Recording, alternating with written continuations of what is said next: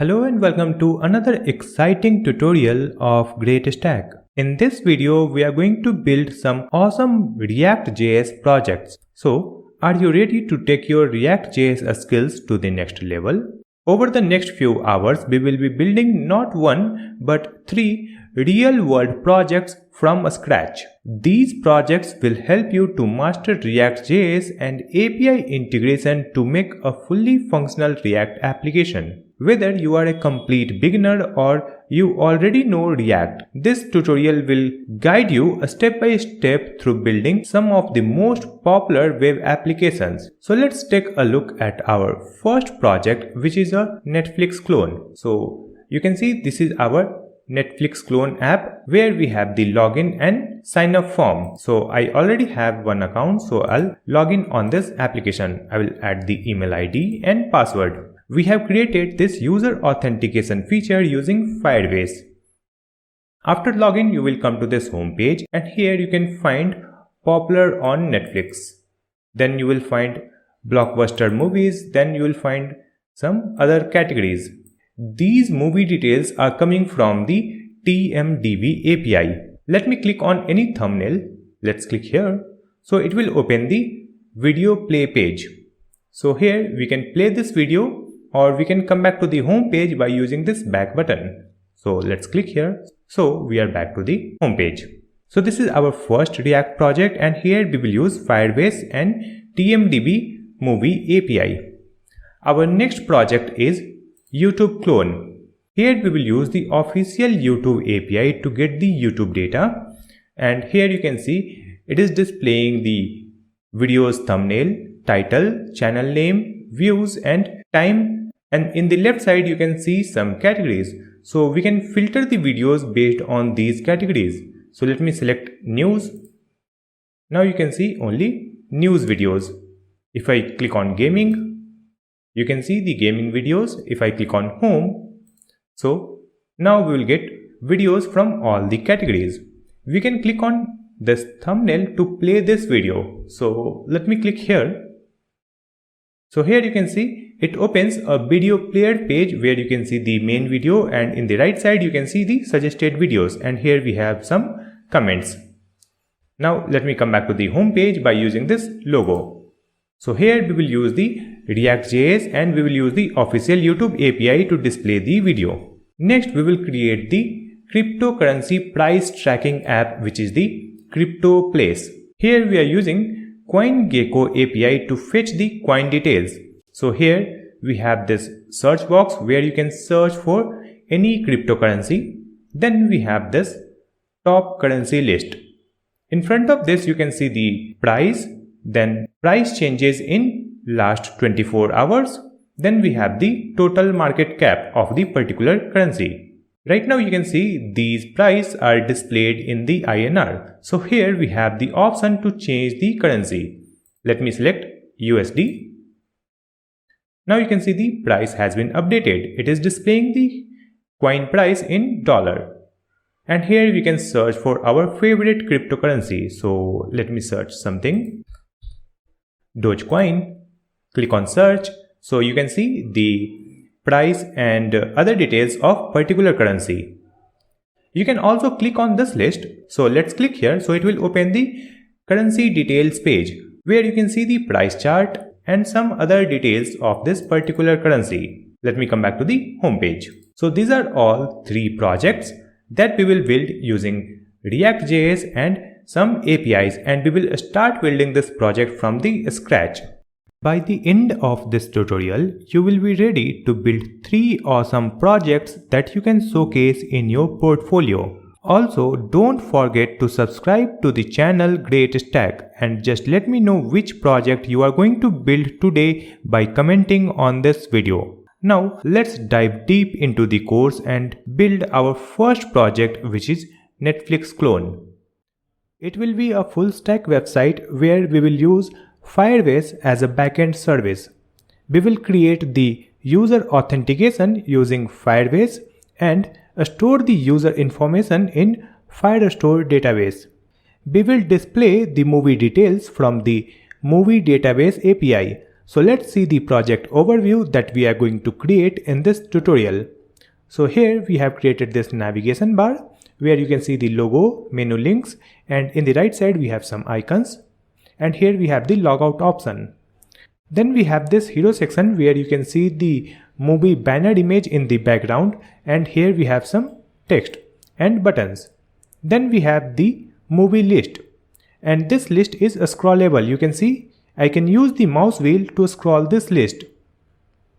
And if I scroll the web page, you can see we have other list here like blockbuster movie only on Netflix, upcoming, and top picks.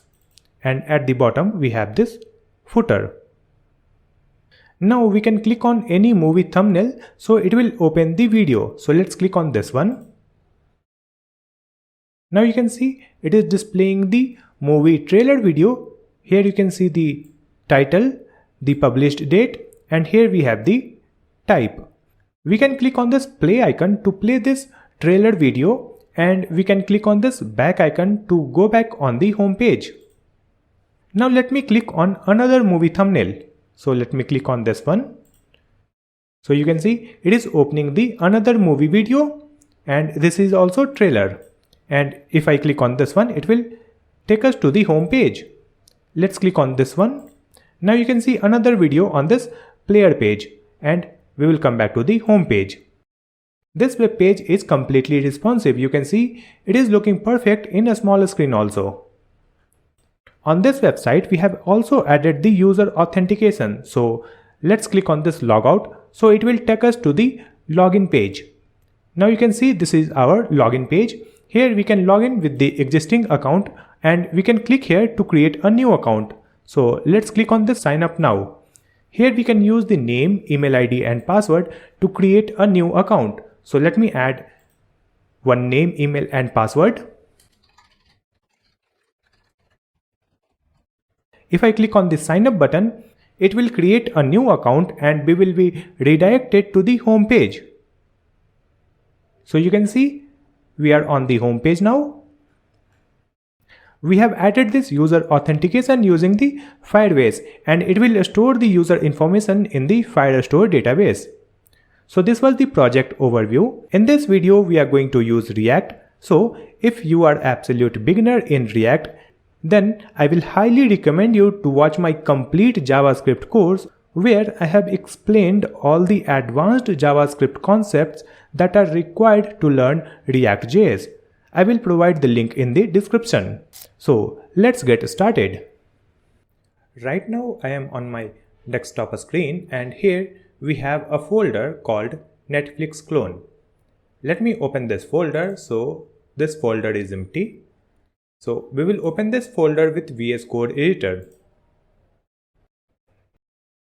Now we will open the terminal, and in this terminal you can see I am in the Netflix clone folder. So here we will create the React project using the Vite package. So we will type npm create Vite at latest. After that, it is asking for the project name. So in the project name, I will type dot. So it will create the project with the folder name, that is Netflix clone. So just put a dot, then press enter. Here we have to select React. So move down and select React. Then here in this list, we will select JavaScript.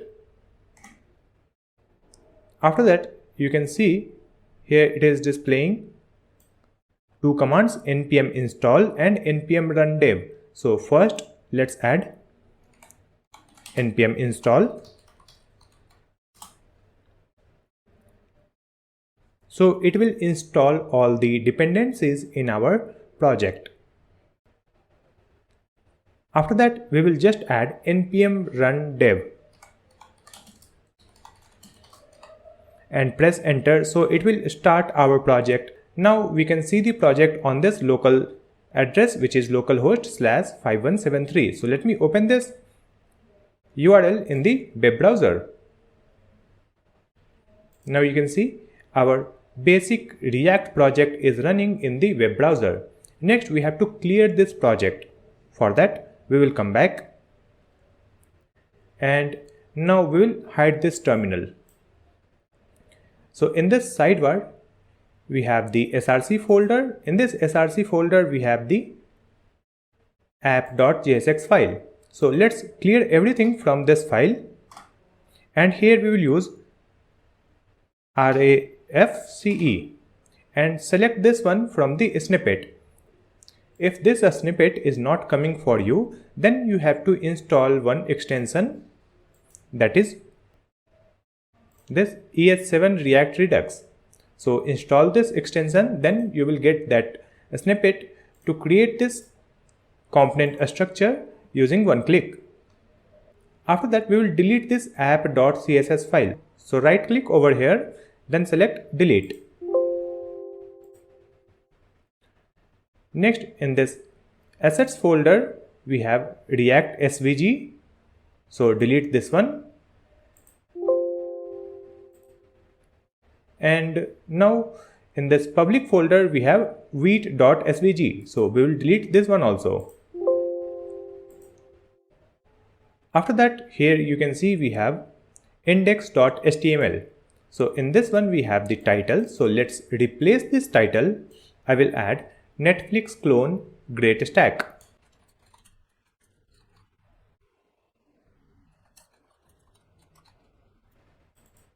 After that, we will open this index.css file. In this file, we have some CSS code. So let's remove everything, and here we will add star. It will select all the elements. We will add the margin 0. Then we will add the padding 0. Then box sizing border box. After that, we will change the color of the complete web page. So we will add the body, and for this body we will add the background. It will be black,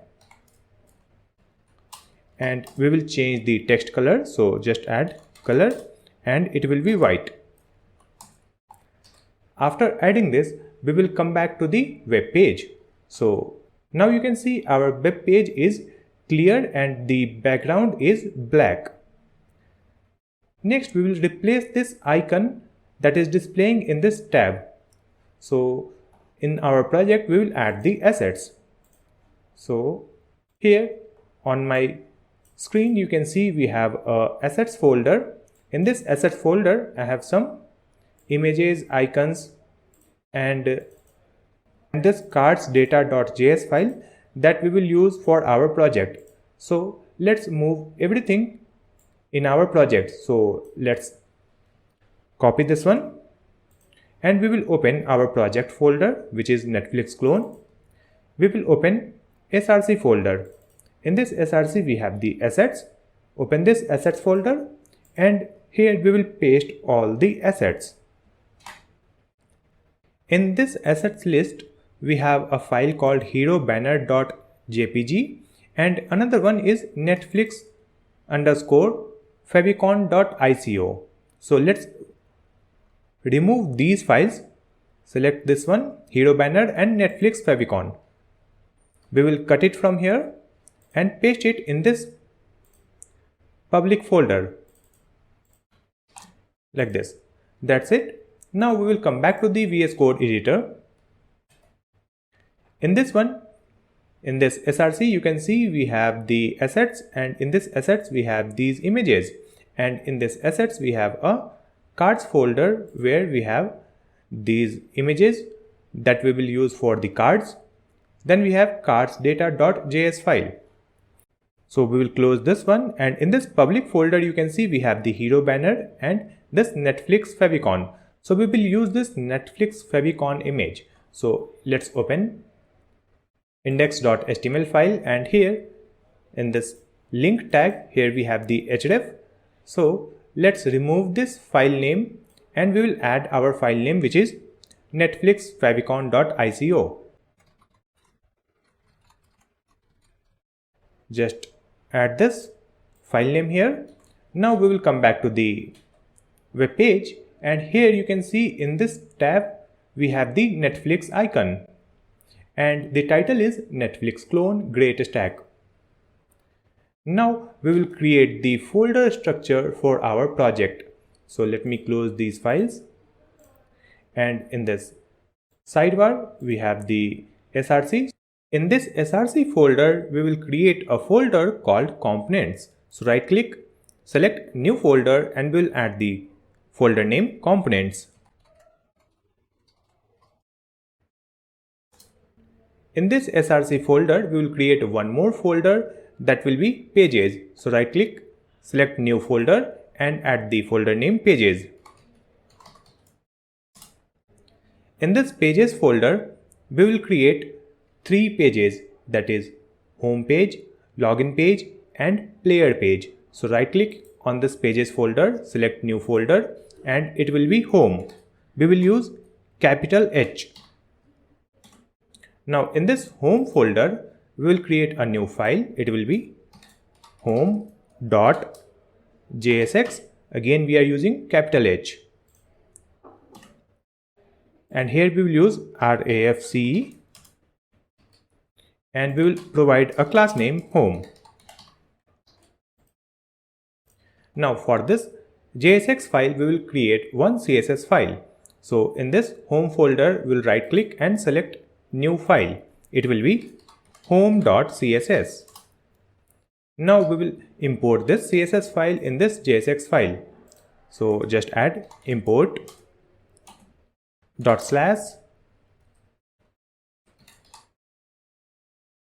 /home.css. After that we will create a new folder in this pages folder that will be login. And in this login folder we will create file login.jsx, then RAFCE, then a class name that is login. Now we'll create the CSS file for this login page. So in this login folder we'll create a new file. It is login.css. Now import it here in this login.jsx file. Import /login.css. Let's close this, and here we have created the home, then login. Now we'll create one more folder, that is player. So right click on this pages, new folder, and it will be player. Use capital P, and in this one we'll create a new file. So it will be player.jsx, then RAFCE, and provide a class name player. And for this one we'll create a new file, that is CSS. So we'll add player.css, then import this player.css. We will add /, like this. Now we'll create some components. So in this home page, first we will add one navigation bar. So we will create the navigation bar in the components folder. So in this components folder we'll create a new folder with the name Navbar, and within this Navbar we'll create the file. It will be navbar.jsx, and we will add the RAFCE, then we'll add the class name Navbar, and we'll create the CSS file for this Navbar. So right click on this folder name, then select new file and write the file name navbar.css. Now import this file here. Import /navbar.css. After this navbar, we'll create another component. So in this components folder, we'll right click and select new folder, and the new component will be title cards. So just add title cards. In this one we will create the file, so it will be title cards dot jsx. Then we'll create the CSS file,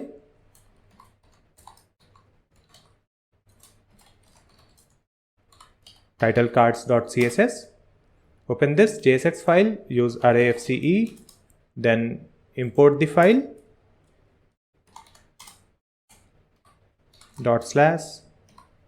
/titlecards.css, and in this div we will add the class name title cards. Now we will create one more component. So in this components folder we will create a new file and it will be footer.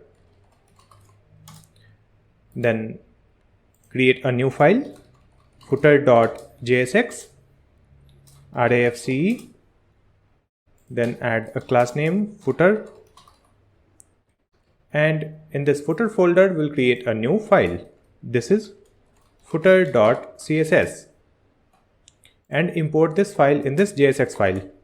Import /footer.css. So now we have created the folder structure for our project. Now we have to mount this component on the app.jsx file so that it will be visible on the web page. So in this app.jsx file we will mount the home page. So first we will import the home page in this component. So we will use the import home from /pages/home folder, then home file, which is home.jsx file. Now we can use this home page here and close this tag. After that we will mount the Navbar component in this home page. So let's open home.jsx file, and in this one we have to import the Navbar component. So here we'll add the import statement, import Navbar from // then components folder, then Navbar folder, then Navbar file. Now we will mount this component here, Navbar / closing arrow. Now we have mounted this Navbar in this home component. Now if I open the web page, there will be no changes. You can see it is still blank. But if I add any content in this navbar.jsx file, here we have the navbar.jsx file, and in this one if I add Navbar, now if I open the web page, here you can see this Navbar text. So we have successfully mounted the Navbar component on this home page. Now we'll add the HTML structure for this Navbar component. So in this one we will create the Navbar where we will add the logo, some menu links and some icons. So first we will create two columns. In the left column we will add the logo and menu links, and in the right column we will add some icons. So let's add one div with the class name Navbar left, and create another class name Navbar right. So we have two divs with Navbar left and Navbar right. Now in the first one, which is the left, in this one we will add the logo. So we will add the img tag, and in this one we have to add the logo. So first we have to import the logo from our assets file. So here we will add the import logo from // then assets folder / here we have logo.png. So we will add logo.png. Now we can use this logo in this src with the curly braces. So we have added this logo. Now if I open the web page, you can see this logo on the web page. After that, we'll add the menu links. So we'll add the UL tag, and in this one we'll add the li tag. Here we will add home, and let's duplicate it. We'll add the menu text. So the second one will be TV show, then the next one will be movies, and the next one is new and popular. After that, we'll add the next menu, which is my list, and let's add one more, that is browse by language. So after adding this, we'll open the web page. So you can see here we have these menu links. Now we'll add the content in the second column, which is the navbar right.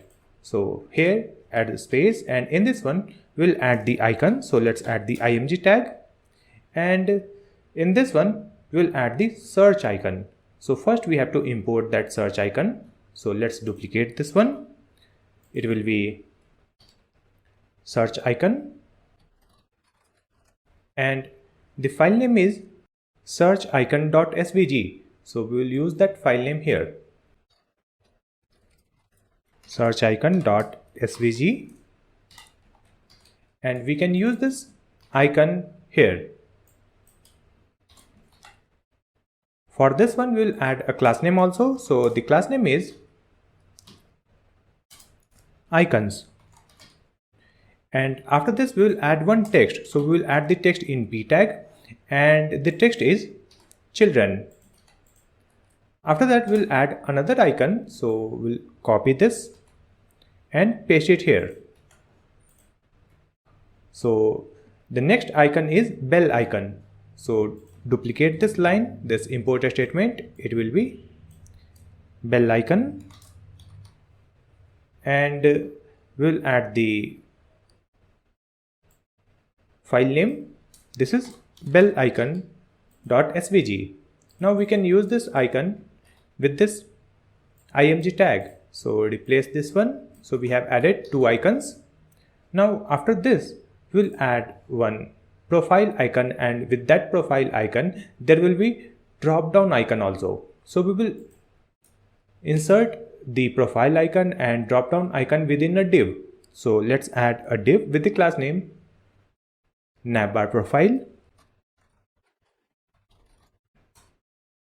and in this one there will be one profile icon. So let's copy this and paste it here, and here it will change the class name, it will be profile, and we'll add the drop down icon also. So let's duplicate this img tag,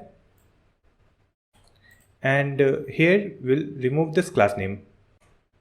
Next we have to update these images. So first we'll import the profile image and drop down icon. So duplicate this line, and here we'll add profile icon, or let's say profile img, and it will be from profile img.png file from this assets folder. Let's duplicate this line, and here we'll import the drop down icon also. So we'll use that file name here. Now we'll link these images with the img tag.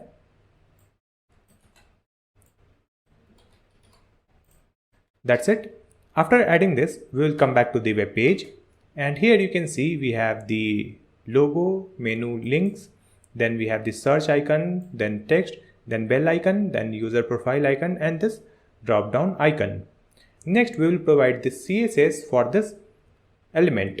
So let's come back and we will open the navbar.css file, and in this one we'll add the CSS properties for the navbar class name, which is here. So just copy this class name, add it here, and for this one we'll add the width. So the width will be 100%.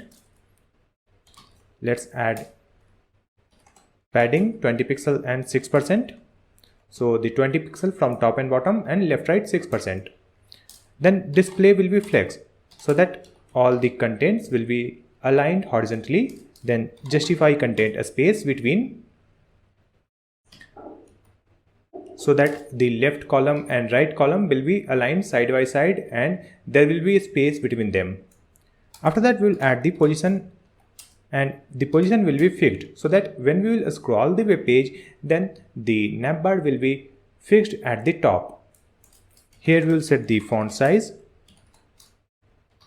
Then we will change the color. We will add the linear gradient color in the background, so we will add the background image, linear gradient 180 degree, and we will add the color. So we will use RGBA 0,0,0, 0.7. Then we'll add 10%, and then the second color is transparent. That's it, and Z index will be 1. After that, we will open the web page. So you can see the Netflix logo and text in the left side. Next, we have to align this logo and this text side by side. So here we have the class name Navbar left. So add the CSS properties for this one. Display flex, align items center, and gap will be 50 pixel between the menu links and image. Now in this one we have the logo. So for this logo we will use the img tag, and we will set the width. So the width will be 90 pixel. And we have the menu links in the UL and li tag. So let's use this class name, and we'll add UL, and for this one let's add display flex. Then list style will be none, and there will be gap of 20 pixel. For the each list we will add the cursor pointer. Now we will open the web page. You can see here we have the logo, then these menu list, and here in the right side we have these icons. So now we will add the CSS properties for the right div, which is the navbar right. So here we have the class name navbar right. Let's copy this one, paste it here, and for this one we will add display flex. Then we'll add the gap of 20 pixel. Then align items will be centered. After that, here we have the icons. So add this class name again, then write dot icons. So for these icons we will set the width. It will be 20 pixel, and cursor pointer. And after that you can see here we have the image with the class name profile. So we'll add the CSS for this one also. So just add dot navbar right, then dot profile, and here we'll add the border radius of 4 pixel, and we will set the width. It will be 60 pixel. So this size is big. Let me change the size, 40 pixel, and let's decrease 35. Now it is looking good. Right now the alignment for this profile icon and this drop down icon is not good. So you can see here we have a class name called Navbar profile. So we'll add the CSS for this class name. So just add dot navbar profile, and in this one we'll add display flex, align item center, and we'll add the gap of 10 pixel and cursor pointer.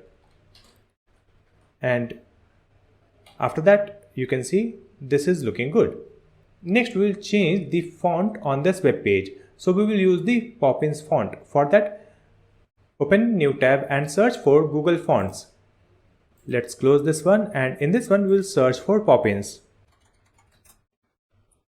Here it is. Click here, Then click on Get Font. And here we have the button Get Embed Code. Click here and then click on this Import.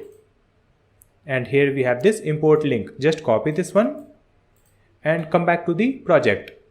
Open index.css file and at the top we will add this link. After that, here in this body, let's add font family. It will be Poppins. And here we will add the semicolon. That's it. Now if I open the web page again, so you can see this font is looking good. Next we will add one hover effect on this profile image. When we will hover on this one, it will open a drop down menu where we will add the text logout. So let's come back to the Navbar.jsx file. Here we have these icons. So after this one, we will add one div. So let's add the div with the class name dropdown. And in this one, there will be one text which is sign out of Netflix. So here is the text. After that, you can see this text is displayed here, but we have to hide this one. It will be displayed when we will hover on the profile icon or drop down icon, and it will displayed below that. So let's come back. And here we have the class name dropdown. Just copy this, come to the CSS file. And in this one, we will add the CSS properties for this. So just add dot navbar dot dropdown. Here we will add position absolute. Then if we are adding position absolute here, then in this one, we will add position relative. And after this position absolute, we will add top. So the top will be 100%, then right it will be 0. And after that we'll add the width. So the width will be max content. Then we'll add the background, and in the background we'll add this color code. Then we'll add the padding.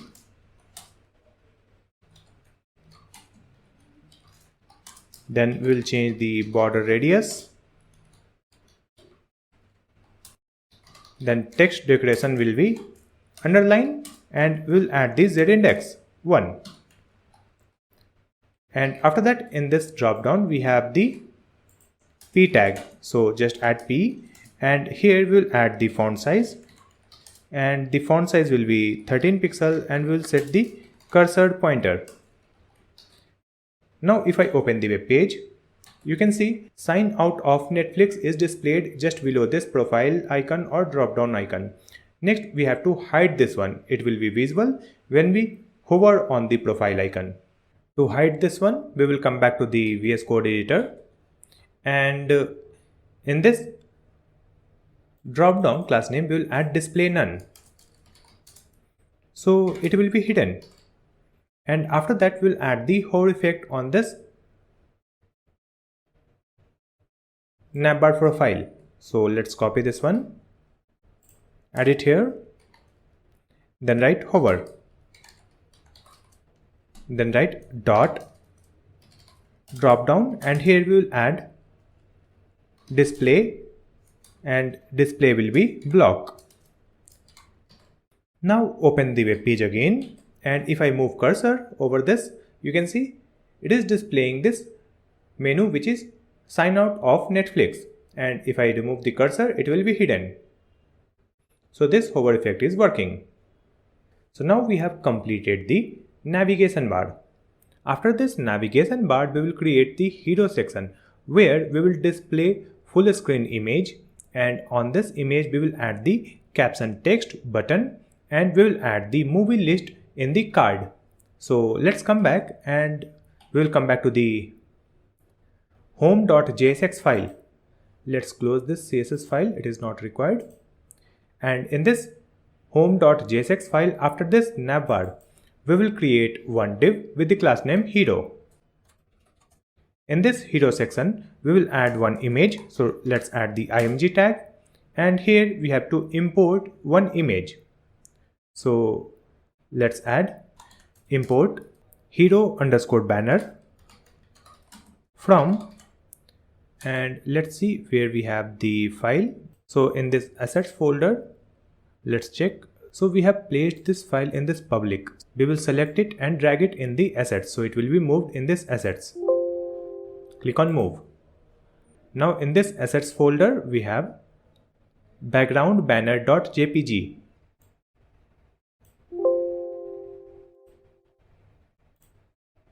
So here we have hero banner.jpg. So we will add // then assets folder / hero underscore banner dot jpg. Now we will use this here in this src. Now with this one we'll add a class name also. So the class name is banner image. After this we will add the text. So we'll add the div where we will add the text button, and we will add one image also. So just add one div with the class name hero caption. In this one, first we will add the image and import the image. Duplicate this line and we will change the name hero title, and the file name is hero title.png. Let's add hero underscore title. Copy this and add it here in this src. So we have imported this and used this image.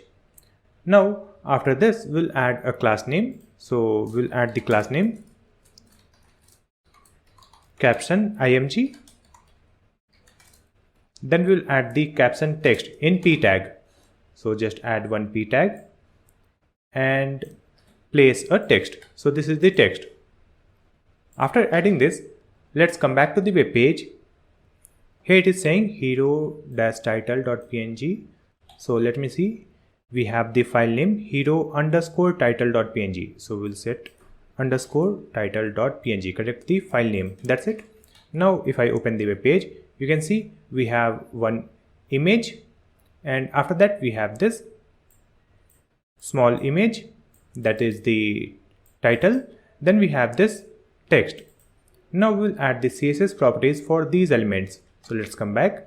Here we have the hero class name. Just come back to the home.css file. Here we'll add this class name, and for this one we'll add position relative.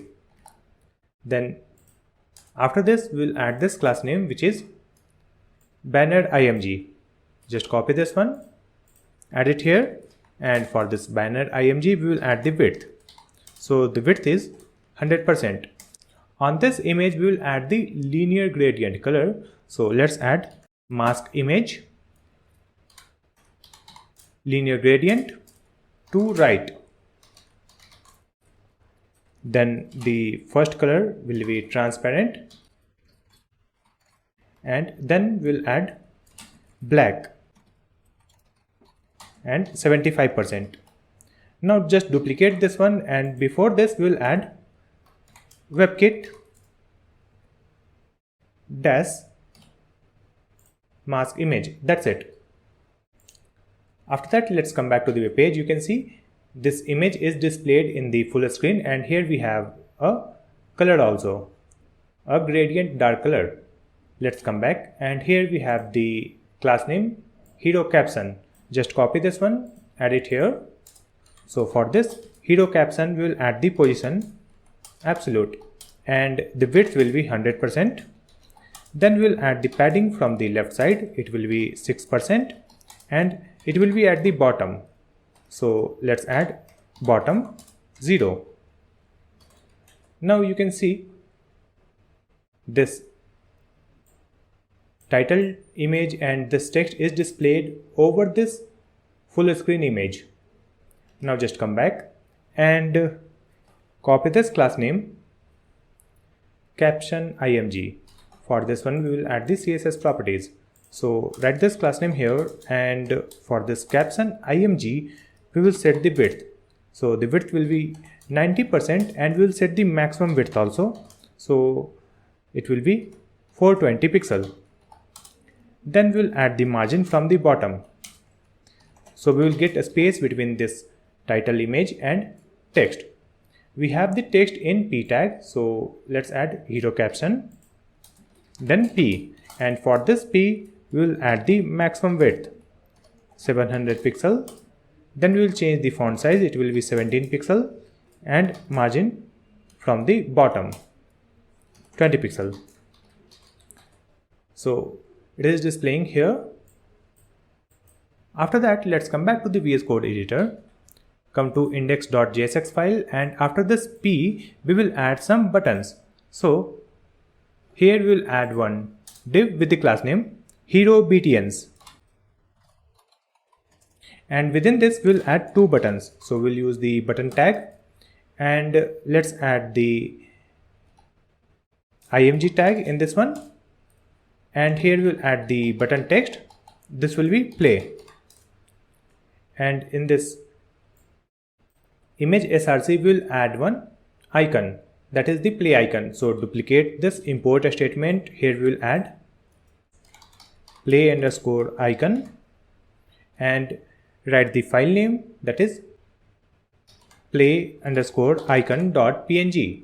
Let's import one more image, that will be info icon, and the file name is info icon dot png. After that we will use these images here. So add curly braces, write play icon and duplicate this button, and here we will add info icon, and button text will be info, or let's say more info. And with this button we will add the class name. So let's add the class name property, and here we will add class name btn, and in the second one also we will add the class name btn, and with this btn we will add one more class name, that is dark btn in the second one. That's it. Here we will update this info icon. Now we will open the web page. So you can see after this text here we have two buttons, play and more info. Next we will add the CSS properties for these buttons. So just come back and open this home.css file.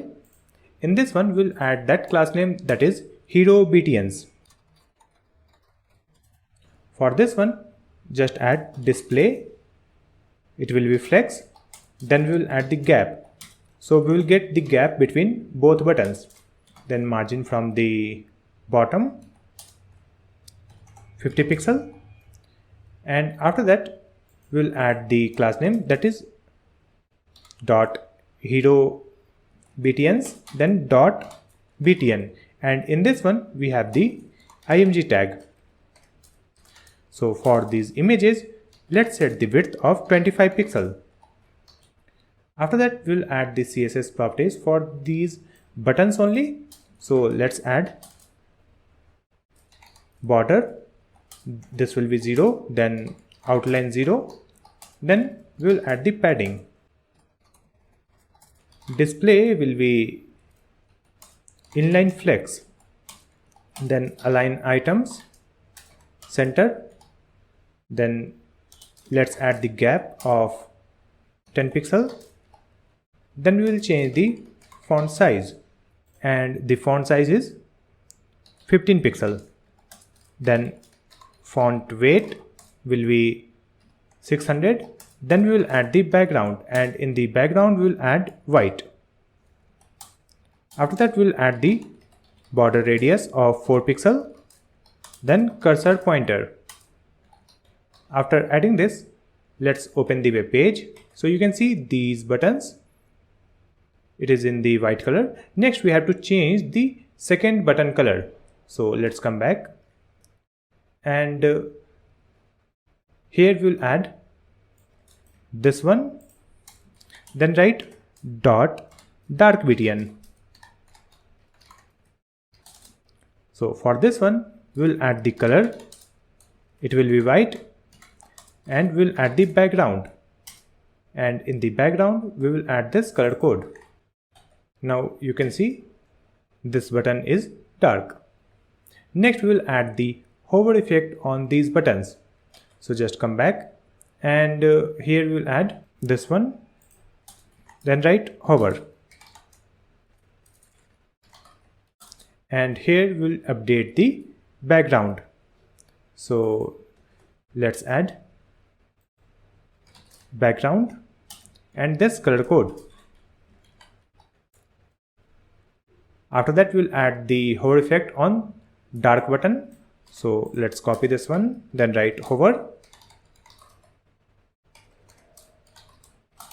and here we will change the background and add this color code.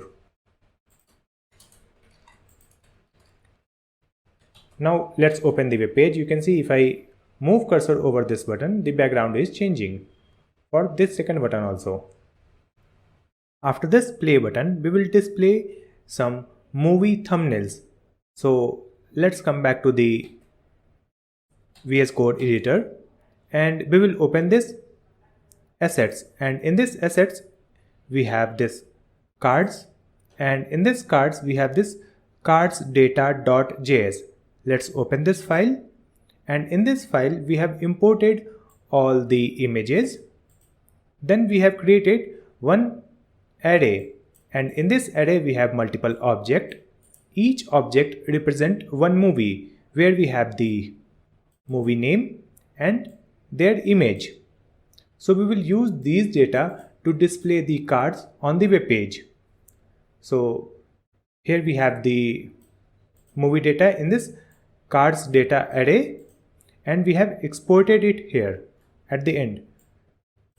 So let's use this data to create the cards. So let's close this one, and here you can see we have added title cards component. In this one, here we will import that data. So just add import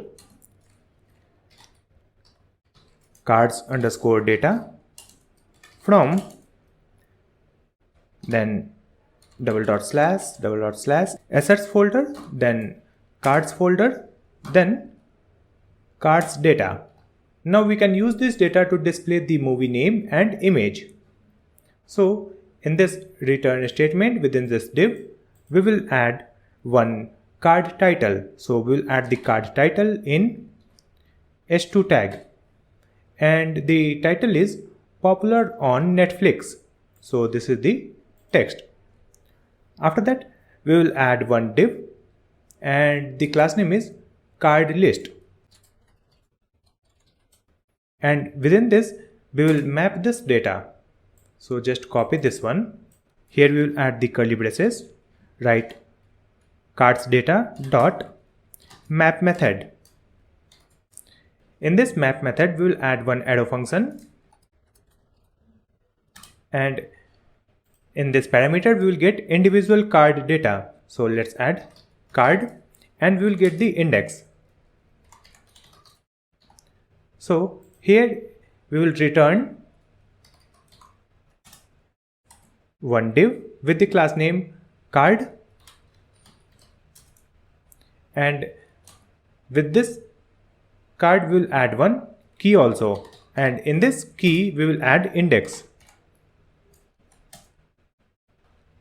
Now within this card we will display the image and movie name. So let's add the img tag for the image, and in this src we will add this card, and in this card we have the images. So let's open that data file again.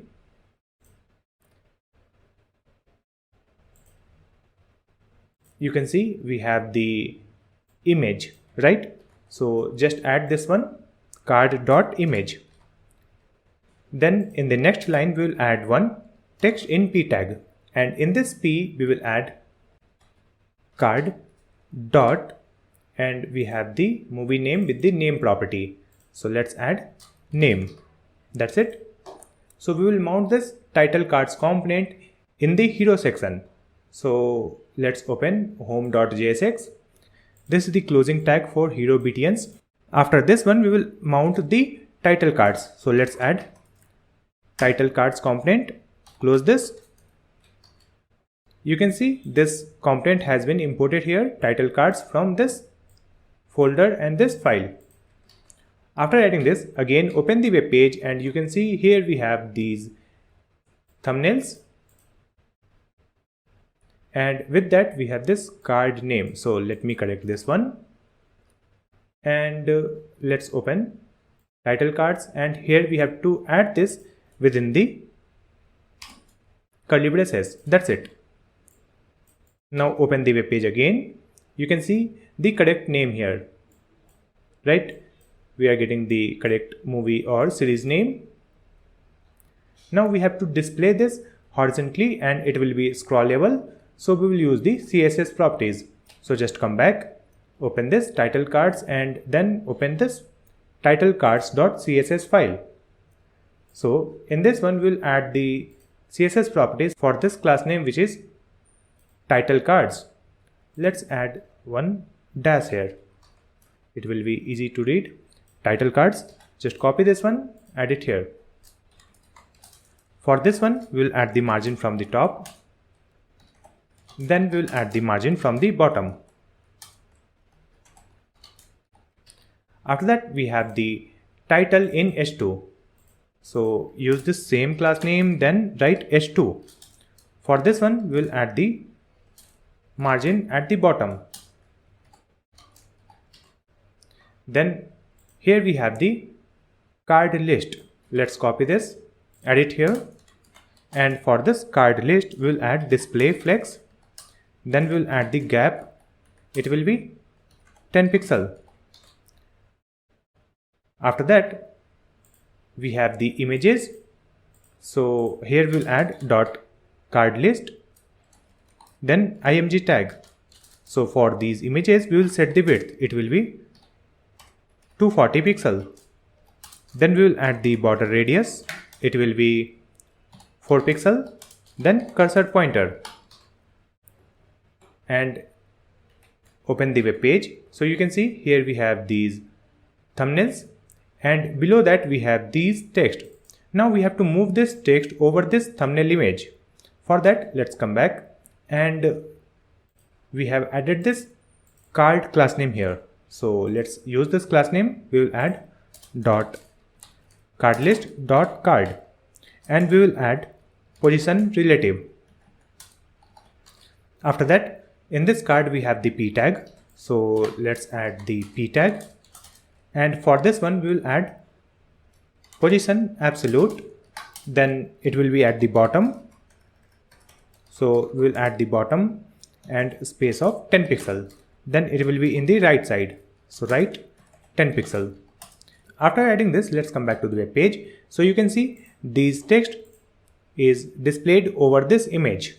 Right now you can see this complete web page is horizontally scrolling. We have to scroll the whole web page to see complete list of movies. To fix this one, let's come back, and here we have this card list. In this one we will add overflow x. It will be scroll. After this let's come back to the web page. So you can see it is scrollable in this view. Next we have to hide this scroll bar. So here we'll add dot card list colon dash webkit dash scroll bar, and we will add display none. That's it. So that horizontal scroll bar is hidden.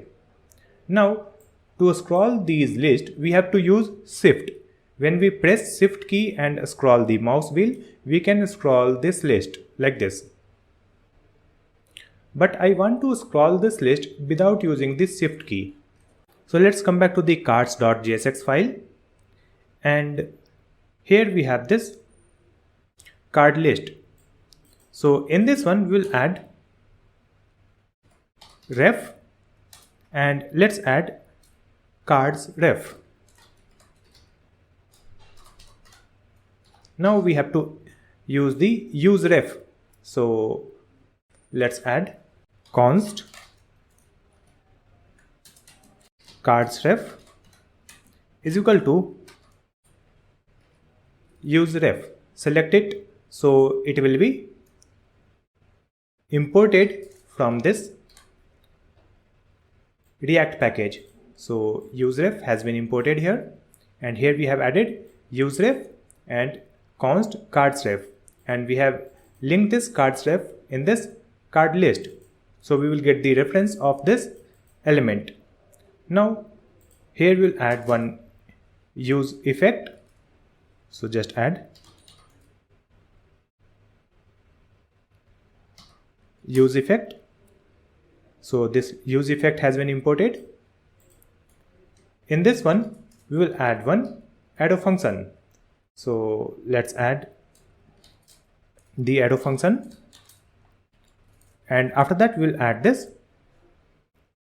a square bracket. So this arrow function will be executed whenever the component will be loaded. So in this one we will add cardsref dot current dot add event listener, and the event will be wheel, and here we will provide one function. So let's add the function name handle wheel. Next we have to create this function. So here let's add const handle wheel is equal to one arrow function, and here we will get the event.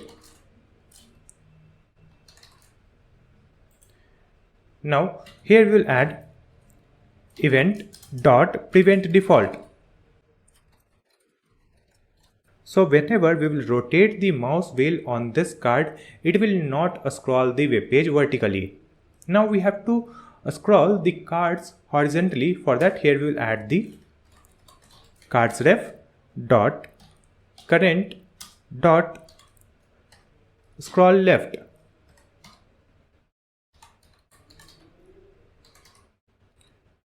Plus equal to, and it will be event dot delta y.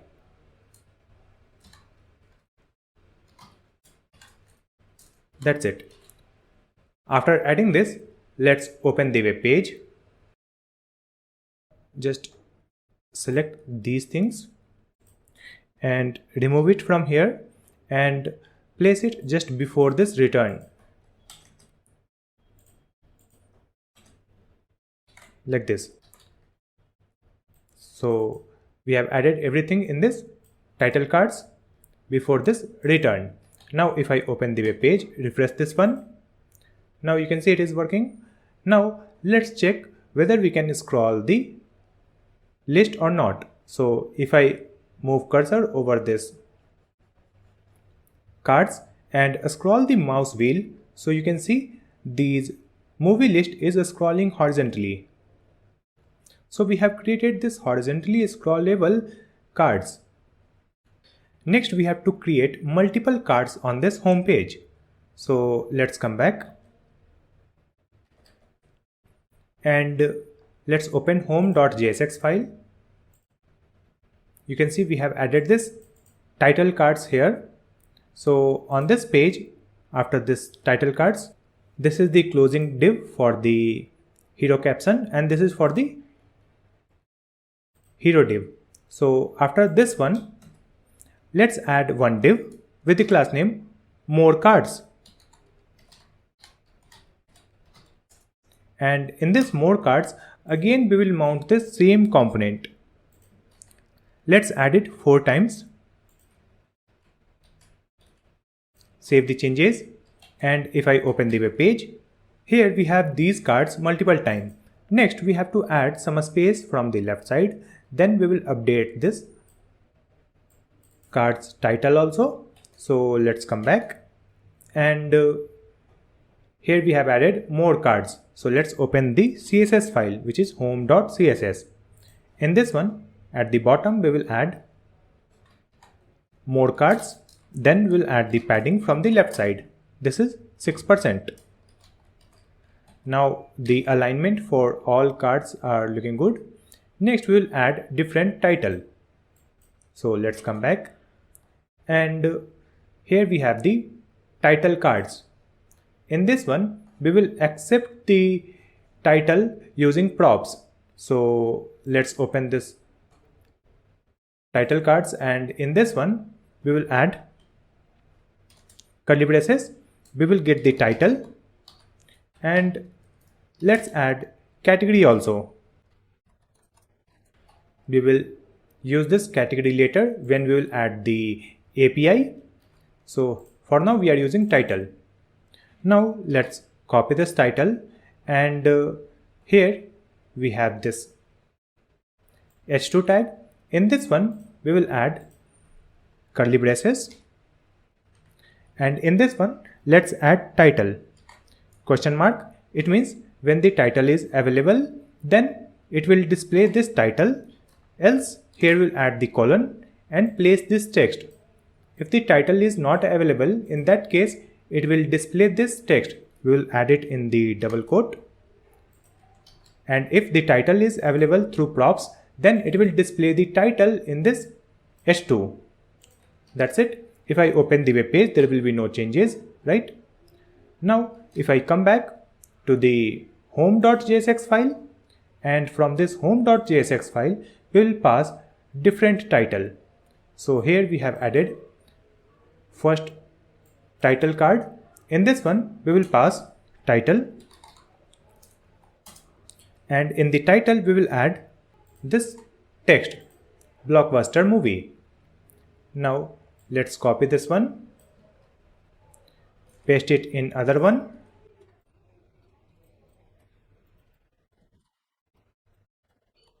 and we will update the text also. It will be only on Netflix. Then the next one is upcoming, and after that here we have top picks for you. Let's come back to the web page, and you can see in the first one it is displaying popular on Netflix because here we are not passing any title. In the next one it is displaying blockbuster movie. Then in the next one it is displaying only on Netflix, then upcoming, then top picks for you. Right now we have same data in all the cards, but this will be replaced when we will add the data from the API. For now let it be, and we'll create the footer for this home page. So let's come back, and here we have created footer.jsx file. Let's open this one. Here we have this div. So within this div let's add another div with the class name footer icons,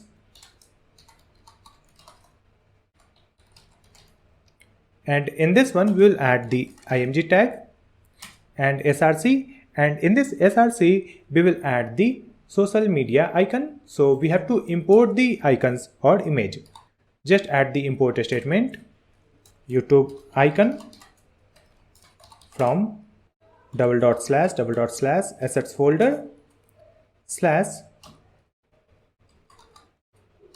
YouTube _ icon .png.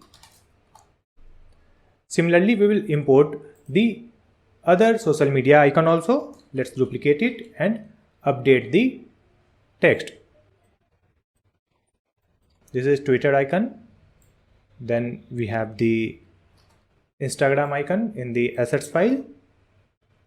So import the Instagram. Then we have the Facebook icon. So import the Facebook icon from assets folder. Now we can use this here in this src.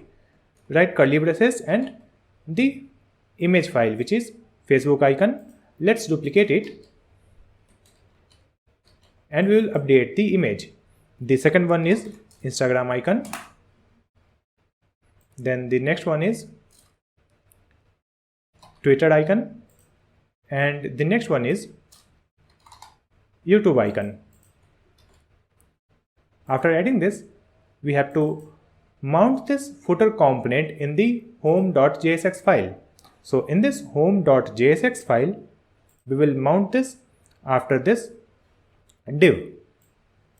So here let's add footer. Select it from here. So it will get imported. You can see this footer has been imported. Now if I open the home page, and at the bottom we have these social media icons. Next we'll add more elements in this footer. So let's come back and open footer.jsx file, and after this div for the footer icon, here we will add the footer menu links. So let's add the UL tag. In this one we will add the li tag, and in this li we will add the text. So this is the text audio description. Now we will add multiple text here. So just duplicate it and update the text. So I have added these text in this li. After this li and ul, we will add one text in p tag, and here we will add the class name also. So the class name is copyright text, and in this p tag we will add this copyright text. That's it. Now again open the web page. So here you can see we have the social media icon, then these menu links, then we have the footer copyright text. Now we will add the CSS properties for this footer component. So first we'll add the CSS properties for this footer class name. So let's open footer.css file, and in this one add this class name. For this one let's add padding. Then we will add the maximum width. It will be 1000 pixels. Then we will add the margin 0 and auto. So we will get equal space from the left side and right side. After that we will add the class name footer icons. So for these footer icons, let's add display flex. Then we will add the gap of 20 pixels. Then we will add the margin of 40 and 0. Now in this footer icons we have the images. So let's add dot footer icons, then img tag. So for these images we will set the width. Then we will set the cursor pointer. After that you can see the perfect size for these social media icons. Next we will add the CSS properties for these list items, and we will align it in 4 column. So let's come back. Here we will add dot footer, then we have the ul tag. So for this ul we will add display grid, then we will add grid template column. We will add auto, auto, auto and auto, and after that we will add the gap of 15 pixel. Then we will add the margin bottom 30 pixel, and we will add list style none. That's it. So you can see the perfect alignment for these list items. Next we will add the CSS properties for this copyright text. So let's come back, and here we have the class name copyright text. Add it here. So for this copyright text we will add the color. So the color is gray. Then we will add the font size, and in the font size we will add 14 pixel. Save the changes. Now let's open the web page. So this footer is looking perfect on this web page. So now we have completed the home page of our Netflix clone website. After creating the home page, next we will create the login page. Before creating the login page, first we will add the React router in our React project. So let's come back and we will open the terminal. Let's type Ctrl C to stop this project. Then we will add the command npm install react router DOM. Then press enter. After that, we will open the main.jsx file. Let's hide this terminal. And here we will import browser router from React router DOM. After that, we will wrap this app component with this browser router. So let's add browser router, and within this we will place this app component. Now we will get the support of this React router in this app component. Now we will open the app.jsx file. So here it is. In this app.jsx file, we will add the import statement. So let's add import, and first we will import the routes. Select this one and we will add one more, that is route. So we have added import routes and route from React router DOM. After that, we will use this. So here we have the home element. So before that, we will add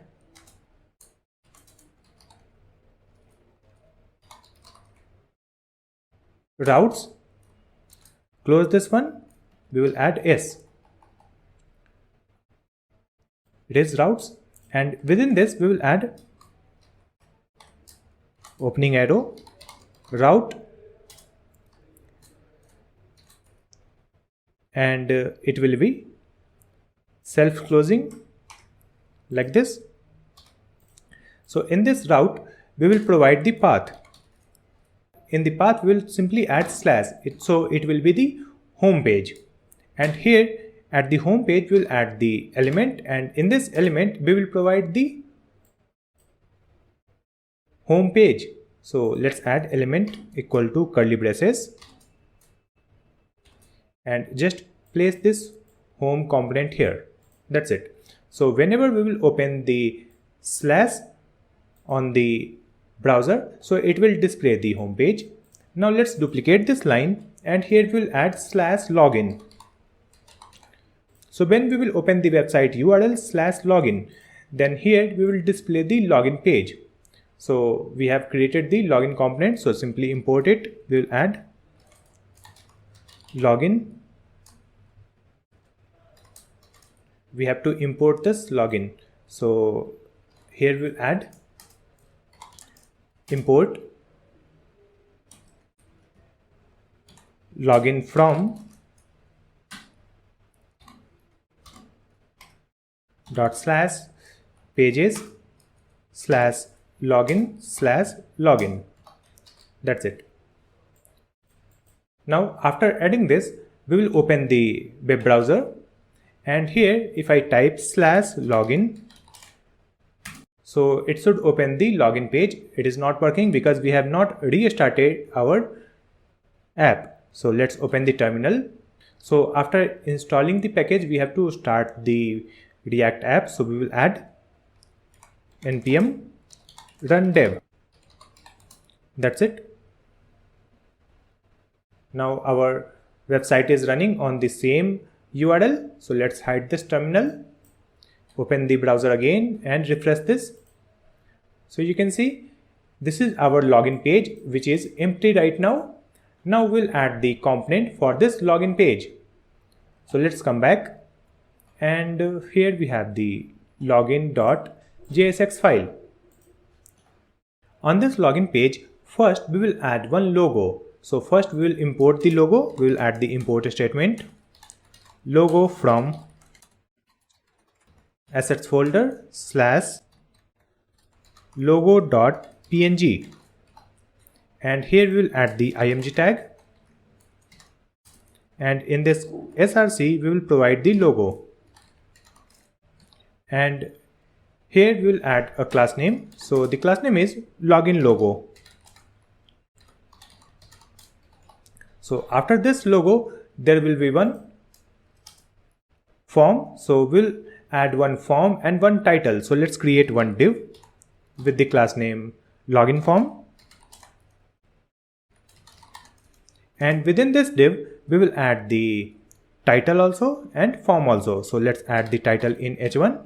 So the title text is sign in, and after that we'll add one form tag. That's it. After adding this, let's open the web page. So here you can see on this URL/login we have the Netflix logo and this sign in text. So now let's create the form element like input fields. So let's come back, and from this form let's remove this action, and within this form we will add the input field. So let's add the input, and the type will be text, and here we will add the placeholder, and in this placeholder we will type your name. Then we will add one more input field. Input type will be email, and here we will add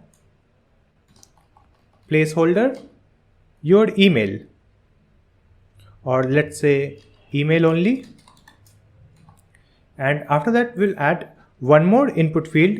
So this will be password, so we'll add the type password, and in the placeholder also we will add the password, and after that there will be one button, and the button text will be sign in. After this button there will be one checkbox and one text also. So let's create one div with the class name form help. In this one we will add one more div with the class name remember, and here we will add the input field and the type will be checkbox, and after this input field we will add the label, and in this label we will add the text remember me,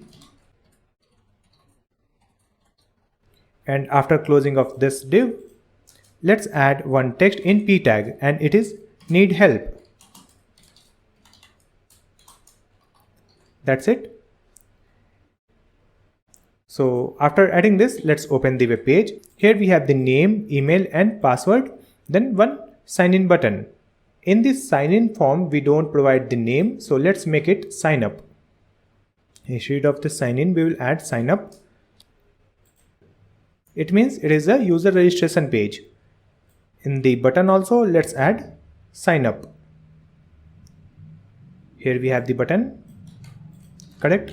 So here we have the sign up text, then name, email, password and sign up button. Remember we need help. Now we will add the CSS properties for these elements. So let's come back, and first we'll add the CSS properties for this login class name. So let's open the CSS file which is login.css. Here we will add .login, and let's add the height. It will be 100 VH. Then we will add the background, and in the background we will add one image. So we'll use the background image, and here we'll add the URL, and in this URL we will add this image that we have added in the public folder, that is background banner.jpg from the public folder. So simply add slash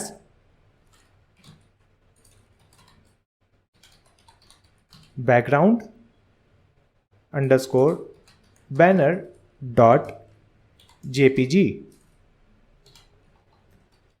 and after that we will add the padding. So we'll add the padding of 20 pixel and 8%. After adding this, if I open the web page, you can see here we have the background image. Now let's come back, and on this background image we will add the gradient color. So let's add linear gradient, and here we will add one comma. In this one we have to provide two color code, so the colors will be same. So let's add this color 2 times with a comma. We have added linear gradient, then these colors, then comma, then URL, and in this URL we have provided this image path. Now you can see this dark layer on the background image. After that we will add the CSS properties for this logo. So you can see we have the class name login logo. So we'll copy this class name, add it here. For this login logo we'll add the width 150 pixel. Then we will add the CSS properties for this login form. Copy this one, paste it here. For this login form we will add the width, that will be 100%, and we will add the maximum width, that is 450 pixel. Then we will add the background, and in the background we will add the color RGBA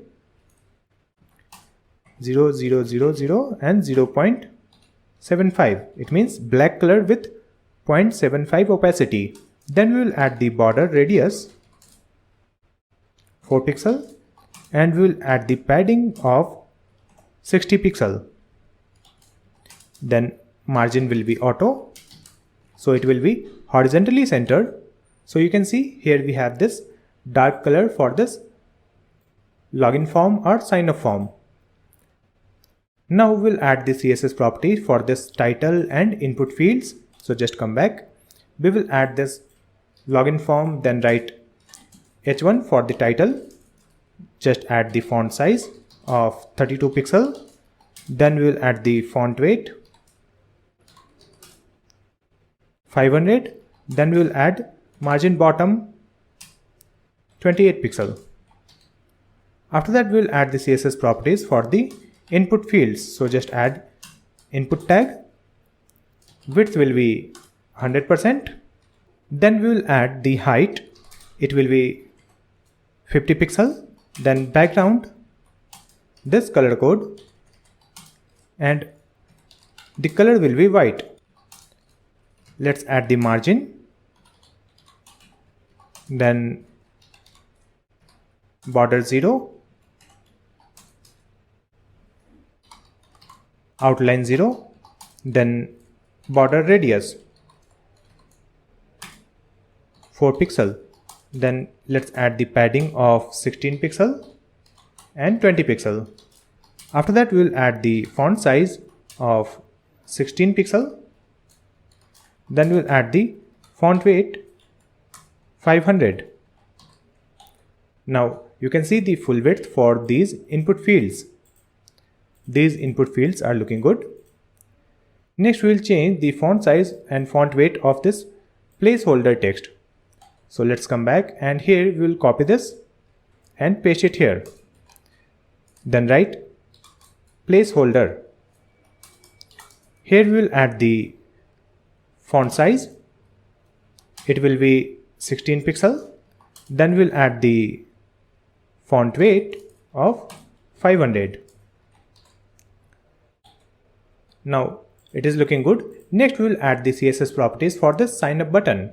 So just come back, we will add this class name login form, then button tag.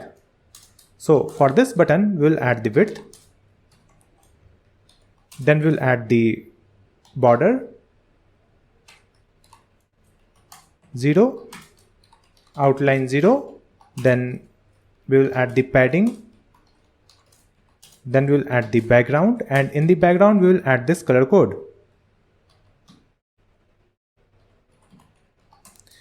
And color will be white. Then let's add the border radius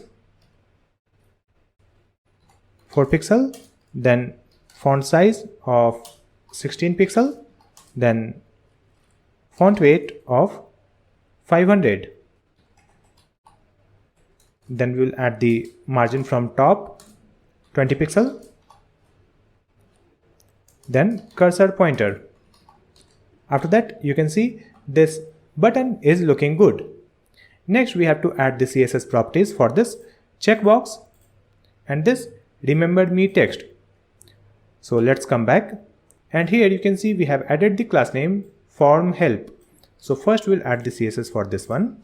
Just add form help, and for this one let's add display flex, align item center, so that the need help text will be in the right side. So just add justify content space between.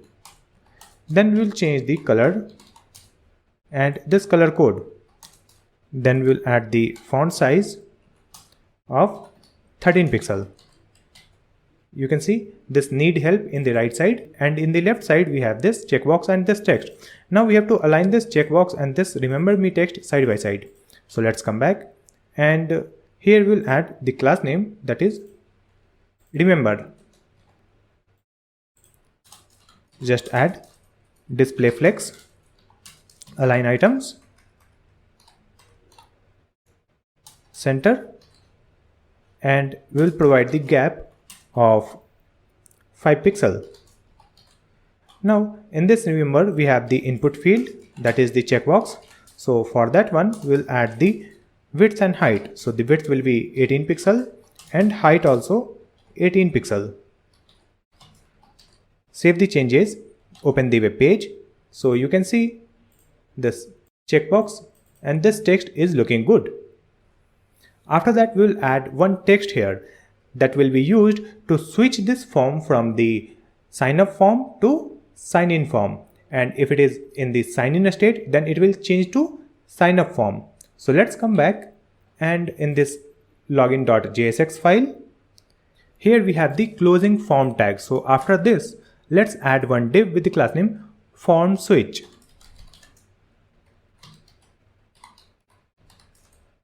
In this form switch let's add one text in p tag. It is new to Netflix question mark. Then we'll add the span tag, and in this span we'll add sign up now. Now duplicate this, and here we'll add already have account, and let's add sign in now. After adding this, let's open the web page. So you can see new to Netflix, sign up now, already have an account, sign in now. Next we'll add the CSS properties for this one. So just come back, copy this class name form switch, add it here.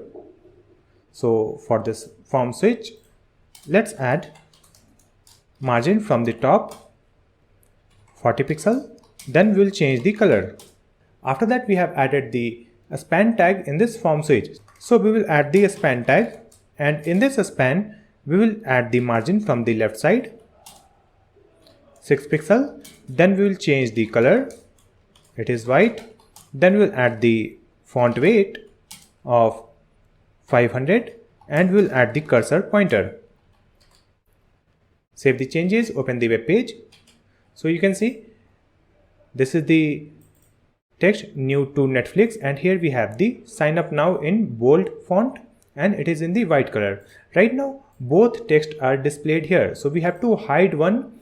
It will only display the second one, which is sign in now, and when we'll click on this sign in now it will display sign up now, like that. For that we have to create one state variable. So let's come back, and in this login.jsx file let's add space here before this return statement, and here let's add const square bracket. Then we'll add the sign state, and we will add the setter function set sign state equal to, and in this one we'll add the use state. Click here, so it will import the use state from React. It has been imported, and here we will add the initial value. So we will initialize it with sign in like this. So by default it will be sign in.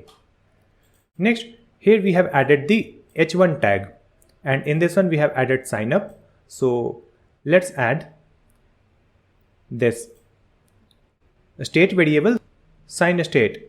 So remove this one, use curly braces and just place this sign state. That's it. So whatever text will be stored in this sign state, that will be displayed in this title. So here we have stored sign in. If I open the web page, you can see sign in is displayed here. Now let's come back. When we are on this sign in page, it should hide this name input field. It should only display email and password, because we provide the name while creating our account. We don't need the name field in login page. So let's come back, and here we have added your name field. So here we'll add the curly braces, and it will check the sign in state is equal to, and if the sign in state is sign up, right? So in that case, it should display this input field. So let's place this input field here, right? And here we will add colon, and we will add one empty tag like this. So if the state is sign up, then only this input field will be added, else it will add this empty tag. That's it. Save the changes, and if I open the web page, you can see here we have the email and password only. That name input field is hidden. That's it. After that, here we have to display the text, any one of this. So by default it should display this new to Netflix. It will hide this one. So here let's add the ternary operator. Again we will use curly braces. We will add sign state equal to sign in. If the state is sign in question mark, in that case it will return this text which is sign up now.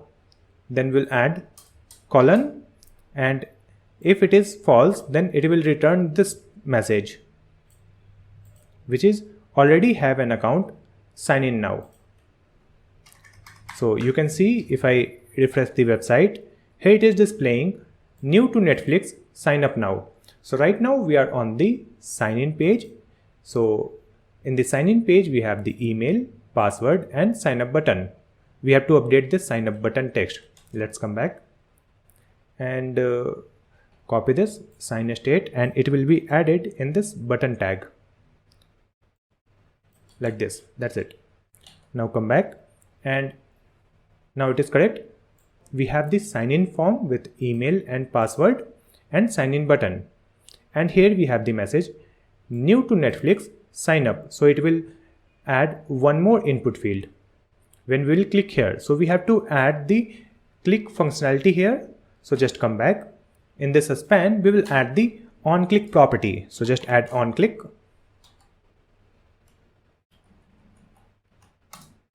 and here we'll add one arrow function, and within this we will add this set sign state setter function, and we will provide the text sign up. Now just copy this on click property from here and add it in the second span also, and here we will set sign in. That's it. So when we will click on the span tag, it will change the state. It will become sign up. When we will click on the second span, it will change the state to sign in. Save the changes and open the web page, and now you can see if I click on this sign up, it is displaying sign up, and we have the name input field also. Then we have the sign up button, and it is displaying another text which is already have account, sign in now. If I click on this sign in now, it will open the sign in form with email and password, sign in button, and another text, new to Netflix, sign up now. So this sign in and sign up form switch option is working fine. If I remove this path and open the home page, so this is the home page. Now we will update this movie information from the API. For that we will use TMDB movie database. So let's open new tab and search for TMDB movie database. Open this website, themoviedb.org, which is TMDB. Let's click on this button, join TMDB. Here we have to create one account. So let's add the username, email ID, password, and confirm password.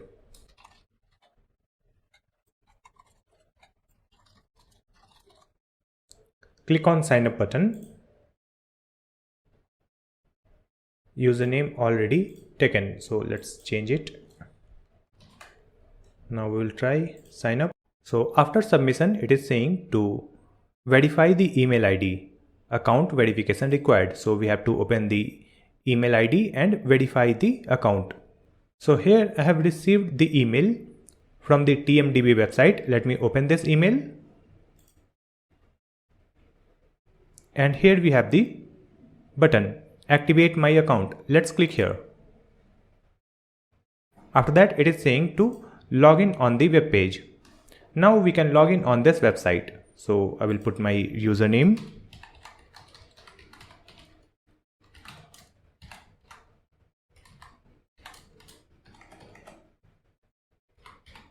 Then click on login.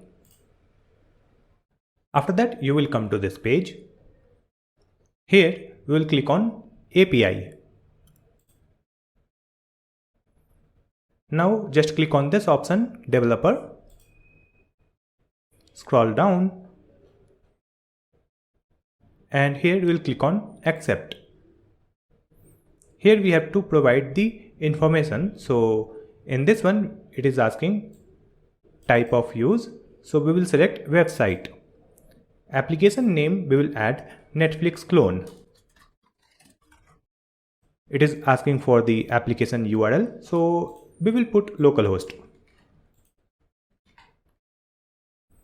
It is asking for the application summary. So let's add some detail about our application.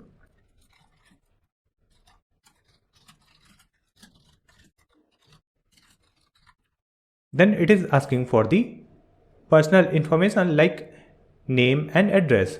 So here we will add the details.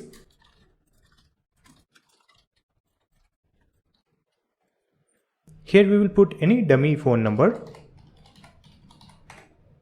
Then click on submit. Now here we have the API key and API read access token. Now from here we will click on API. So it will open this page. You can see we have logged in with our account. Now just click on this link, API reference. Then in the left side, scroll down and you will find this movie list. In this movie list, we will click on this one, now playing.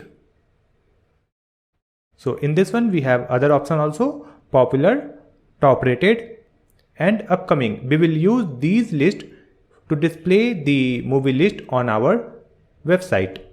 So we have selected now playing. Now here click on this triple dot and select JavaScript. After that, here it will give the code. Now let's make a try. We will click on this try it. So it will generate the response of this API fetch. So you can see we will get this type of response when we will add this code.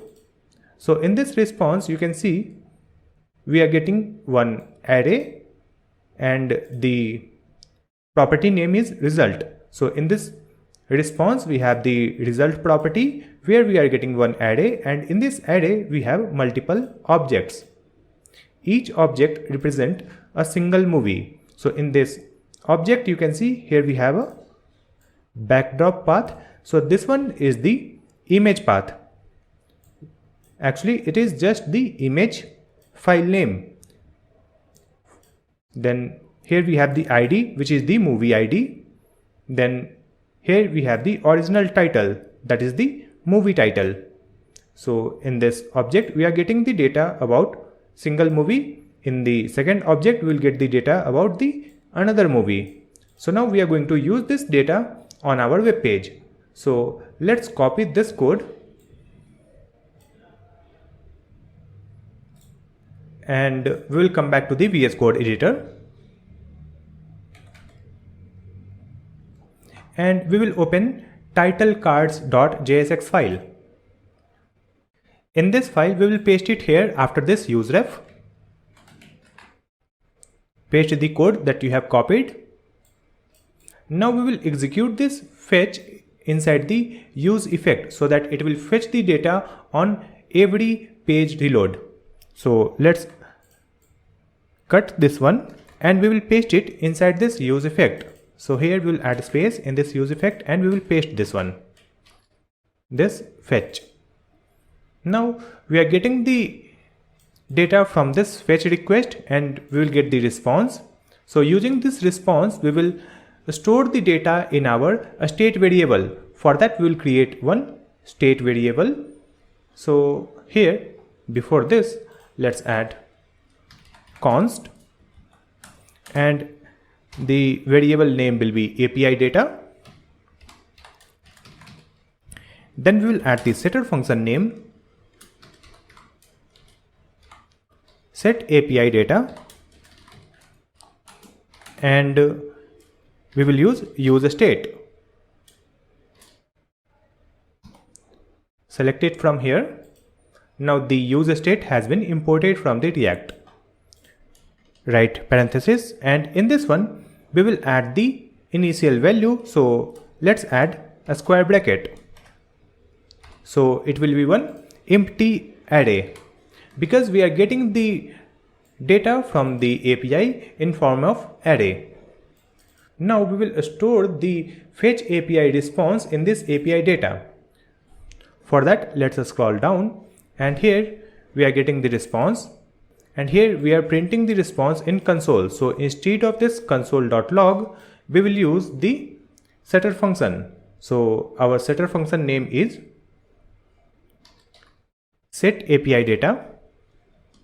And in this one we will get the response. And from this response, we have to find the data inside the result property. So let's add result. Like this. If I come back to the website again, you can see here we are getting results. It is S. So we will update it here, results. Now we will get the API data in this state variable. Now using this data, we will display the movie information. So here we are using cards data. So instead of this, we will add API data, right? And from this API data, we will display the movie name and image. So let's come back and you can see we are getting the movie name with the property original title. So let's copy this and paste it here like this.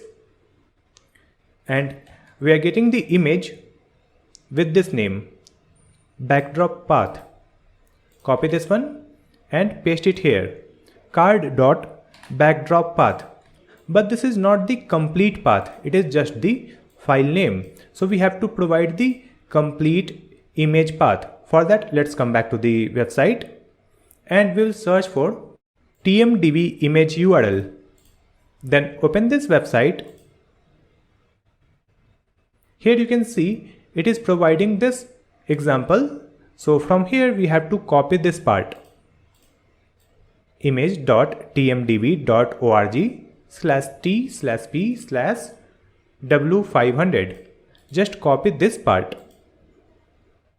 and after that we will place this file name. So let's come back, and here in this src, so we will add the backtick and paste this, remove this slash, it will be like this, and after that we will add plus, so it will concatenate this URL and this file name that we will get from card.backdrop path.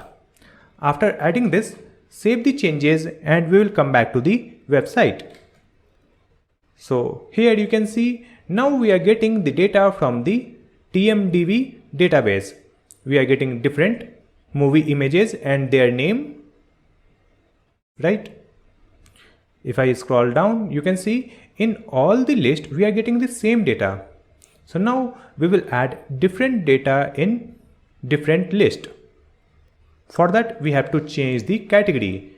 In this data you can see in this URL, here we have a category now playing, correct? If I click on this one, popular, so the URL will be same, but here it will add popular. If I click on top rated, here it is adding top rated.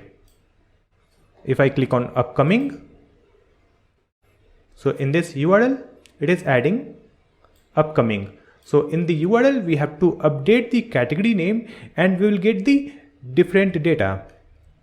So let's come back, and here we have added the category. So now we will use this category prop. So let's copy this one, and here in this fetch URL we will update this now playing, correct? So here we will add the template literal. So let's remove this single quote and add backtick, and at the end also we will add backtick like this. Now here we can add the $ curly braces to add the prop data. So let's add $ curly braces, and in this one we will add category, and here we will add the ternary operator. So if the category is available, so if we are passing the category, in that case it will add the category that we have passed here, else it will add this one now playing. So let's add this now playing after this colon, and we have to insert this now playing in the quote, so it will be a string like this. So what will happen whenever we will do the API call, and when we are mounting this component, and if we are passing the category, then it will use that category. If we are not passing the category, then it will display the data from the now playing category. That's it. Save the changes, and now we will open the home page. So we'll go to home.jsx file. In this one you can see we are passing one prop which is title. So here we have to pass one more thing which is category. So let's add category, and in this category we will add this one, top rated. Let's copy it from here,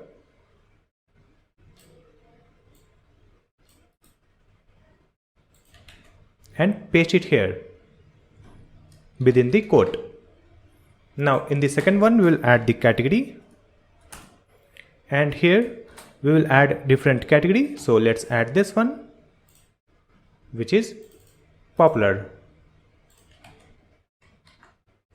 Now in the third one we will add the category, and here let's add this upcoming,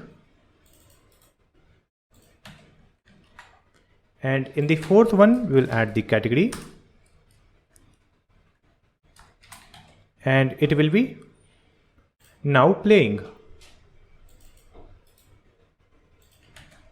Paste it here, save the changes, So here we have just mounted these cards and we are not passing any props. So it will display the data of now playing category, which is the default. And in this one, we are passing the props where we are passing category. So it will display the movie list of this category. That's it. Save the changes and open the website again. Now let's refresh this website. Here you can see we are getting different movies in different list.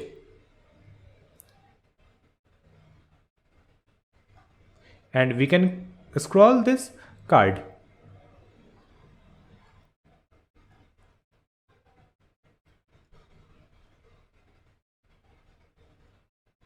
So now we have added the movie information from the TMDB API. Next we will create the player page. So let's come back to the code file and we will open player folder, then player.jsx file. So in this player page, first we will add one icon that will be back icon or back arrow icon. So we will add the img tag. And here we will use one image. So first we have to import that. So just add import. We will add back arrow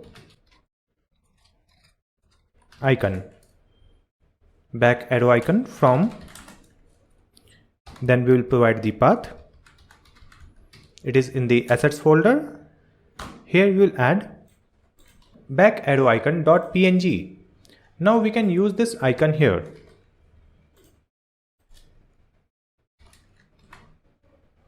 So after this icon, we will add one iframe where we will display the video. So just add iframe. And here let's add some properties like width. We will provide the width 90%. Then we will add the height. So the height will be 90%. After that we will add src. In this src we have to provide the URL of the YouTube video, and here we will provide the embed URL. Open any YouTube video and from this video URL just copy this video ID from this URL. Now let's come back. And in this src we will add https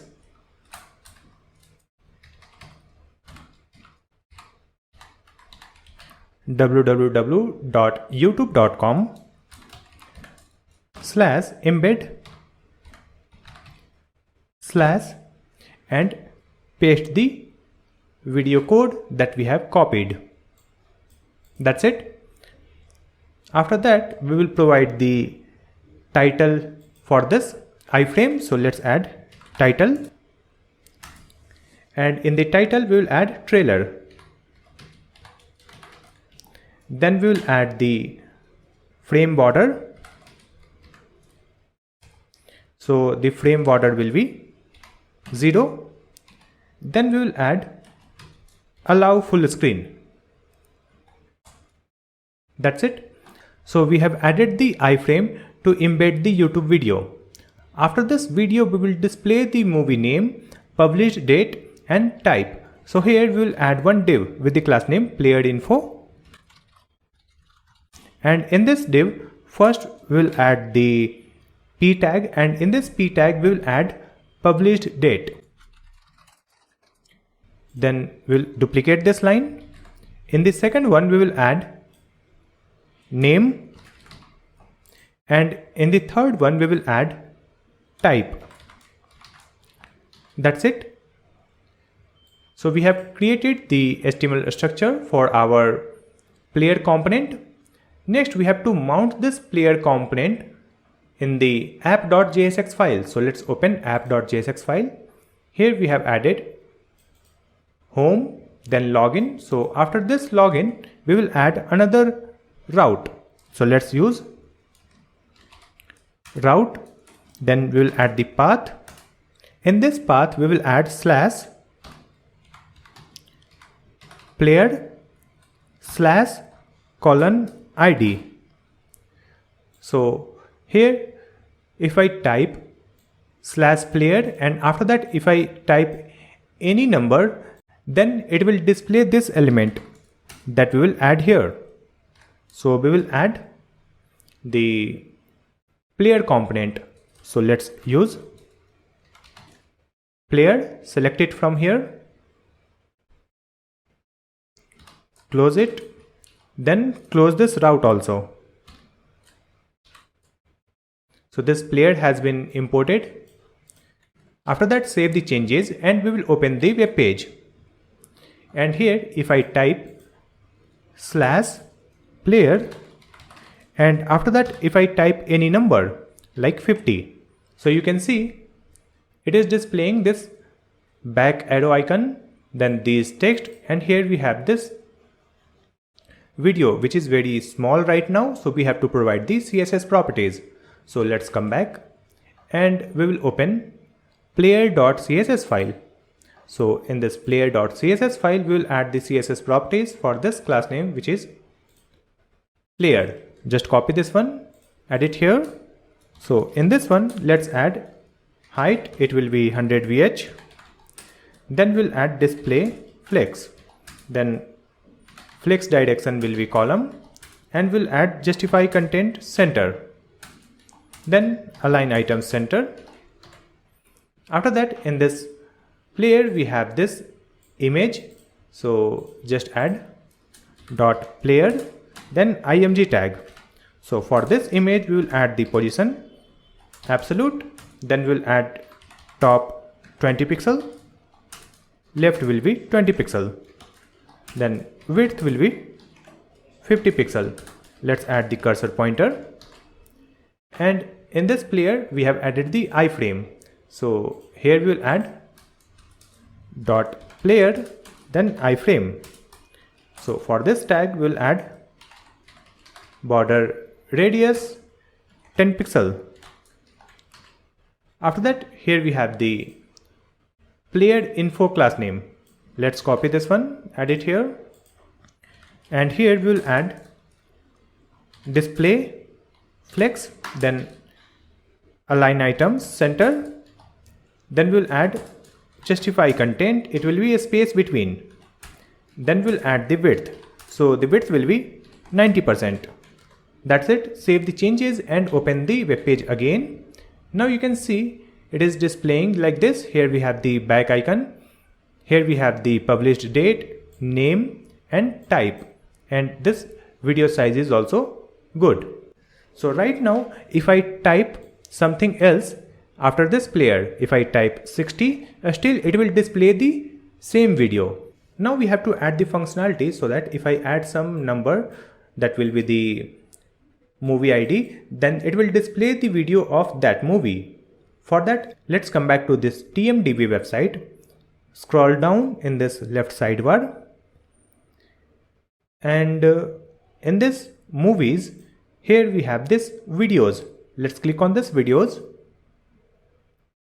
and in this videos we have the movie ID field. So here we have to provide the movie ID and it will display the details of that movie ID.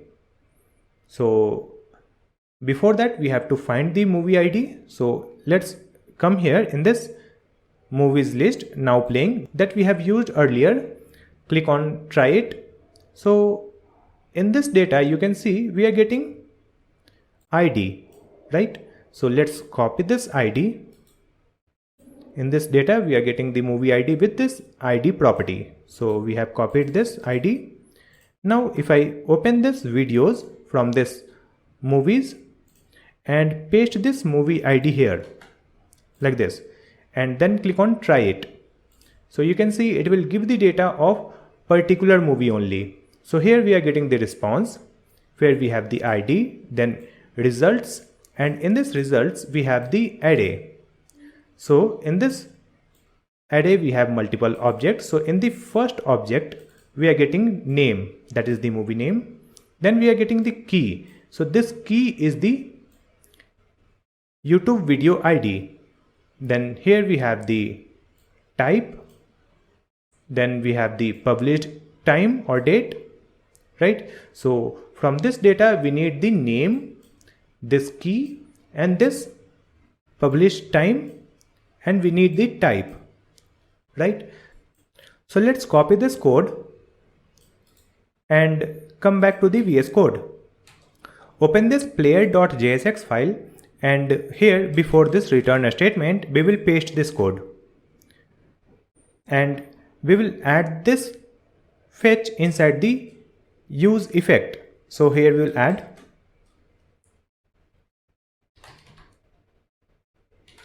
use effect, select it from here, so it will be imported automatically. And in this one we have to add one arrow function, so add the arrow function here. Then we'll add comma a square bracket, so this function will be executed whenever this component gets loaded. So inside this arrow function we will place this one, this fetch statement, place it here like this. And here we have added the response. So now we have to store this response data in our state variable. So here we will create one state variable. So let's add const. Variable name will be API data, and the setter function name is set API data.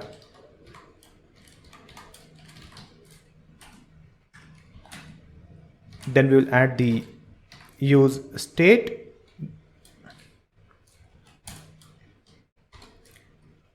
and here we will initialize the value. So let's add the curly braces. So it will be one object with some keys, that will be name, it will be empty string, then we need the key, it is also empty. Then we will add the published at.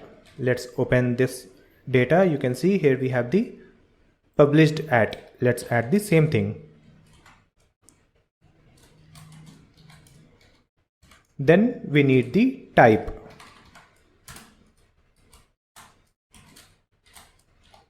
That's it. So we have initialized this API data. Now we will store the data coming from the API in this object. Here in this response we are doing console.log response.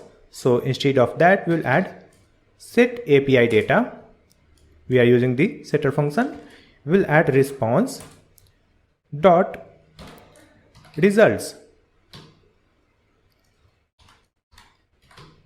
and in this result we need the data from the first object. So we will use index 0. So it will give the data from this first object, which is here. You can see here we have the results, and in this results we have this array, and from this array we have to find the first object. So we are using results index 0. That's it. After that we can use this API data to display the movie trailer, their name, type, and published date. So here we are adding published date, name, type. So instead of this let's add API data dot published at. So let's copy it from here.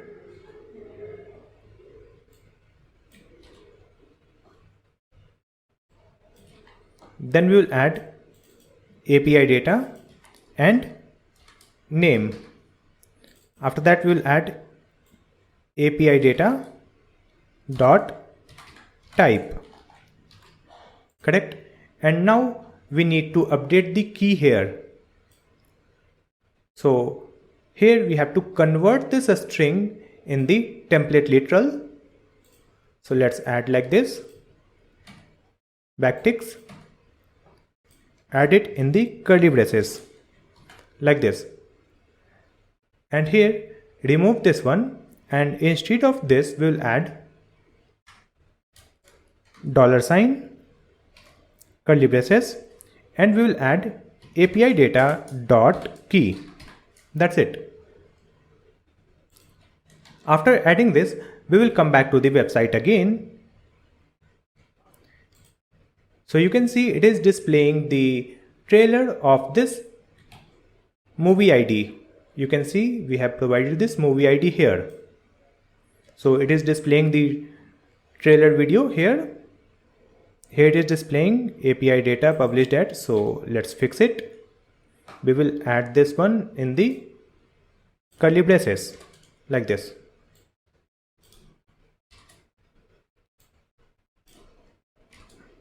That's it.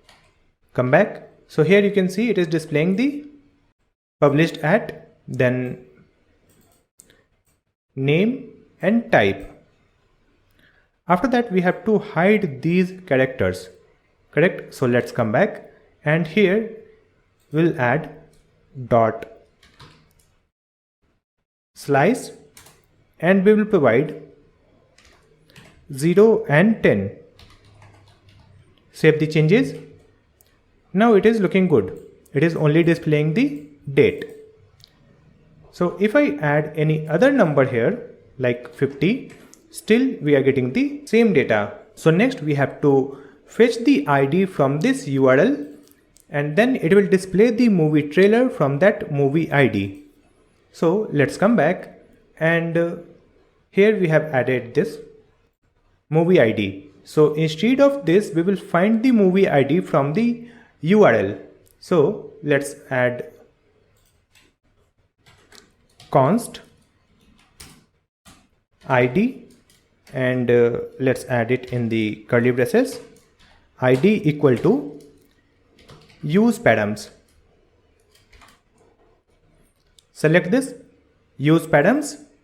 So it will be imported from this React router DOM, and add parenthesis. That's it. Now we can use this ID here in this fetch URL.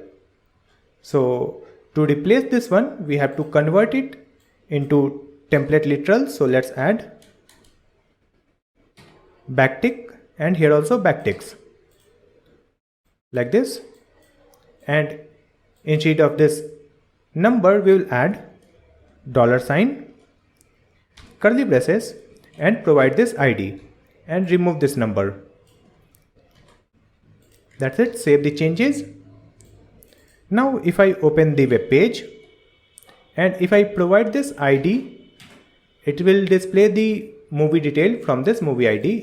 Now let me come back to the home page. So remove this path, and we are on the home page. Next we have to add the feature, so that when we will click on this thumbnail, it will open the video of this movie. So for that, let's come back, and we will open the title cards.jsx file.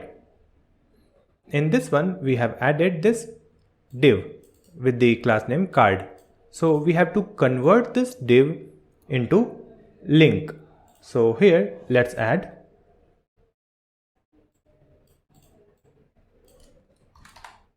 link tag.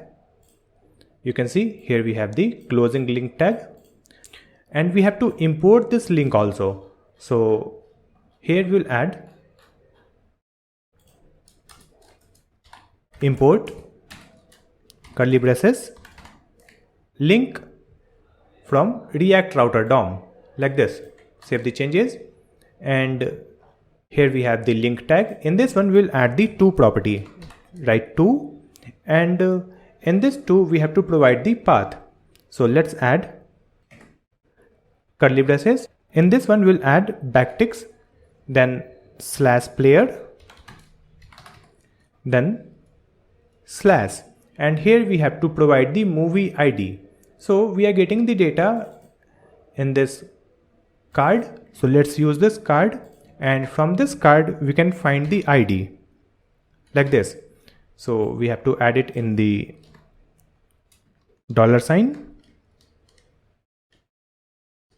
and curly braces, paste it. Then you can see here we'll get the path player slash then movie ID because we are getting the movie data in this API data, and from there we are mapping this. So we will get the individual movie information, and from there we will get the ID. Save the changes. Now we will open the web page. So right now you can see it is displaying the movie name with blue color. So we have to fix this one. So let's come back. We will open title cards.css file. Here in this one we have to add text decoration none, then color white. Save the changes, open the web page again. Now it is looking good, and if I click on this thumbnail, you can see it will display the trailer of that movie. So you can see here it is displaying this movie YouTube video. Let's come back to the home page again. If I click on this one, you can see another trailer video here. Let's go back to the home page again. We will click on this one. Now here we have the another movie trailer. Next we have to add the functionality on this back arrow icon. When we will click here, it will take you to the home page. So let's come back to the player page. Open player.jsx file, and in this one we will add the functionality for the back arrow icon. So here let's add const navigate equal to use navigate. Select it from here, so it will get imported from this React router DOM. Use navigate. That's it. Now we will use this navigate. So we have added the img tag here. So in this image tag we will add onClick property, and we will provide one arrow function, and in this arrow function we will provide this navigate, and let's add parenthesis. In this one we will add -2. That's it. It will be on click like this. Save the changes and open the web page again. And now if I click on this back arrow icon, it will take us to the home page. It is working. If I click on this thumbnail, it will open the trailer video of that movie. You can see this is the date, this is the name, and this is the type, which is teaser. Let's click on this back arrow icon. So we will come back. Now we have integrated all the API features. Next you can see when I scroll this web page, this menu links and logo overlap on other items. So we have to add a dark layer below this navigation bar when we scroll the web page. For that, let's come back to the VS Code editor. Let's open navbar.jsx file. In this navbar.jsx file, before this return statement, let's add const navref equal to useref. Select it from here. So useref has been imported. Now we will link this navref with this navbar div. So just add ref and provide this navref. That's it. After that, here let's add one use effect. Add the arrow function and add a square bracket. So this function will be executed whenever the component gets loaded. So in this one we will add window dot add event listener, and the event name is scroll. So whenever a scroll will happen, it will execute this arrow function, and within this arrow function we will check if window dot scroll y. If window.scroll y is greater than equal to 80.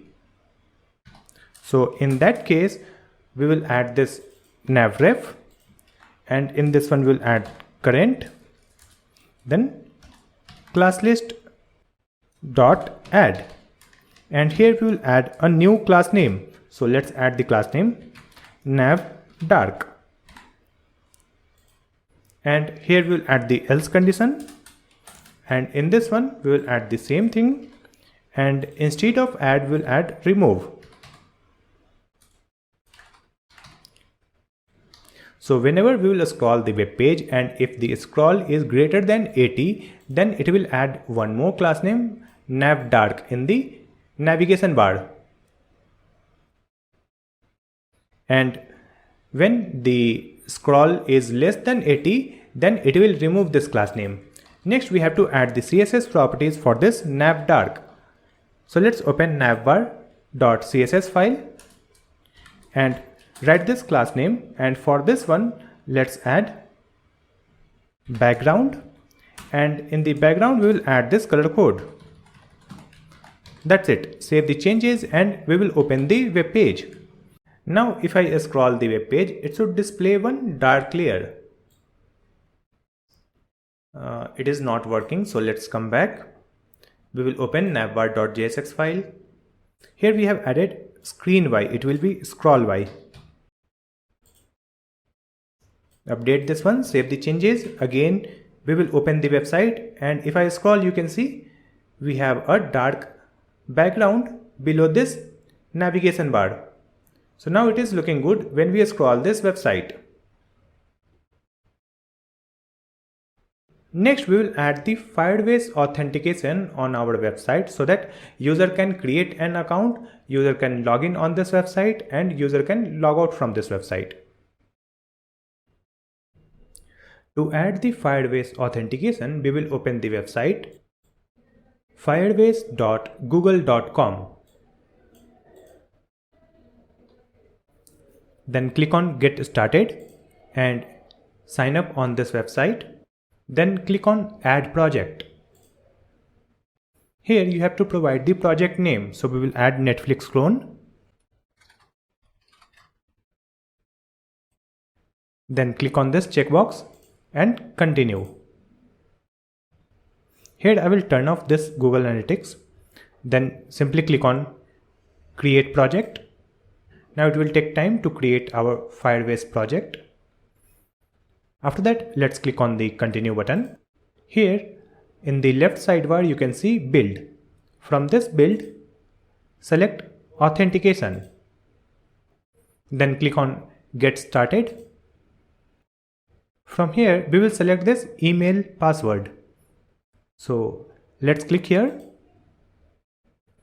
Then turn on this one, email password. Then click on Save. So now we have enabled this email password sign up option. After that, in the left sidebar, here we have Firestore database. Let's click on this one. Then click on Create Database. Here you have to select the location. Select your nearest location. I will select this one and then click on Next button. From here, select this test mode. Then click on Create. So it will create the Firestore database where we will store the users when user will create account on our website. So now we have created the Firestore database. After that, again click on this project overview. From here you can see this option iOS, Android and this web. So we will go for web. Click here, and here we have to provide a nickname for our application. So again I will type Netflix clone. Then simply click on Register App. Now we can use this code in our app to configure the authentication. So first we have to run this command to install the Firebase package. So let's copy this one and come back to the VS Code editor. We will open the terminal. Let's close this server, Ctrl C, press yes. And here we will type this command npm install Firebase, and we will install one more package which is React Firebase hooks. So we have added React Firebase hooks, and we are also installing Firebase. Then click enter. After installing the packages, again we will start the project using npm run dev.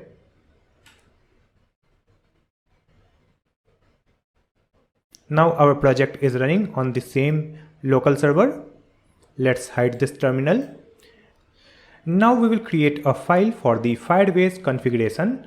So in this src folder, we will create a new file, and let's add the file name Firebase.js.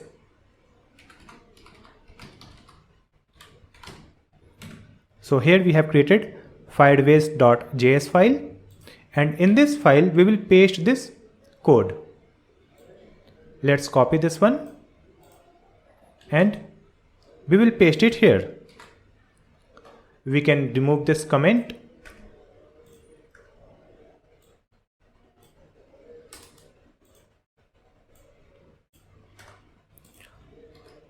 So now we will get the support of Firebase in our project. So after initializing this Firebase, we will initialize the Firebase authentication. So let's add const auth equal to, and we will use the get auth package. We will select this one, get auth. So it will get imported from this Firebase auth package. Get auth from Firebase auth package, this line. So in this one, we have to provide this app like this. After that, we have to configure the Firestore also for the database. So just add const. We will add db for the database, and equal to, we will use get Firestore. Select this one, get Firestore, and it will get imported from this Firebase Firestore package. You can see in this line. Now in this one, we have to provide the app. So we have initialized the authentication and database. After that, we will create the functions. So first we will create the user sign up function. So let's add const sign up, or we will add like this, sign up equal to, it will be asynchronous function. So let's add async and write the arrow function. And for the sign up, we will take the name, email and password. So let's add name, email and password. So in this function, we will add the try catch block. In this try block, we will create the user. For that, we will use create user with email and password method. So just add await create user with email and password. Select this one. So you can see it has been imported, create user with email and password from this auth package. So in this one, we have to provide the auth, which is here. We have to provide this authentication.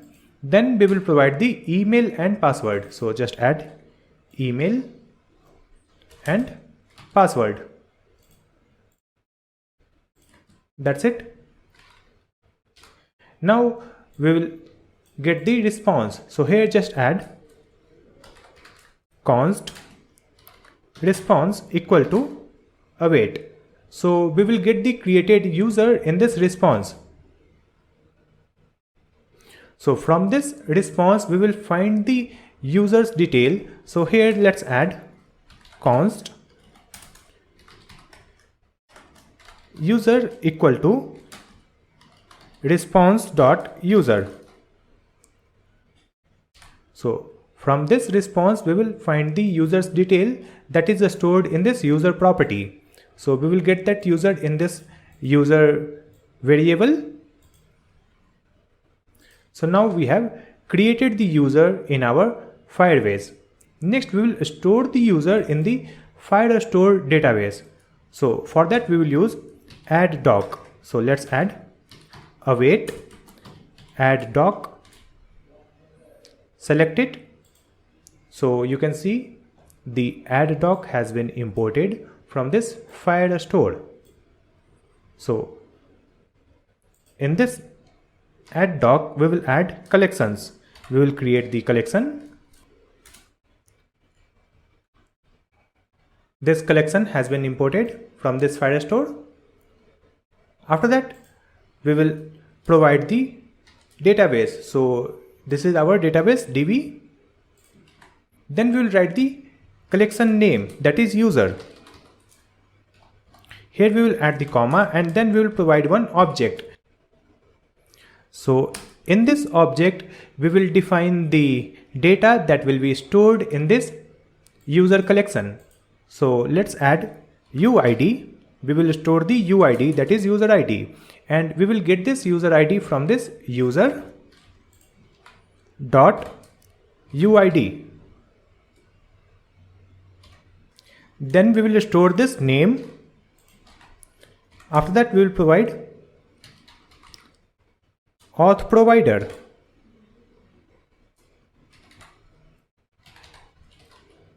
And in this auth provider we will add local.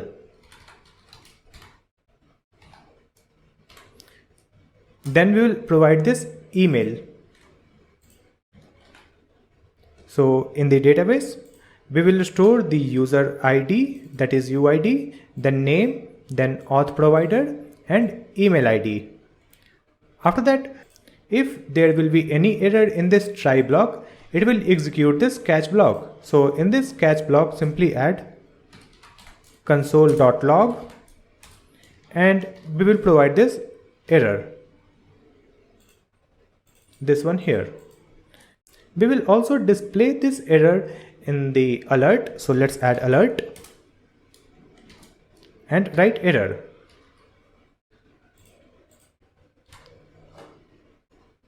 So we have created the user sign up function.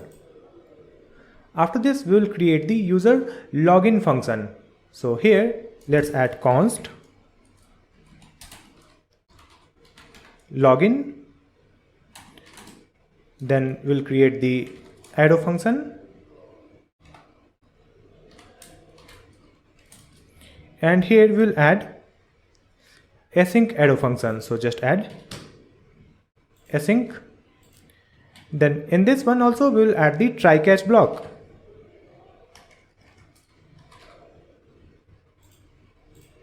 In this try block we will add the code for user login.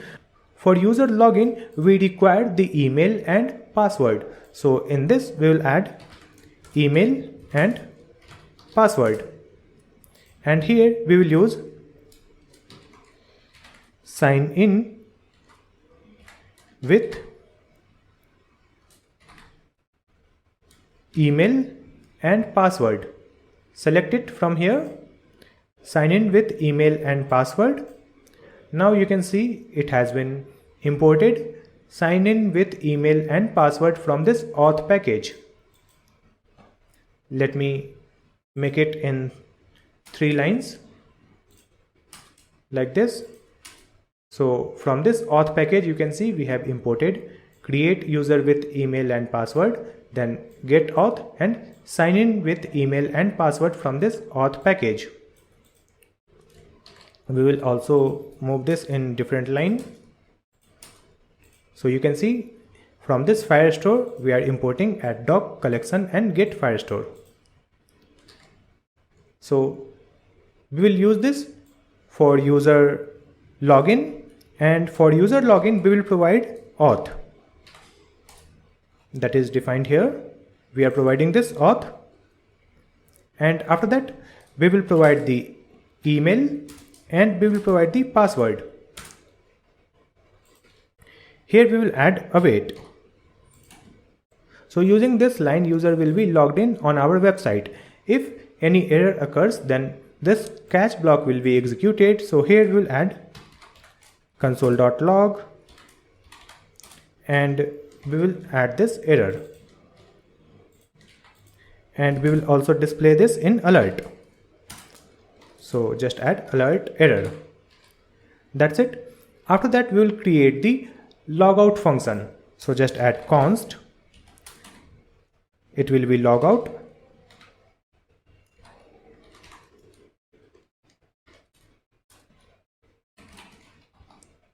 Let's add the arrow function. And in this one, we will simply add sign out from this Firebase auth package. You can see this sign out has been imported from this Firebase auth package. So we are using this sign out, and here we have to provide auth. That's it. So whenever we will execute this logout function, user will be logged out from the website. Next we have to export this. So just add export, and we will export the auth, then we will export the database, then login, then sign up, and we will export the logout. So we have exported everything from this page so that we can access these functions in other pages. After that we have to connect this sign up, login and logout functions with the login page. So let's open login.jsx file. On this login page, first we will import the login and sign up function. So just add import curly braces login from Firebase, then sign up from Firebase file, which is firebase.js. So we have imported login and sign up. Now we will create the state variable where we will store the form data. Here we have the form where we have the input fields like name, email and password. So we will store these forms data in the state variable. So here let's add const. Let's add the variable name. It will be name, and function name is set name. Then we will use user state, and it will be empty string. So we have initialized the value with empty string. Let's duplicate it. The second one is for email, and it will be set email. Next one is password, and the setter function name is set password.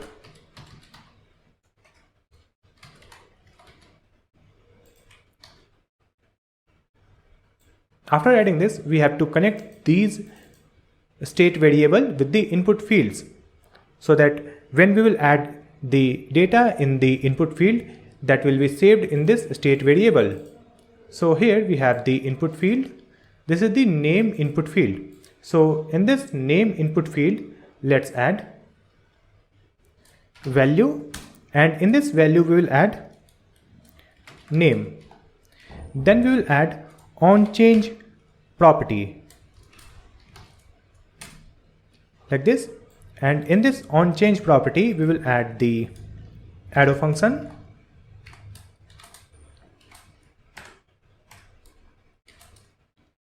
and here we will pass the event, and here we will add event dot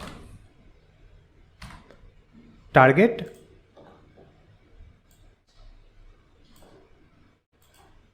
dot value, like this. Let me add this in the new line. So now you can see in this name input field I have added this value, then onChange property. That's it. Let's copy this one and we will add it in the other input field also. So here we have the email input field. In this one also we will paste the same thing, value, and in the value we will add email, and onChange will be same. Then here we have the password input field. In this one also we will add this, and in the value we will add password, and onChange e.target.value. That's it. So now whenever we will enter the data in this input field, that values will be stored in this state variable. Next we have to create the function for the user authentication. So let's add const user auth equal to async, then arrow function, and here we will add if. We will check the sign state. So in this if condition we will add sign state triple equal to sign in.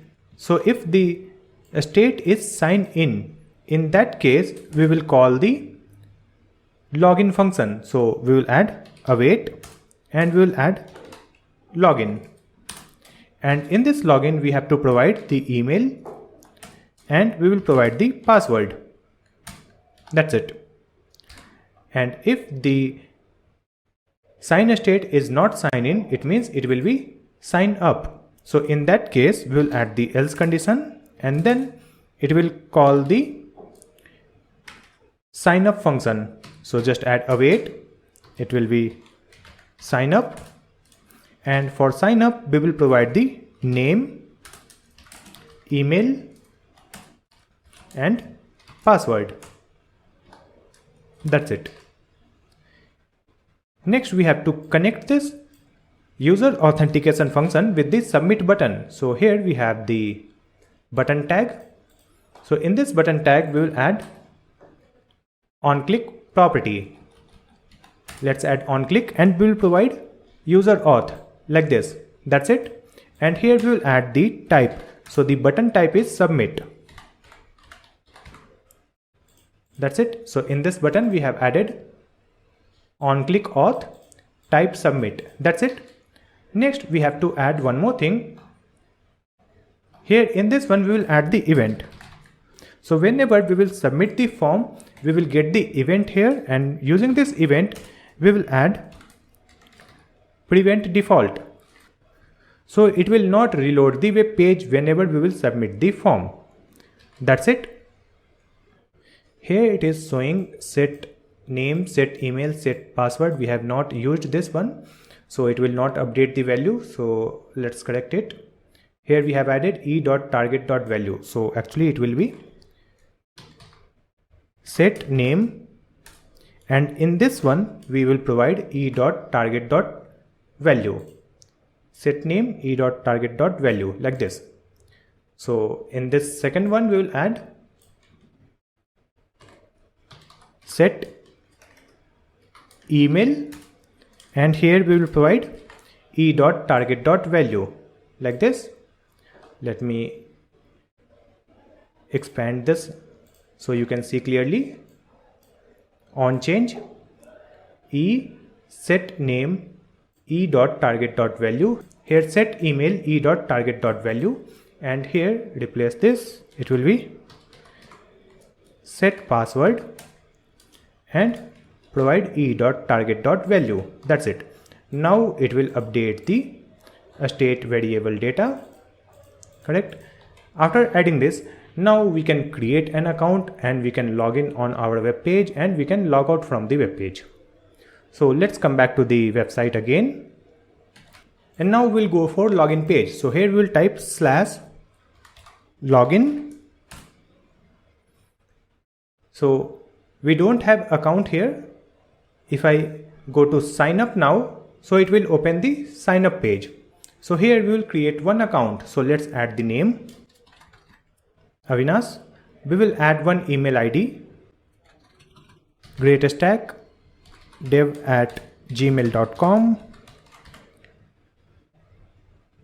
Then we will add one password. Then let's click on this sign up button. So after clicking here, let's come back to the Firebase database. Click on continue to console. And now we'll click here on this authentication. So in this authentication, inside this user, you can see we have a new user with the email ID. So user registration is successfully working on our website. If I go to this Firestore database, click here. So in this user collection, you can see we have one user, auth provider local. We have the email, we have the name, and we have the UID, which is the user ID. So the authentication is working and we have stored the user in this Firestore database. Now after sign up, it should redirect the web page to the home page. So let's come back to the web page. And here we will open this app.jsx file. In this one we will use on auth state changed method. So first we will import that. Let's add import on auth state changed from Firebase auth. So after importing this, here before this return, let's add use effect. So use effect has been imported here. So in this use effect, we will add the arrow function. Then add this a square bracket. So this function will be executed when the component gets loaded. So in this one, let's use this. And here we will provide auth. So click here. So this auth will be imported from this Firebase.js file. With this auth, we will provide one async arrow function. And in this function, we will take the parameter which is user. And here let's add if. We will check if user is available. In that case, we will add console.log and we will add the message logged in.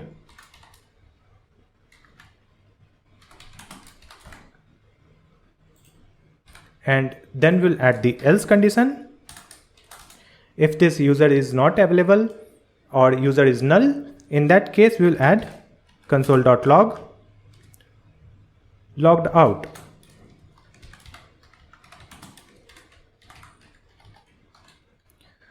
So when the user is available, in that case we will redirect the users on the home page. For that we will use the use navigate hook. So just add const navigate equal to use navigate, select it. So use navigate has been imported from the React router DOM. So using this use navigate hook, we can redirect the users. So copy this one and add it here. In this if statement, we will add this and we will provide the path /. And when the user will be logged out, in that case we will redirect the user on the login page. So here we will provide the path /login. That's it. Save the changes and now we will come back to the website. So you can see we have already logged in on this web page, so we are redirected to the home page. Next, we have to add the logout function on this link, which is sign out of Netflix, so that we can sign out from this website and we can log in again. So let's come back.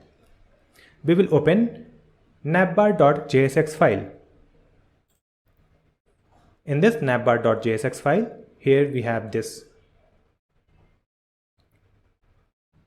link P. So in this one, we will add onClick property, and in this onClick, we will add one arrow function, and here we will call the logout function. So just add logout, select this one. So the logout has been imported from this Firebase.js file, and we will add the parenthesis to execute this function. That's it. After adding this, save the changes and we will open the website. Now if I click here on this link, we will be logged out from this website and we will be redirected to the login page. Let's click here and check. So you can see now we are on the login page, and now we can log in on the website with the same email ID and password that we have used to create an account. So here we will add the same email ID. Then we will add the password. For now, let me add the wrong password and click on sign in button. Now you can see it is giving the error, invalid credential. And if I correct the password and click on sign in, so now we are redirected to the home page. So this user authentication is working fine. We can create the account, we can log in with the existing account, and we can log out from the website. After that, let's click on the sign out again, and here we will add the beautiful notification so that when any error occurs, we will get one notification from the right side that will be toast notification. For that, we will search for React.js. Open this one, React.js, and here we have to execute this command npm I React.js. Just copy this one and we will come back to the VS Code editor. Open the terminal. So let's stop this. So Control C, yes, and here we will add this command npm I React.js. So it will install the React.js package. Now we can again start the project. So let's add npm run dev. Now our project is running on the same URL. Let's hide this terminal. Now we can use this Toastify package on our web page. For that we have to add this one. So we have to add this import statement. So let's copy this one and we will open app.jsx file. So let's select app.jsx file. In this one we will paste this import statement like this, and after that we have to add this toast container. We will copy it from here and let's come back, and before this route here we will add toast container, and with this toast container we will add theme dark so that we will get the toast notification in the dark color. After that we have to use this toast notification with the login and registration function. So let's open firebase.js file, and here we have added the alert. So instead of this alert we can use the toast notification. So here we will add toast, select it. So the toast has been imported. You can see toast from React.js. So in this one we will add dot error, and here we will provide this error. Let's add the same thing in the login function also. So instead of this alert, we will add this one. So this will be the error object. So in this one, we will add .code. So we will get the error code, then copy this and paste it here.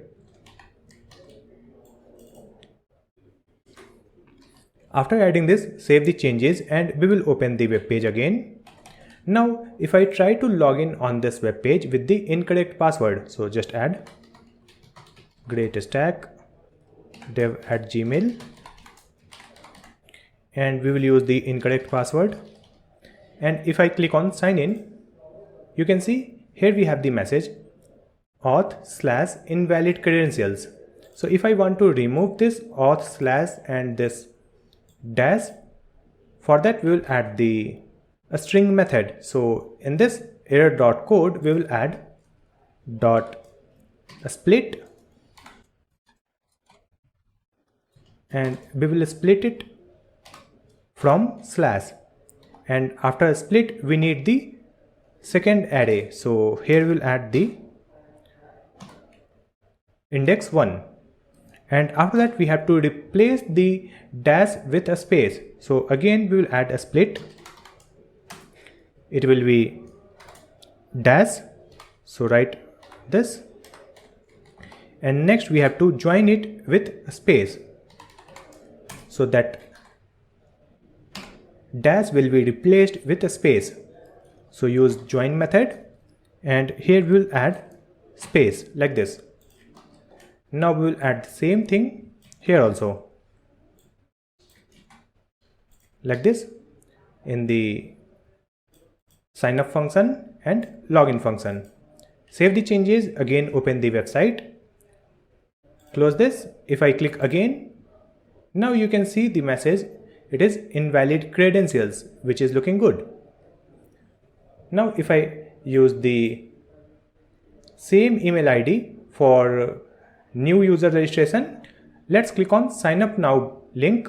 So it will open this sign up form, and here we are using the same email ID, and let's add some password and we will add the name.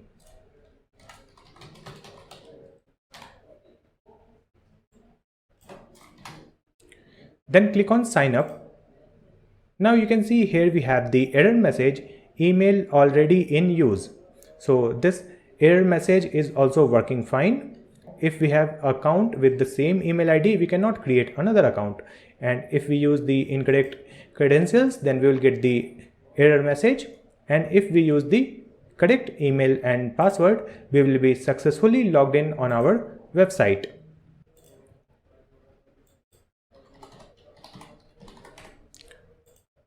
So now we are logged in on our website. Next we will display one loading effect. Let's click on logout. When we try to log in on this page, so once we are logged in, till that it will display one loading animation. So let's come back to the VS Code editor and we will open login.jsx file, and here we will create the loading animation. For that, first we will import the loading GIF file. So let's add import. We will add Netflix_spinner from, then we will provide the path, it is assets folder, then we will add the file name, which is netflixspinner.gif, and we will use this GIF on the web page when we will click on sign up or sign in button. So this loading animation will be displayed, and once we are logged in, that will be removed. After adding this, we have to create one loading state. So here let's add const, then we will provide the square bracket, it will be loading, then set loading,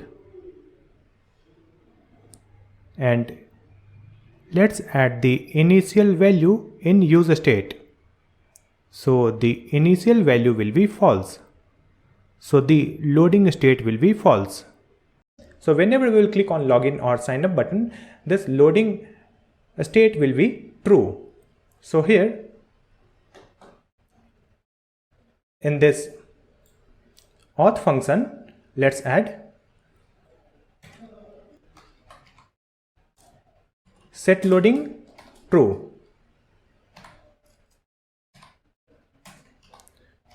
And after successful login, here we will again change it as false. So we will add set loading false. So once we will click on the button, the loading will be true. And once the login or sign up is complete, then this loading will be false. So it will be hidden. Next we have to add this on our web page. So here in this return statement, we will add loading. And we will check if the loading is true. In that case, we will display the loading GIF. So here we will create one div. Let's add one div with the class name login spinner. And in this one, we will add the img. And here we will provide the image, that is Netflix spinner. And after this div, which is closing here, we will add semicolon like this. So if the loading is true, then in that case, this div will be displayed on the web page. If the loading is false, then this login page will be displayed. That's it. Now we have to add the CSS properties for this login spinner. Just copy this one, open login.css file, scroll down. Here we will add .login spinner and we will provide the width 100%, then height will be 100 VH. Then we will provide display flex, align item center, then justify content center. That's it. And in this one we have the img tag. So write img. Here we will add the dot. And in this image we will provide width. It will be 60 pixel. Save the changes. Now we will come back to the website. Here if I add this email and one password and click on this sign in, it is displaying one loading animation and after that it is saying invalid credential. If I add the correct password,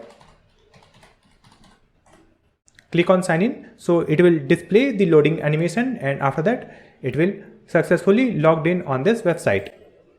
So you saw the loading animation and after that it redirected us to the home page. So this loading animation is also working fine. Next we have to make this web page responsive. So first we will start with the login page. So let's click on logout. We are on the login page. Let's inspect this web page. And if I change the screen size, you can see here we have the extra space for a small screen. So we have to reduce this padding. So let's fix this one. Let's come back to the VS Code editor. In this login.css file, we will add the media queries. So let's add media. And here we will add the condition. We will add the max width. It will be 500. And here we will add the class name login. So for this login, we will decrease the padding. It will be 15 pixel and 5%. After that, we will add dot login form, and from this login form we will decrease the padding 20 pixel and we will add the space from the top, that is 30 pixel. After adding this, again open the web page. So you can see if I reduce the screen size, this login form is looking good for a smaller screen also. Now let's log in on this web page so that we can see the home page and player page. So now we are on the home page. So next we have to make the navigation bar responsive. So let's inspect. You can see if I reduce the screen size, you can see this navigation bar is not looking good. To fix this, let's come back to the navbar.css file. Here we will add media query, media, max width, let's add 800,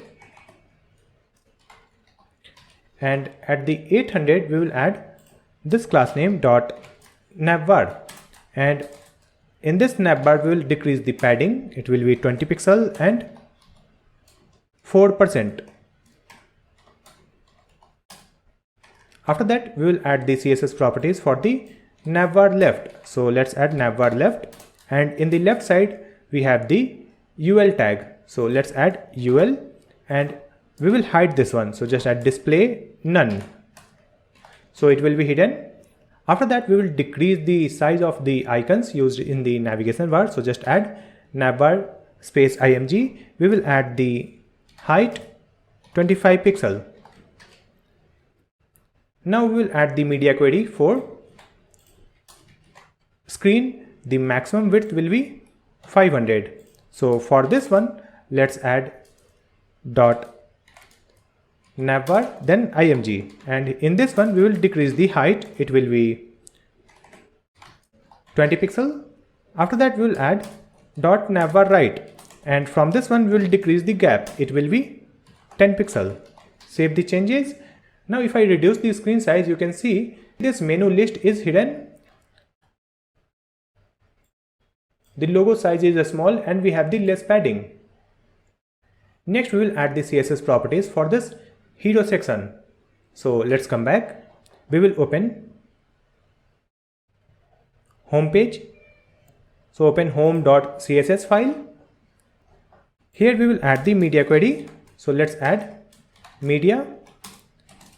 Then we will add the max width of 1024 pixel, and in this one we will add dot hero caption dot title cards, and we will add display none. Save the changes. If I open the web page and reduce the screen size, so you can see the card which is displayed over this banner image will be removed. So it is removed. Now let's come back, and here we will add dot hero btns, and we will add the margin bottom of 30 pixel. After that we will add the media query for different width. So let's add media max width of 800, and here let's add the class name dot hero caption, and for this one let's add the padding from the left side, that is 4%. After that we will add dot caption image, and for this one we will add margin from the bottom 10 pixel, and width will be 40%. After that we will add dot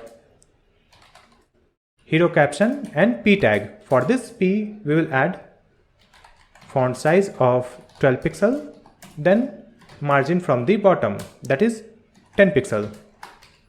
Then we will add dot btn, and in this one we have the img tag. So for this image we will add the width, that is 20 pixel, and after that we will add dot more cards, and for this one we will add the padding from the left side 4%. Save the changes, open the web page. Now you can see the perfect padding for all the card items, and if I reduce the screen size, so this title image size is also decreasing. Now we will add the CSS properties for the maximum width of 500. So let's come back, copy this one, add it here, and here we will add max width 500. So for this one we will add dot caption image, and we will add display none, and after that we will add dot btn then img. So for this image, we will add the width 15 pixel. Then we will add .btn. So for these buttons, we will add the padding, that will be 4 pixel and 10 pixel. Then we will add the gap of 5 pixel, and then we will add the font size of 10 pixel. Save the changes, open the web page. If I reduce the screen size, you can see the title image is removed, but the button size is still big. So let's come back, and here you can see we have used this hero btns, then btn. So let's add it here like this, and here also we will add this hero btns, then .btn. Save the changes. Now you can see this button size is good for the small screen. Next, we have to decrease the size of these thumbnails used in this title card so that it will look good in the smaller screen. So let's come back, and we will open the CSS file for title cards. So in this one, we will add the media query. We will add the maximum width. It will be 800 pixel. And in this one, we will add .title cards, and let's add the margin from the top, that is 20 pixel. Then we will add the margin from the bottom, 0. Then copy this one again, and in this one we have the text in H2. So here we will add H2, and for this one we will decrease the font size, it is 20 pixel. Then we will add the card list, and in this one we have the img. So for this image, let's set the width, it will be 200 pixel, and in this one we have the text in p tag. So just add card list p, and for this p we will add the font size of 12 pixel like this. After that, we will open the web page. So if I reduce the screen size below 800, you can see the size for these thumbnails has been reduced, and the size for this text also. Now we will reduce the size again below 500 pixel. So let's come back, and we will copy this one, and here we will change it as 500. In this we will remove this one, and here we have the H2. So for this H2 we will decrease the font size, it will be 15 pixel. Then for this image we will set the width 165 pixel, and for this p we will set the font size 10 pixel. That's it. Save the changes, and now you can see it is looking good in small screen. Next, we will make our footer responsive. So let's come back, and we will open footer.css file, and in this one we will add the media query. So at the bottom we will add media, and we will add the maximum width, and in the max width we will add 800 pixel, and here let's add footer icons, then img. So we will decrease the size, we will add the width 25 pixel. Then in the footer we have the ul tag, so just add this and then write ul, and here we will change the grid template. So just add grid template column, auto and auto. So we will get 2 columns only. Then we will decrease the gap, it will be 8 pixel, and then we will add the font size, that is 14 pixel. It will be footer, then ul. After that we will open the web page. If I reduce the screen size, you can see now we have these list in 2 columns only, and we have the small size for these icons, and we have decreased the text also. So now it is looking good in a smaller screen. Now we have made our home page responsive. Now let's check the player page also. So let me click on any thumbnail. Let's click here and open this web page in small screen. So if I reduce the screen size, you can see this is looking good for a small screen also. So we don't have to add any CSS for this one. So now we have successfully completed our Amazon clone website using the TMDB database and Firebase authentication. As we have completed the Netflix clone, now let's start building our second project, which is a YouTube clone. So let's see the project overview that we are going to create in this tutorial. So this is our YouTube clone website where you can see this navigation bar where we have the logo, one search box and some icons in the right side of this navigation bar. Then we have the left sidebar where you can see different categories and subscribed channel list. And here we have the video list. These video lists are coming from the YouTube API. Here it is displaying the video list of all the categories. And from the left side, if I select the gaming category, it will display the video from the gaming category only. Then if I click on sports, it will display videos related to the sports category. Let's click on the music. Now it is displaying videos related to the music category. Let's click on home. Now again it will display the videos from all the categories. We can click on these video thumbnails. So it will open the video play page. If I open this video, you can see this video will start playing automatically. And here we have the video title, number of views, upload time, then number of likes. Here we have the channel name and channel subscriber, and here we have the video description.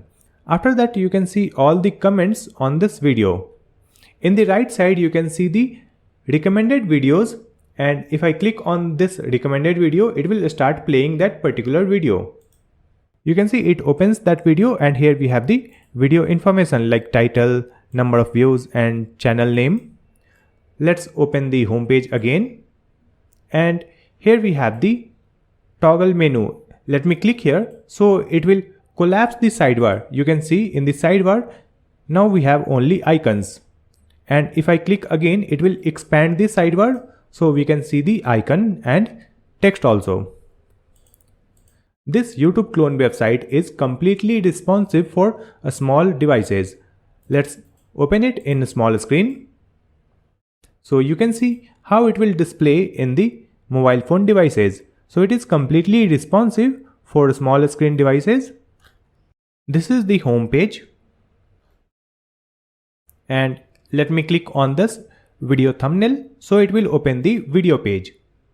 So this is how this video page is displaying in a small screen. It is also responsive. Here we have the video, then video information, then comments, and at the end we have the recommended videos.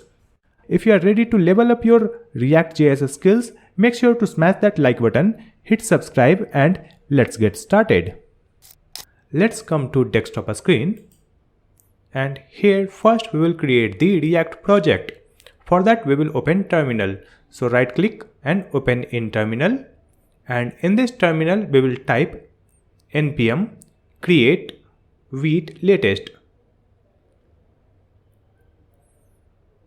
After that we will provide the name for our project, that will be YouTube clone. And here we will select the framework React, then select JavaScript. Here you can see our project folder has been created. So let's close this terminal and open this folder with VS Code editor. So I will right click here, show more option, then open with code.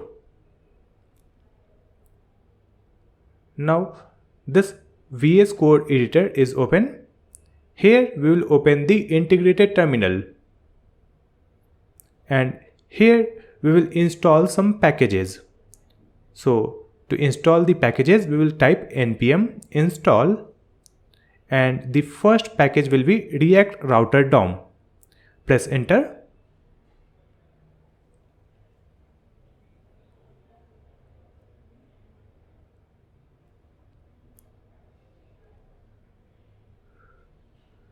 After installing this package, next we will install one more package.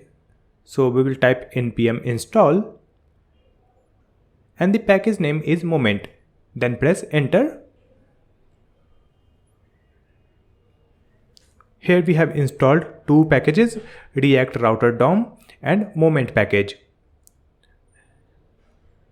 We will use these packages in our YouTube clone application. Now we will run our React project. To run the React project, here we will use the command npm run dev.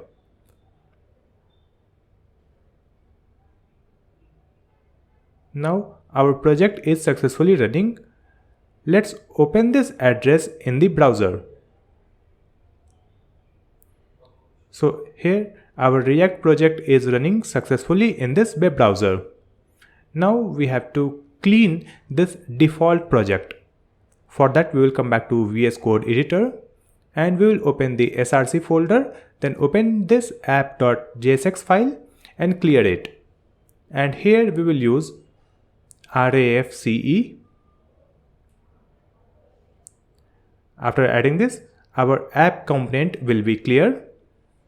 After that, we will delete the app.css file. Then we will open index.css file and here we will clear all the codes and save the file. Now we will open this index.html file and in this title we will update the text. So let's type YouTube clone and save the changes. Now open this assets folder and here we have the react.svg file. Delete this one. Now the React project is clean.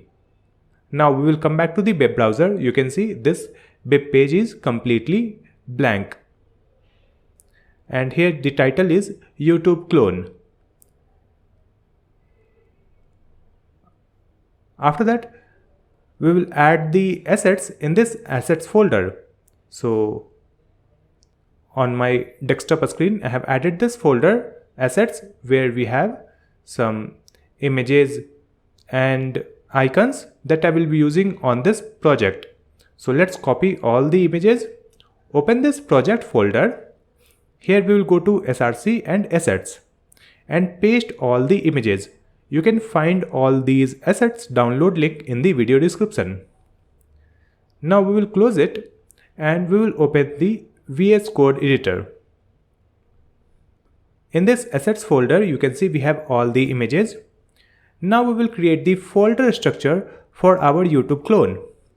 So in this src folder, we will create a new folder and the folder name will be pages.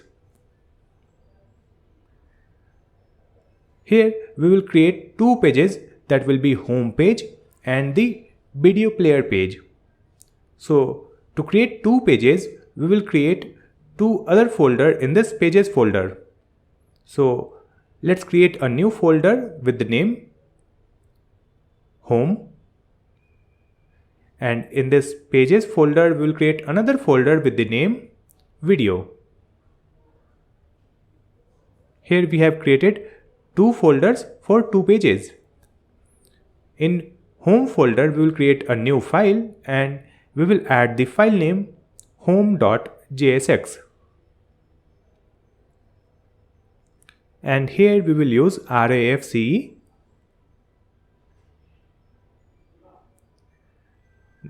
For this page, we will create one CSS file. So in this home folder, we will create a new file and the file name will be home.css. Now we have to link this CSS file with this JSX file. So here we will add the import statement. Just type import, then /home.css. Now the CSS file is linked with home page. Similarly, we will create files in this video folder. So in this video folder, we will create the first file with the name video.jsx. Here we will use RAFCE. And for this page, we will create one CSS file. So in this video folder, we will create a new file, that is video.css, and import this CSS file in this JSX file. So here we will type import /video.css. Now we will save this file. So in this pages folder, we have the home page and video page.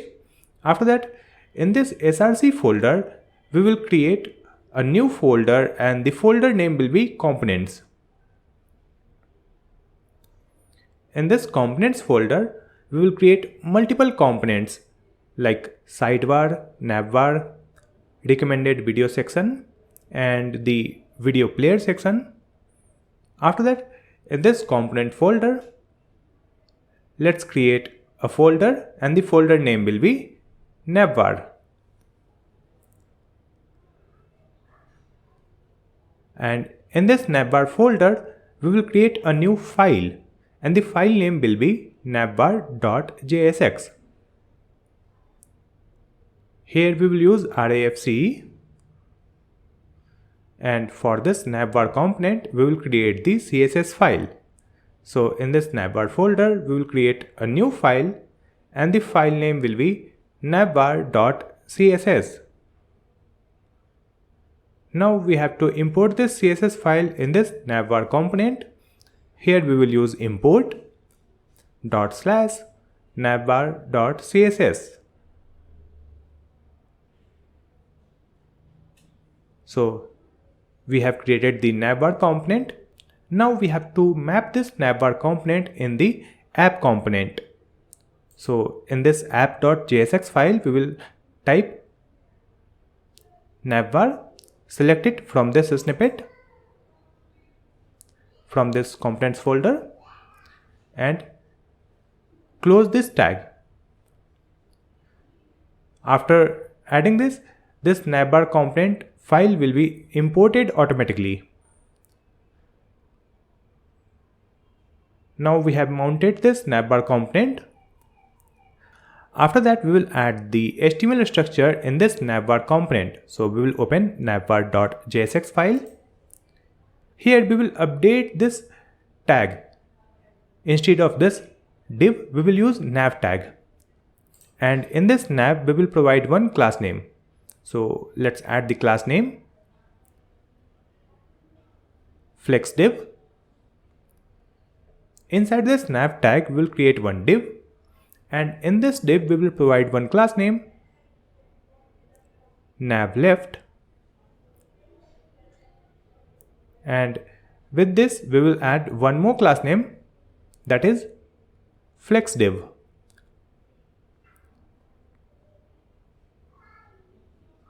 Inside this div, we will create one img tag, and in this image tag, we will add the menu icon.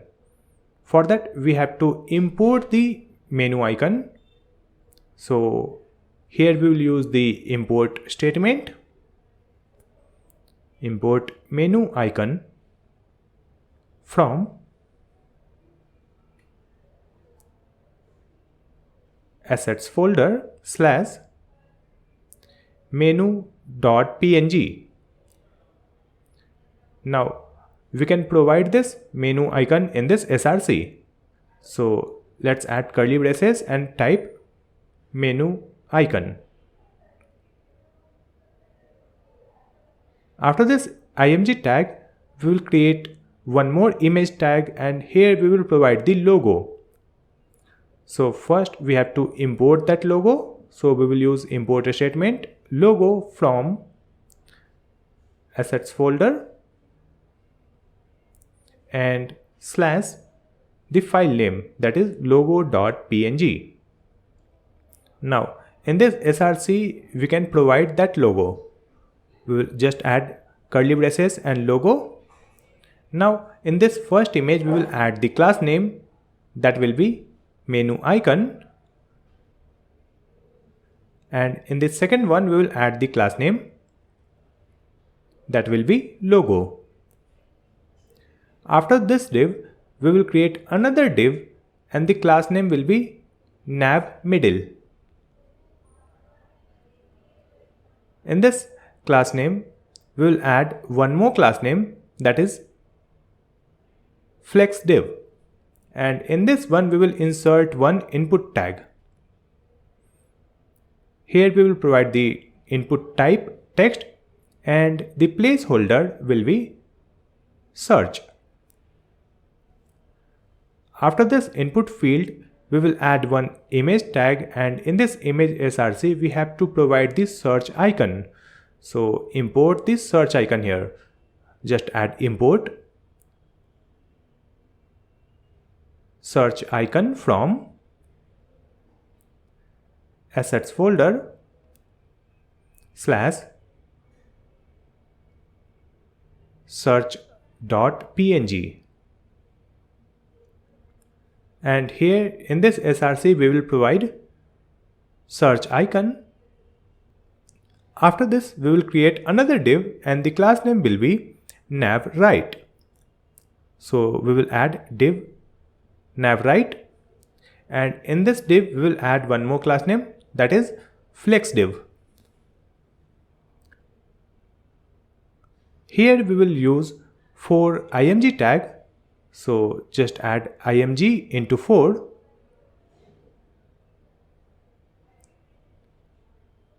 In these img tag, we will provide the upload icon, mode icon, notification icon, and profile icon.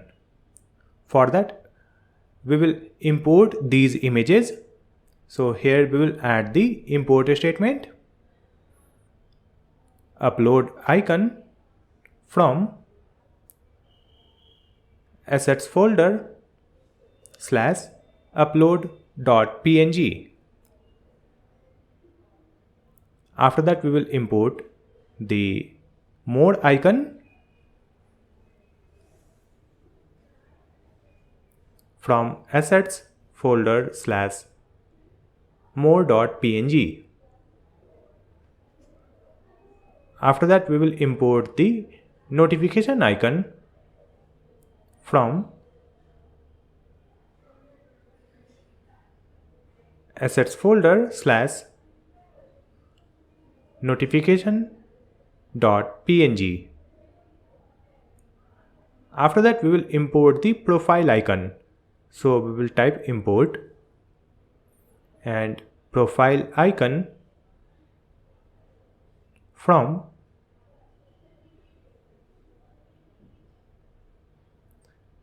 assets folder / jack.png. Now save the changes and we will use these icons in this images tag. So in the first one we will provide upload icon. In the second one we will use mode icon. In the third image tag we will use notification icon, and in the fourth image we will use profile icon. After that, in this profile icon we will add one class name, that is user icon. After that we will save the file and we will come back to the web browser. So on this web page you can see we have the menu icon, logo, search box and other images. Now we will add the CSS properties for this navigation bar. So first we will open this index.css file and here we will add some CSS properties for complete project. So for each element we will provide margin 0, padding 0, box sizing, border box. Then we will add the font family. It will be sans serif. After that we will add the CSS properties for A tag. So for this A we will add text decoration, none, And after that we will add color, and we will add this color code. After that we will add the property for image tag. So for this image we will provide cursor pointer. After that we will add the CSS properties for the flexDiv class name. So let's add .flexDiv, and in this one we will provide display flex, align items center. So here we have added some global CSS properties. Now save this file. Now we will add the CSS properties for this navigation bar. So let's open this navbar.css file and let's copy the class name from this navbar.jsx file. So we will use this nav tag. So write this nav tag here in this CSS file, and for this nav tag we will add these CSS properties. We have provided padding, then box shadow, then position sticky, top 0 and z index, so that this navbar will be on top when we scroll the web page. Now we will add the CSS properties for this menu icon. So here we will type .navleft .menu icon, and here we will provide the width and margin from the right. After that we will add the CSS for this logo. So here we will type .navleft.logo. For this logo we will provide width. After that, in this nav middle we will create one div, and we will provide one class name, search box,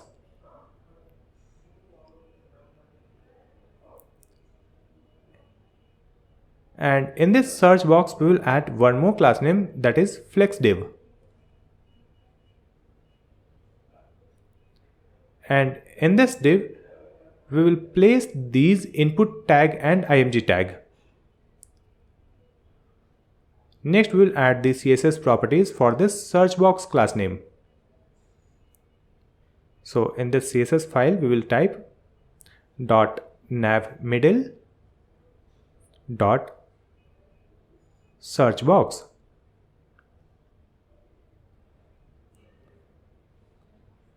Here we will provide the border, margin right, padding and border radius.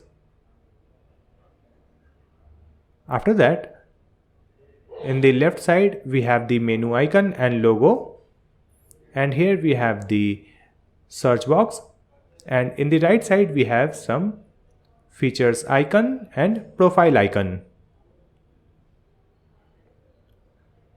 After that we will add the CSS properties for this input field. So here we will type .navmiddle.searchbox space input tag, and in this one we will provide the width, border, outline and background transparent. Now the background is transparent for this input field.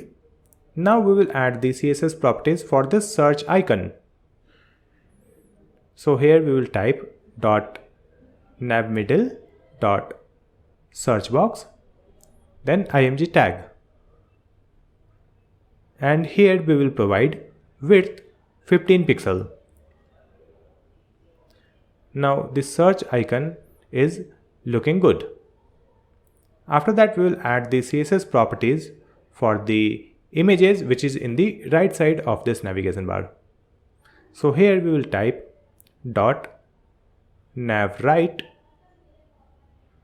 img tag. Here we will provide the width and margin from the right side. Save the changes. Now the images in the right side has become small. Now we will add the CSS properties for this profile icon. So here we will type .navwrite .user icon. Here we will provide the width and border radius 50% so that it will be circular. Now we will open the web page. Now this Navbar component is completely ready. Now we will create the sidebar component. To create this sidebar, in this components folder we will create a new folder and let's add the folder name sidebar. In this folder we will create a new file and the file name will be sidebar.jsx. Here we will use RAFCE snippet. Now for this component we will create one CSS file. So in this sidebar folder we will create a new file and the file name will be sidebar.css. Now import this CSS file in this sidebar component. So here we will type import /sidebar.css. Now save this file. We will use this sidebar component on our home page. For that, first we will mount this home page and video page on our app component using the React router. To implement the React router in our project, we will use main.jsx file and here we will use browser router tag. Here we will type opening arrow, browser router, and in this browser router we will insert this app component.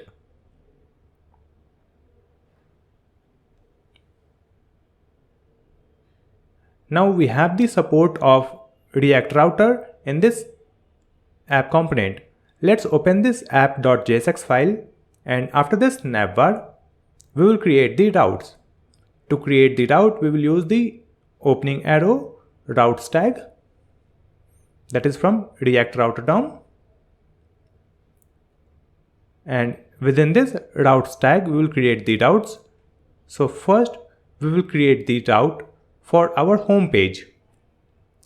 Here we will use opening arrow route tag, then path property. The path will be / and in this path we will mount the element that will be home page. Here we will add opening arrow home / closing arrow. Now just close this route tag also. Now we have created one route for our home page that will be mounted on /path. After that we will create the route for the video page. So here we will use opening arrow and here we will add route path.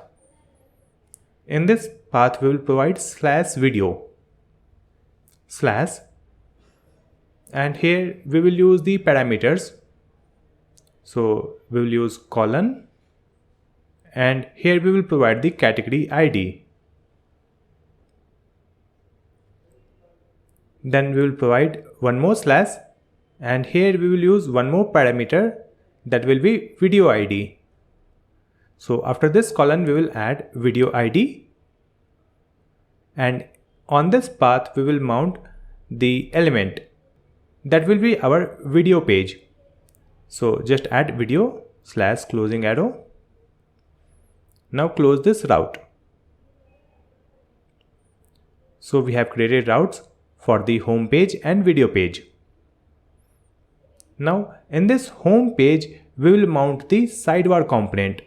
So we will open home.jsx file and here remove this div and here we will use the fragment and in this fragment we will mount the sidebar component. For that here we will add opening arrow sidebar / closing arrow. Now we have mounted this sidebar. Now we will design the sidebar HTML structure. So first we will import all the images used in this sidebar component.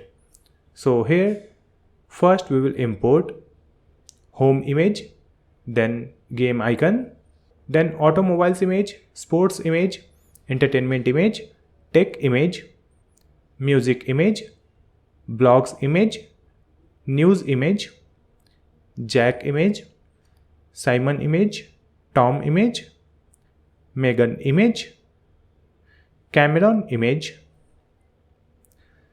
Here we have imported all the images and icons. Now we will add the HTML elements for the sidebar component. So first in this div we will add one class name, and in this class name let's add sidebar. After adding the sidebar class name, within this div we will create one div and the class name will be shortcut links.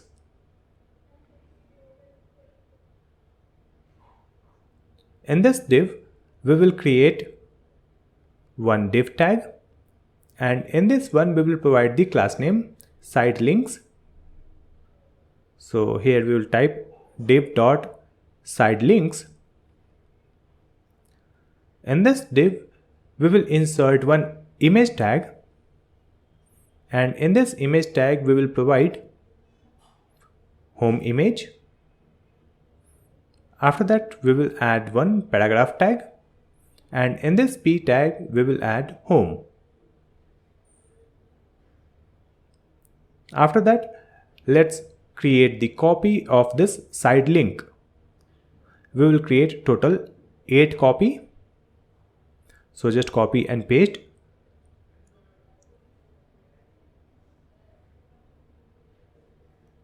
After that we will add one HR tag.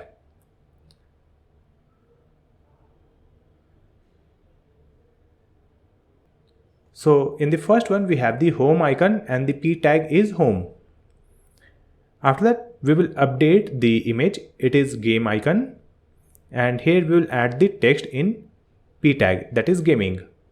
Similarly we will update the next image, that is automobiles, and in this p we will update the text automobiles.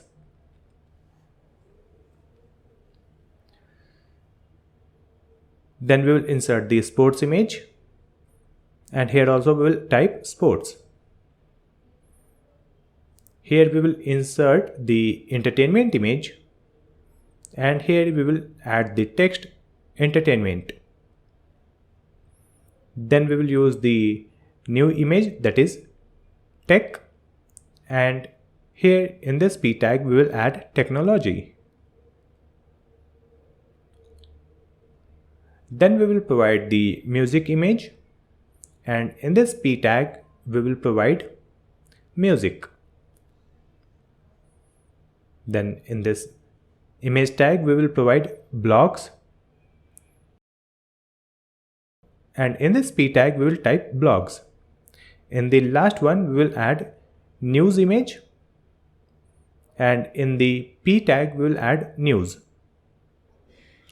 After that save the changes, and you can see all these icons and text in the left side. We have all the images: home, gaming, automobile, sports, entertainment, technology, music, and blogs, and news. After this div we will create one more div, and we will provide the class name subscribed list.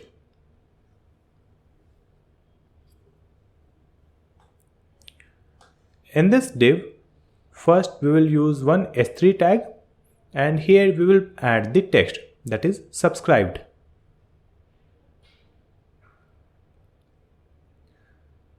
After this s3 tag we will add one div, and the class name will be side link. In this div we will add one img tag, and in this src we will add profile image, that is Jack, that we have imported from the assets folder. And after this image tag we will add one p tag, and here we will type PewDiePie. Now we will create the copy of this div. So just copy and paste it. Now we will update the image. So let's add the image, Simon, and here we will add the text, Mr. Beast. In the third image we will add Tom, and here we will add the text, Justin Bieber.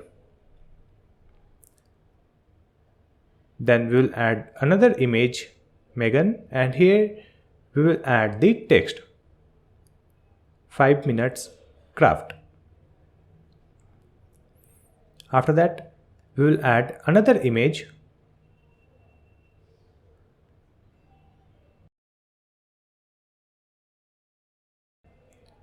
and here in this p tag we will add Nas Daily. Now save the changes and come back to the web page. So in the left side we have the icons, and after that we have the profile images and name. Now we will add the CSS properties for the sidebar component. So first we will add the CSS property for this sidebar class name. So let's copy it and come to sidebar.css file. Paste this class name here, and here we will add the CSS properties background, width, height, position, fixed, and padding from the left side and padding from the top. Save the changes and come back to the web page. Now it will be fixed in the left side. Now we will add the CSS properties for these images. So let's use this class name shortcut links and paste it here. And here we will type img tag. Here we will provide width and margin from the right side. Save the changes. Now come back to the web page. So you can see the width for these icons has been updated. After that we will add the CSS properties for this side link class name. So let's copy it, add it here. Here we will provide display align items, margin from the bottom, then width, flex wrap, and cursor pointer. Now come back to the web page.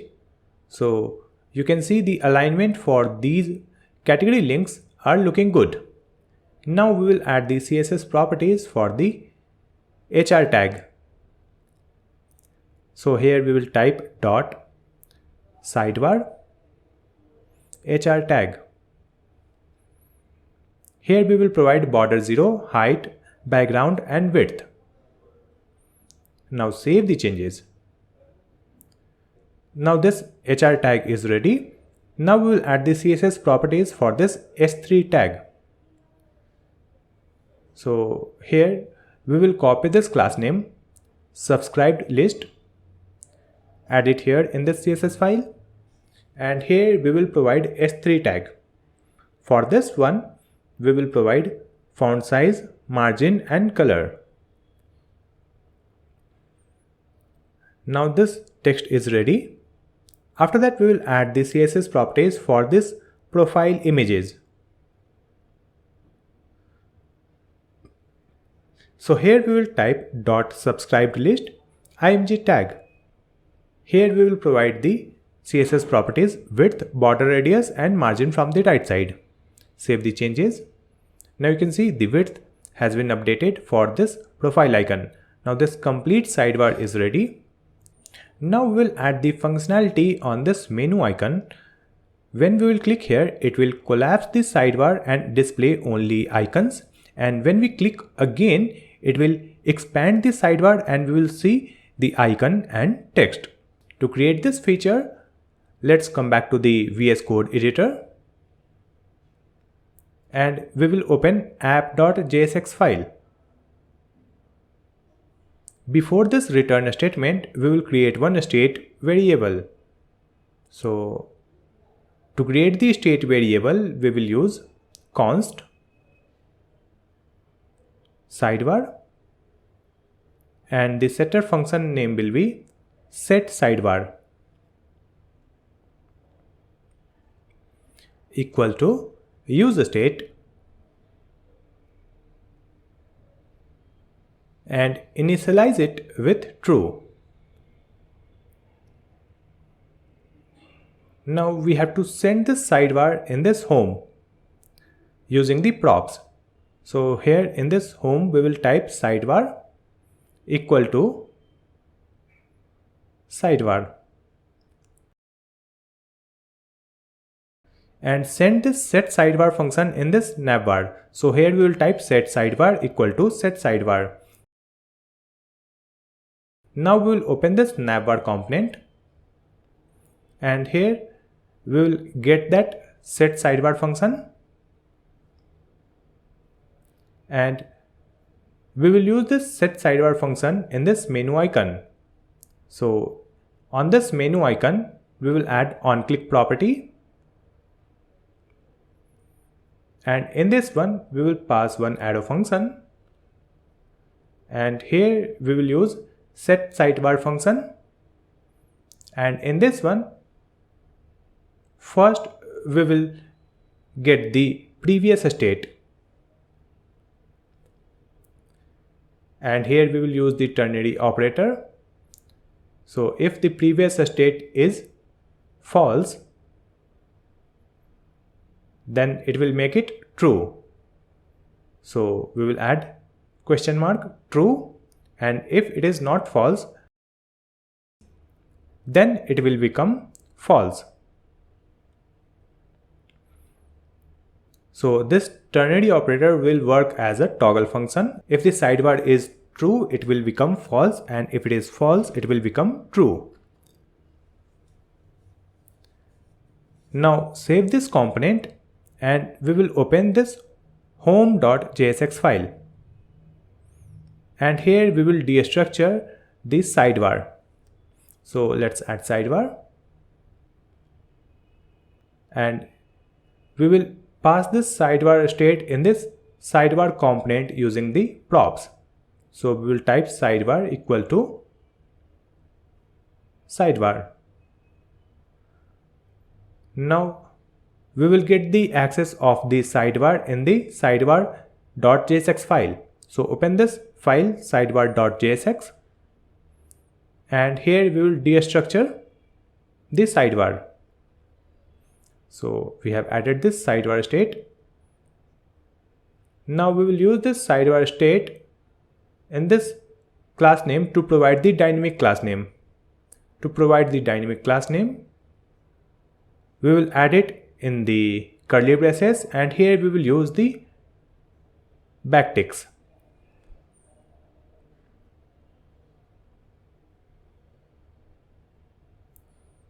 And after this sidebar class name, we will use the template literal. So let's add $sign curly braces, and in this one we will check if the sidebar is true. In that case we will provide empty string, and if it is false, in that case we will provide a string that will be a new class name. So let's add small sidebar. Now save the changes. Now we will come back to the web page and right click and click on inspect.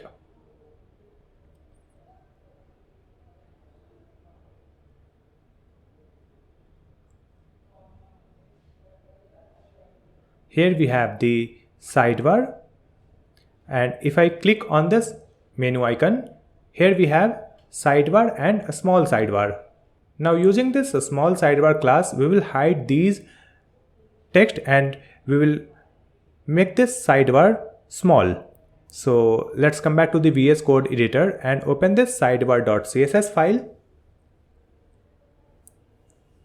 Here first we will add that class name small sidebar, and here we will provide the width of 5%. Now save the changes, and if I click here, you can see the width is changing width becomes 5%. After that, we have to hide these text. To hide that one, here we will add dot small sidebar, then p tag, and here we will provide display none. Save the changes. So here you can see all text are hidden. We have only icons and image, and if I click again on this menu icon, the text will be visible. If I click again, it will hide the text. After that, we will hide this text also in the small sidebar. So let's come back to VS Code editor, and here we will type dot small sidebar h3 tag, and here also we will provide display none. So that subscribed text is also hidden. If I click here, it will display this subscribed text again. Now we will add the CSS properties for this HR tag. So let's add dot small sidebar HR, and in this one we will provide width and margin from the bottom. Then save the changes and come back to the web page. So here, if I click on this menu icon, we have the expanded sidebar. If I click again, we have the small sidebar where we have the icons and profile images. After that, we will create the multiple video cards on this web page.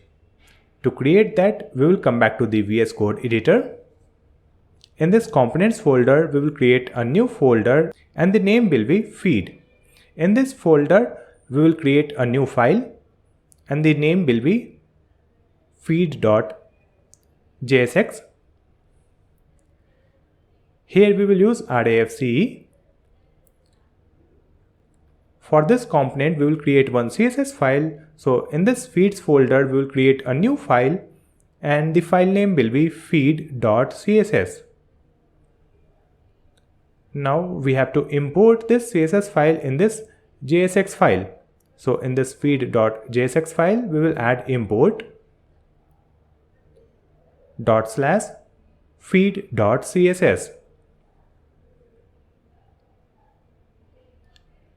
Save the changes.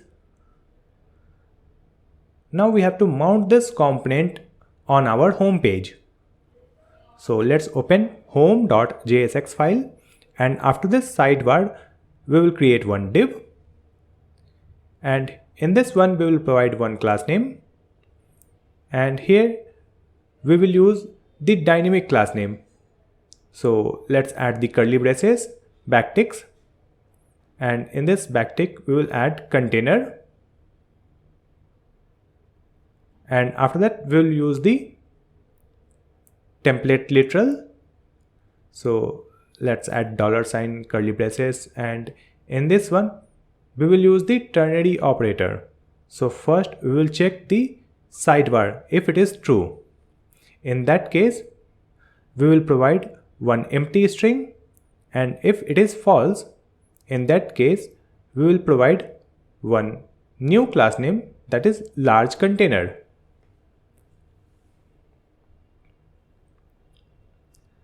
In this div, we will mount our feed component. So here we will type opening arrow feed / closing arrow. So this feed component has been mounted in this div where we have the container class, and if the sidebar is false, in that case there will be one more class name, large container.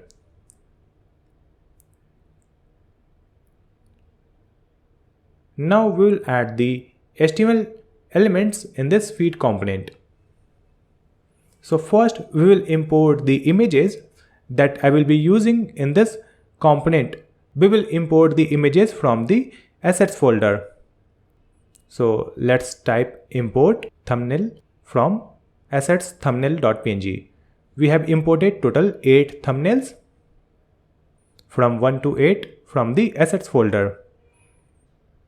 After that, we will add the HTML structure for this feed component. So in this div, let's add a class name, that is card. So we will add class name card. After that, we will add one img tag. In this image, we will use the image that we have imported. So let's use the first image, thumbnail1. Then we will create one h2 tag, and in this one we will display the video title. So let's add one common title. Then we will add one h3 tag. In this one we will provide the channel name. So here we will type Great Stack. After that, we will create one p tag. In this p tag, we will display total views and upload time. So let's add 15k views. Then we will use one dot. So here we will add and bullet semicolon. Then we will add 2 days ago. So here we have created the format for the card. Now come back to the web page. It is looking like this. So first, in this return, we will create one div and the class name will be feed. And let's place this card inside this feed. After that, let's create another copy of this card. So we will create total 8 card.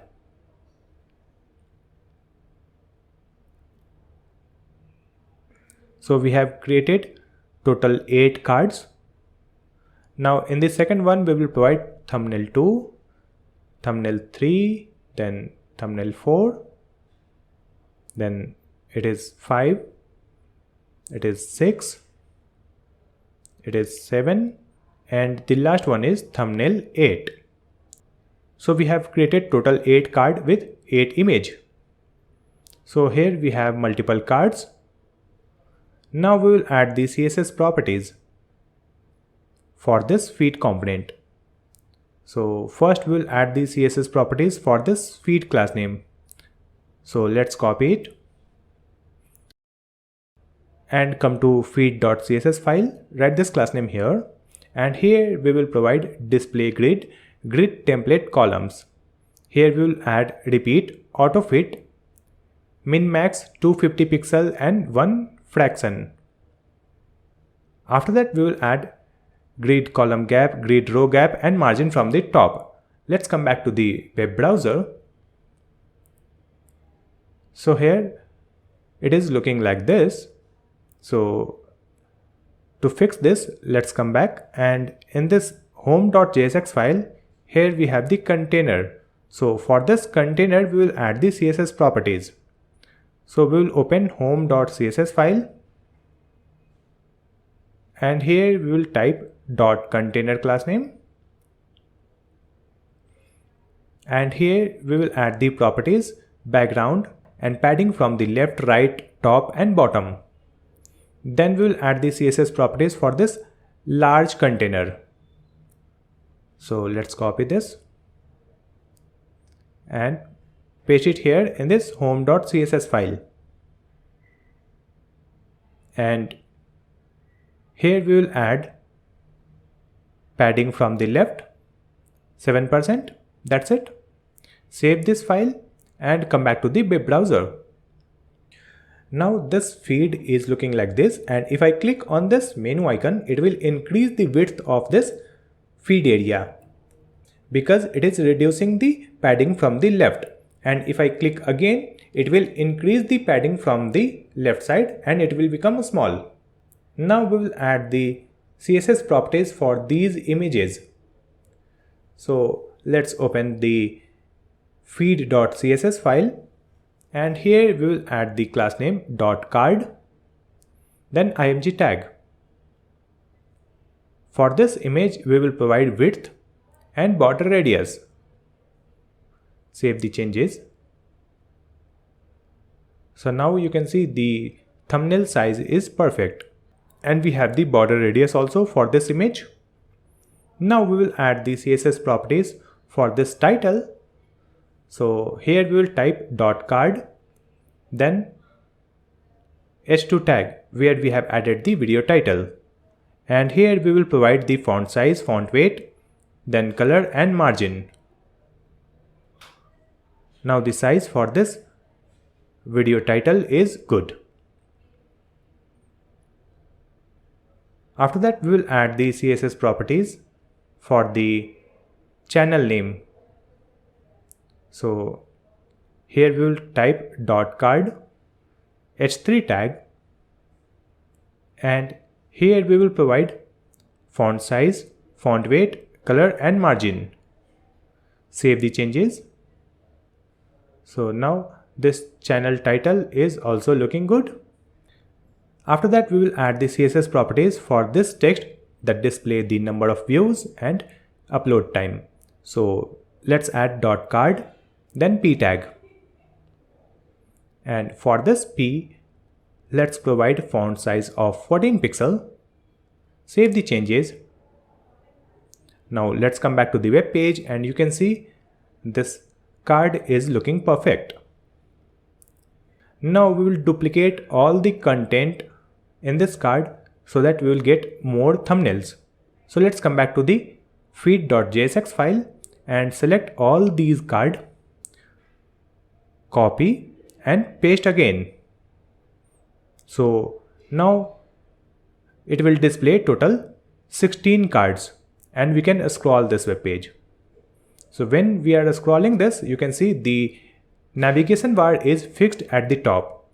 And if I click on this menu icon, it will increase the width of this feed area, and if I click again, it will decrease the width. Now we will create our video page. To create the video page, let's come back to the VS Code editor. In this feed.jsx file, in the first card, we will replace this div with link tag. This link tag is from React Router DOM. In this link tag, we will use toProperty. In this toProperty, we will add the path of our video page. So in this curly braces, we will use the template literals. So let's add backticks. Then we will go to video path / category ID. So let's add the random category ID 20. Let's add / and here we will add the video ID. So for this video ID, let's add any random ID for now. And after that, save the changes. Now, if I click on the first card, it will open the video page where you can see we have the navigation bar and this is the path /video /category ID /video ID. Now we will add the elements on this video page. So let's come back to the VS Code editor and open this video.jsx file. In this div, we will add one class name property and here we will add the class name play container.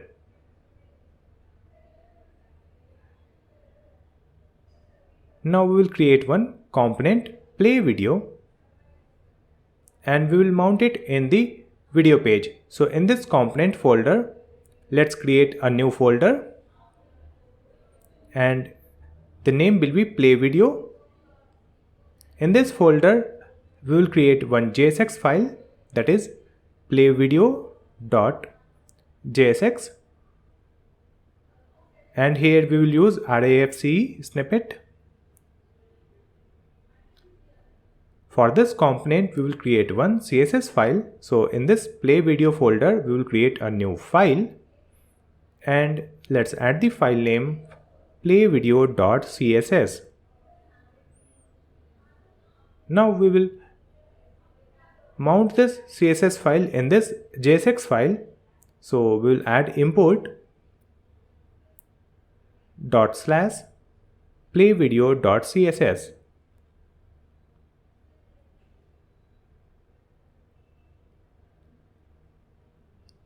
here we have created the play video component. Now we have to mount this component in the video page. So in this div, we will add play video component.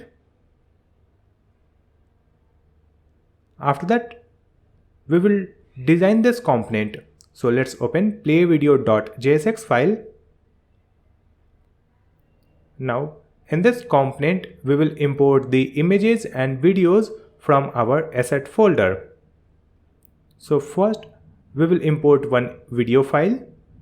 Then we will import the like image, dislike image, share image, save image, then jack image, then user profile image. Now we have imported all the images and video. Now we will add the HTML elements.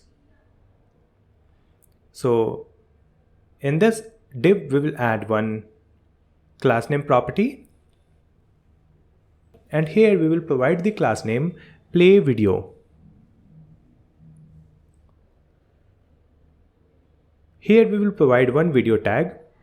In this src, we will add the video 1 that we have imported. So let's add curly braces video 1.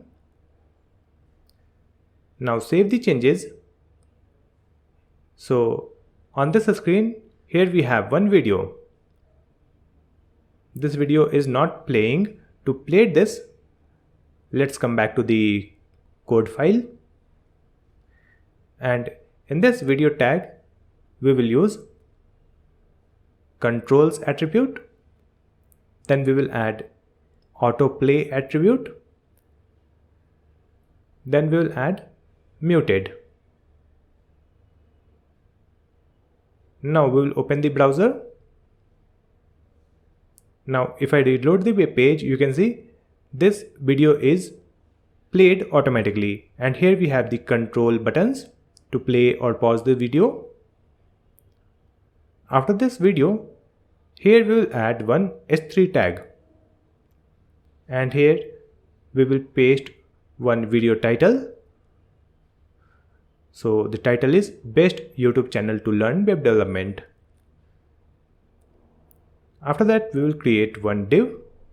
And here we will provide the class name play video info.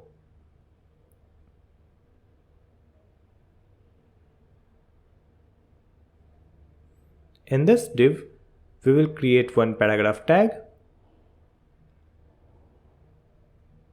So here we will use the paragraph tag, and in this P we will type some numbers, that is number of views. Then we will add one dot, and after this dot we will add 2 days ago. After this P tag, we will create one div. In this div, we will show likes, dislikes, and share and save. So we will use the span tag, and in this span we will use the img tag, and in this image src we will provide the like image. After this image tag, we will add 125. Now let's create the copy of this span. So we will add total 4 span. In the second image, we will add dislike, and here we will add the data 2. Similarly, we will update the image. For the third one, it is share image, and here we will add the text share. And in the last image, we will add save, and here we will add the text save. Now save the changes and come back to the web page. Now here we have the video title, views, and upload time. Then we have the like button, dislike button, and share icon, then save icon. After that, we will display the channel details. So after this div, we will create one HR tag. After this HR, we will create one div with the class name publisher.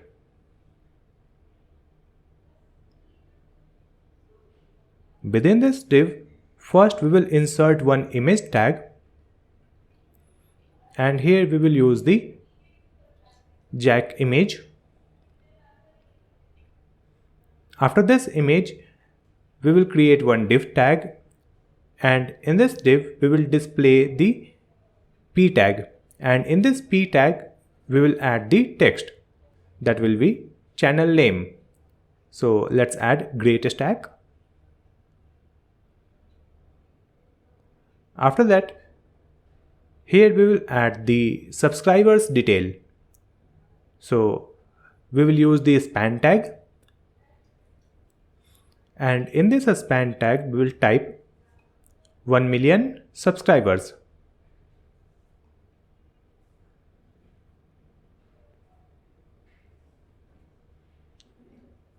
After closing of this div, we will create one button tag that will be the subscribe button. So let's add the button tag, and here we will add the button text that is subscribe. Now save the changes. So here we have the image, channel name, number of subscribers, and subscribe button. After that, we will add the description section. To create the description section, after closing of this div, here we will add one div, and we will provide the class name vid description, that is video description. In this one, we will insert the p tag, and here we will add some text. Channel that makes learning easy. And let's add another p tag, and here we will add the text. Subscribe Great Stack to watch more tutorials on web development. After that, we will add one HR tag. Then we will add one h4 tag. In this h4 tag, we will mention total number of comments.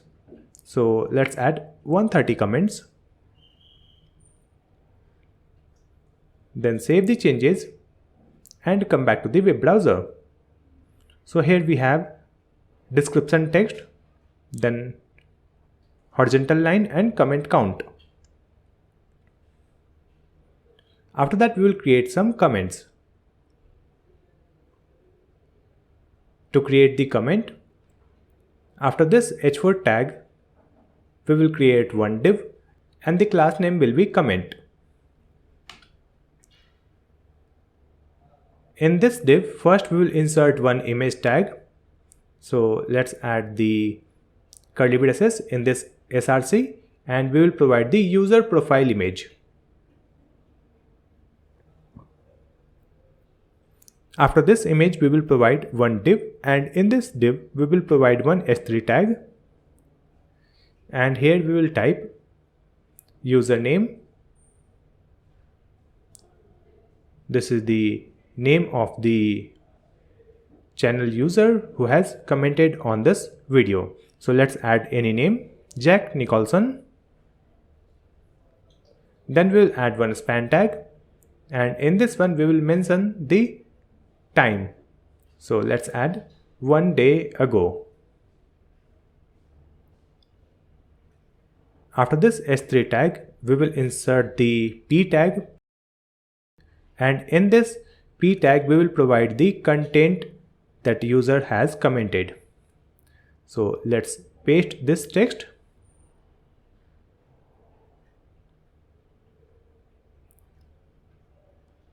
After this comment, we will add one div with the class name comment action. In this comment action div, we will add the like and dislike icon. For that, here we will use one image tag, and here we will provide like image. Then we will add one span tag, and here we will provide some number 244. After this span, we will insert one image tag, and here we will use dislike image.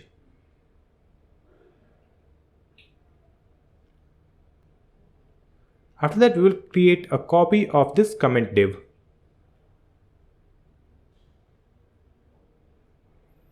Now save the changes and come back to the web browser. So here we have multiple comments. We have the name, then time 1 day ago, then comment text. Now we will add the CSS properties for this play video component. So first we will add the CSS properties for this class name play video. So let's copy this one and paste it here in this playvideo.css file.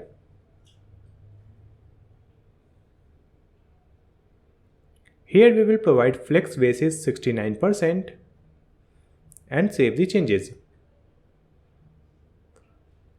After that we will add the CSS properties for this video tag. So here we will type .play video, and here we will add width 100%. Save the changes. Now we have provided the width 100% for this video. Now we will add the CSS properties for this h3 tag. So here we will type .play video h3 tag, and here we will provide margin from the top, then font weight and font size. After that we will add the CSS properties for the play video info class name. So let's copy this class name, add it here in the CSS file, and here we will provide display align items, justify content, then flex wrap, some margin from top, and font size and color. Then save the changes and come back to the web page. Now this views and time is in the left side, and these action icons are on the right side, which is like, dislike. After that we will add the properties for this image icons. So let's add .play video info img tag, and for these images we will provide the width and margin from the right side. Save the changes. Now these icon size is perfect. Next we will add the properties for this a span tag. So here we will type .play video info a span tag, and here we will provide display align items and margin left. Now this text and images are inline. Next we will add the CSS properties for this HR tag. So here we will type .play video HR tag. For this HR tag we will provide border, height, background and margin. Now this HR tag is also looking good. Next we will add the CSS properties for this publisher.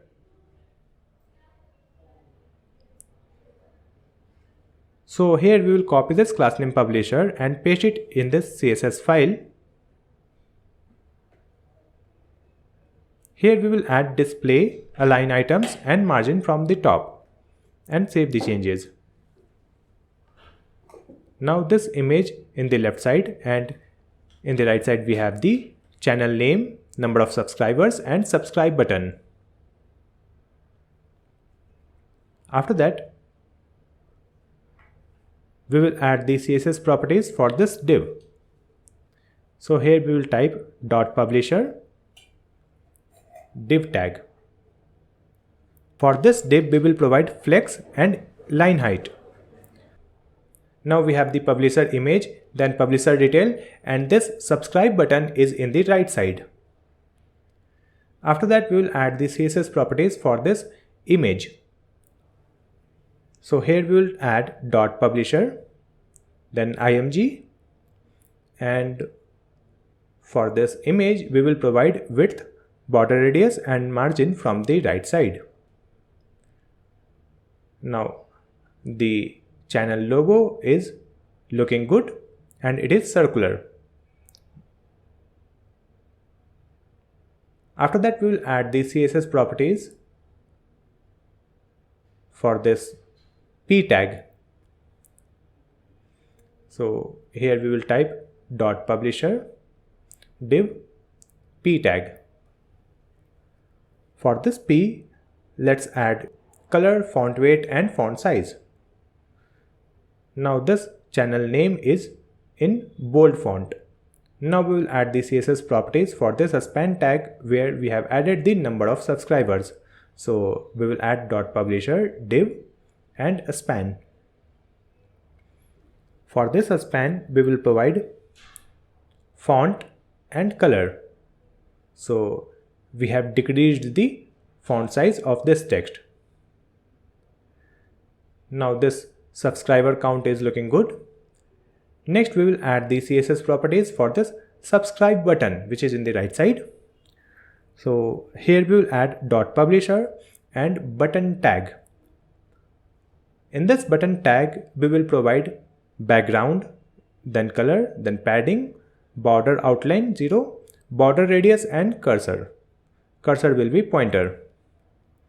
Save these changes and come back to the web browser so you can see this subscribe button is looking good. Now we will add the CSS properties for this description text. So we will copy this class name with description and paste it here in this CSS file.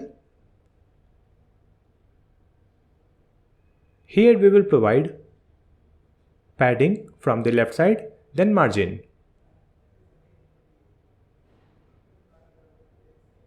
Now we have added some space in the left side for this description. Next, we will add the CSS properties for this text which is in the description. So here we will add .with description, then p tag, and here we will provide font size, margin from the bottom and color. So the font size for this description text is looking good. After that, we will add the CSS properties for this comment text which is in the h4 tag. So here we will type .with description, then h4 tag. Here we will provide font size, color and margin from top. Now this comment count is looking good. After that, we will add the CSS properties for this comments.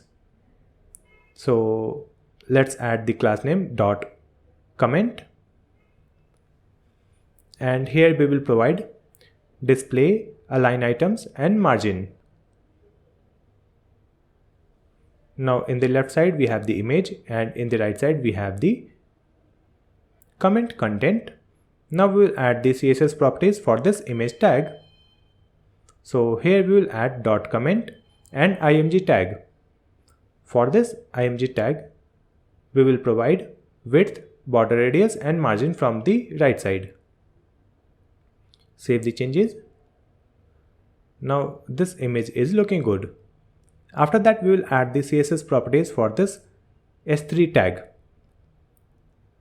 So here we will type .comment s3 tag, and here we will provide font size and margin from the bottom. Then save the changes. After that, we will add the CSS properties for this span tag where we have added the comment time. So let's add .comment s3 and a span. For this span, we will apply font size, color, font weight and margin from left.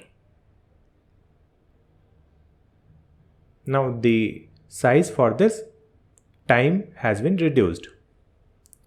After that, we will add the CSS properties for this comment action class name. So just copy this, paste it here.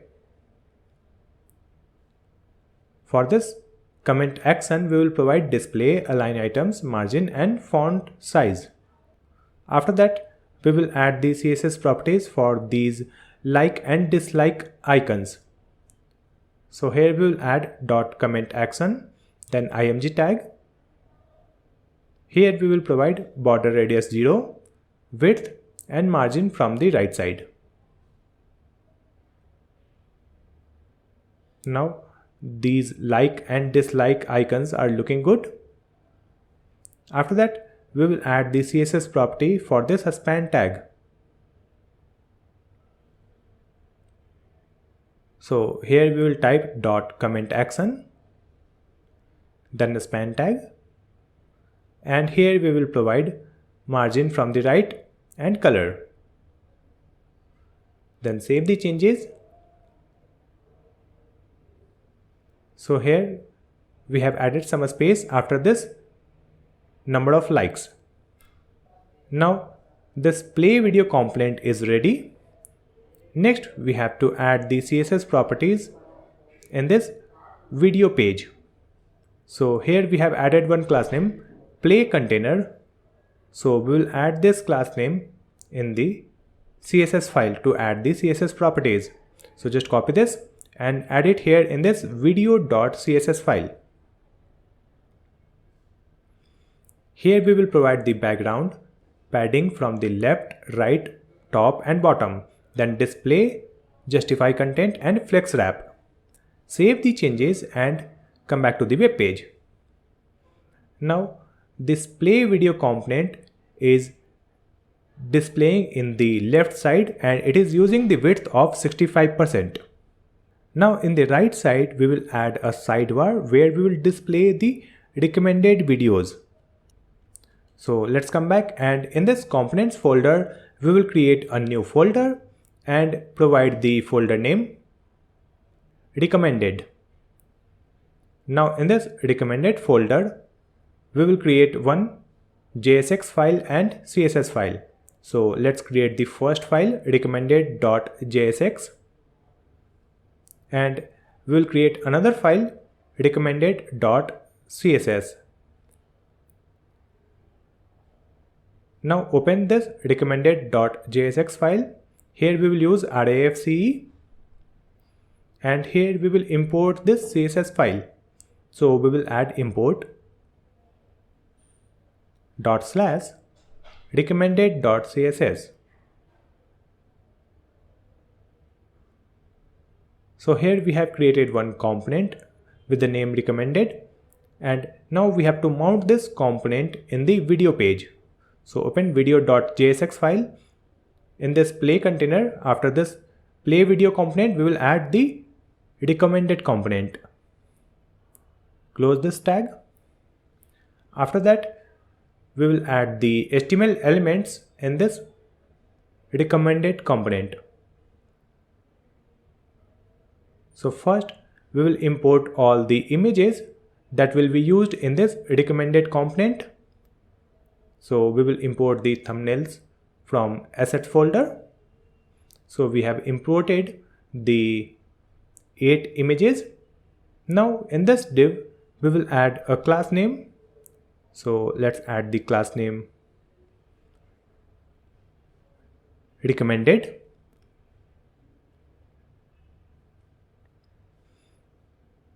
Now within this div, we will create one div and the class name will be side video list. In this div, we will insert one image tag, and in this image src, we will use the image that we have imported. So let's use the first image, thumbnail 1. After that, we will add the div, and in this div, we will add the class name vidinfo. In this div, we will insert the h4 tag, and in this h4 tag, we will use video title. So let's use one title, best channel that helps you to be a web developer. After that, we will add a text in p tag where we will display the channel name. So let's add greatest tag.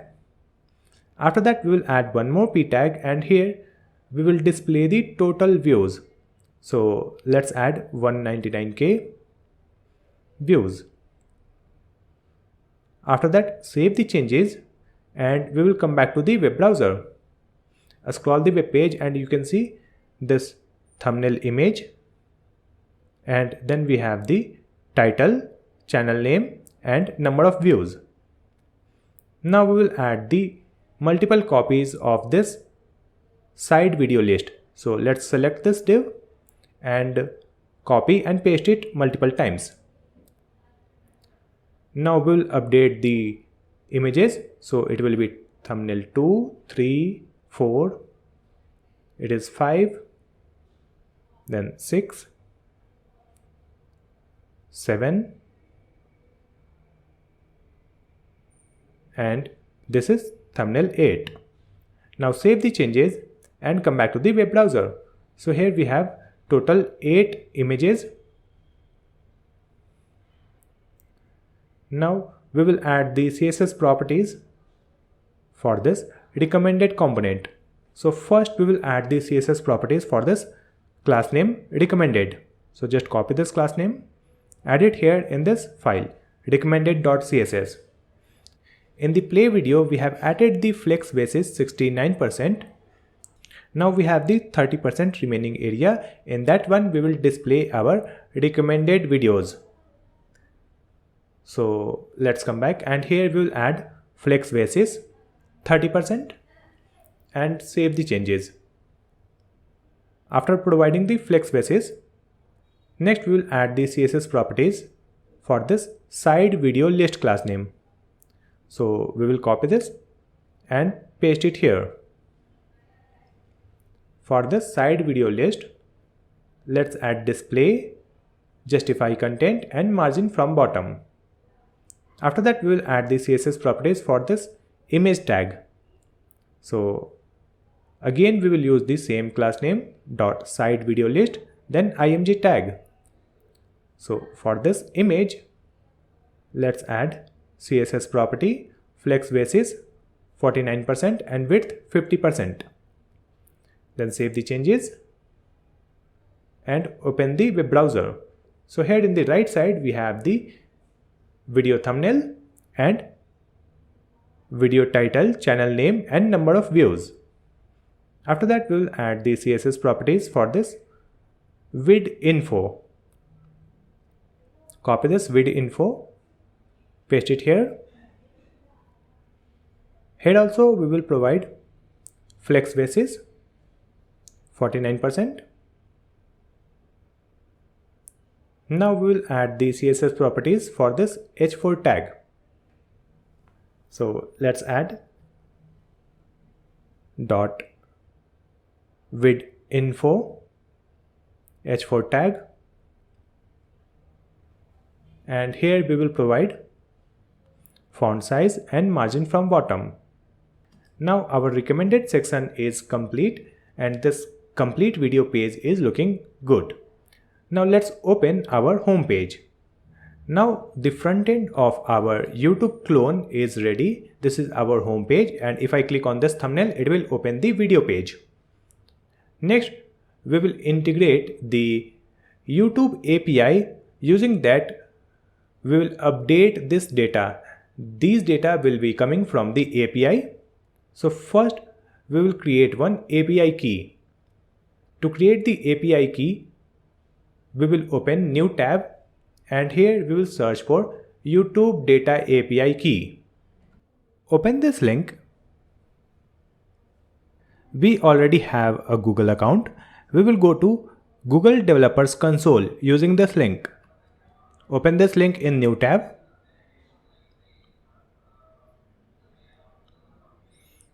Then click on this button, Create Project.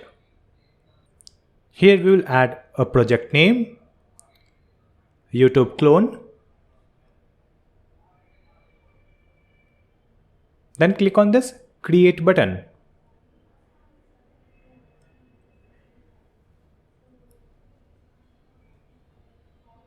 Now our project has been created. Now we will click on Enable APIs and Services.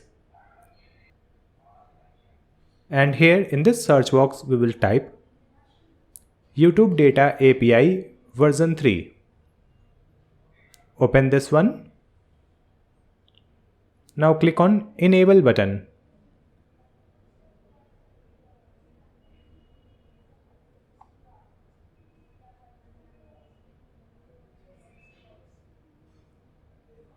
Now we have enabled the YouTube Data API version 3. Then click on Create Credentials. And here we will select the API YouTube Data API version 3. After that we will click on this public data, then click on Next.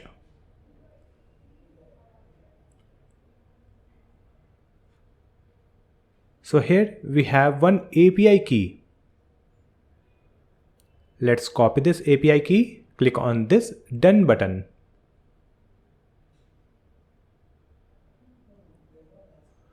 Now we will come back to the VS Code editor.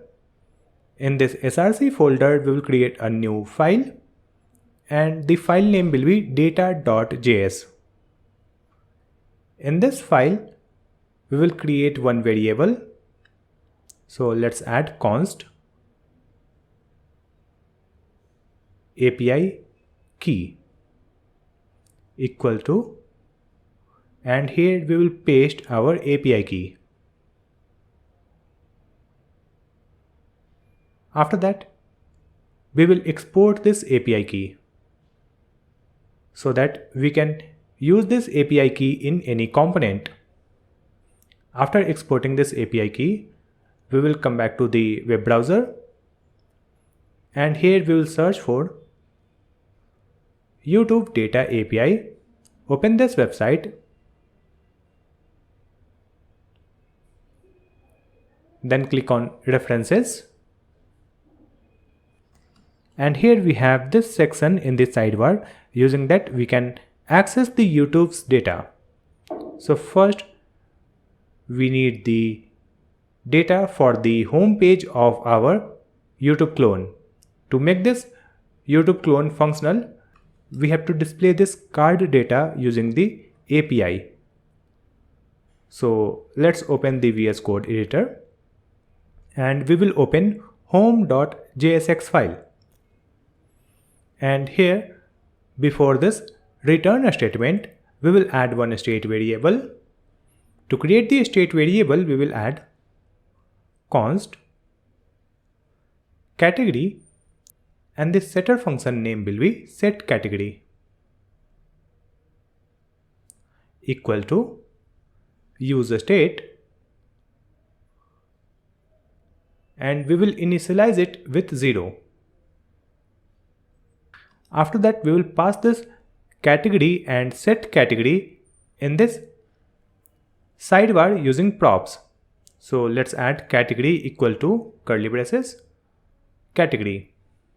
Then we will pass the setter function set category equal to set category.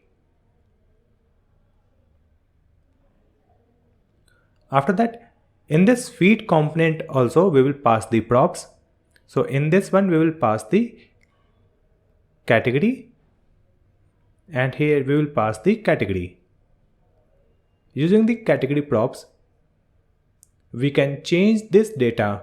When we click on the home, it should display the mixed content. If I click on the gaming, it should display the gaming videos from the API. For that we will use this category state. So first we will make this sidebar. So let's come to sidebar.jsx file. Here first we will destructure the props. So here we will type category and set category.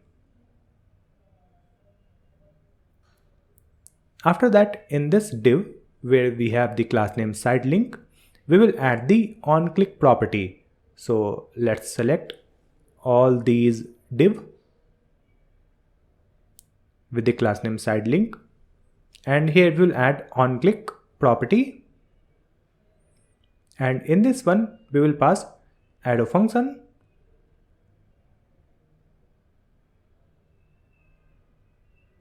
and here we will call the set category function.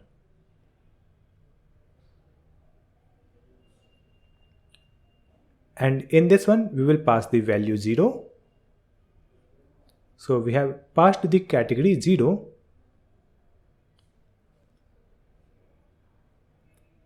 Now we will come back to the browser, and here we will open video category.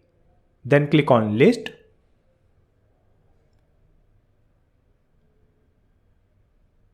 Then click on this link list, and then click on execute button. I will select this account, allow the permission. Now here you can see we have one response where we have one array, and in this array we have multiple objects. So here you can see the ID is 1 and the title is film and animation. Here we have the ID 2, that is for autos and vehicles. Here we have different ID for different categories. This is for music, this is for pet and animals.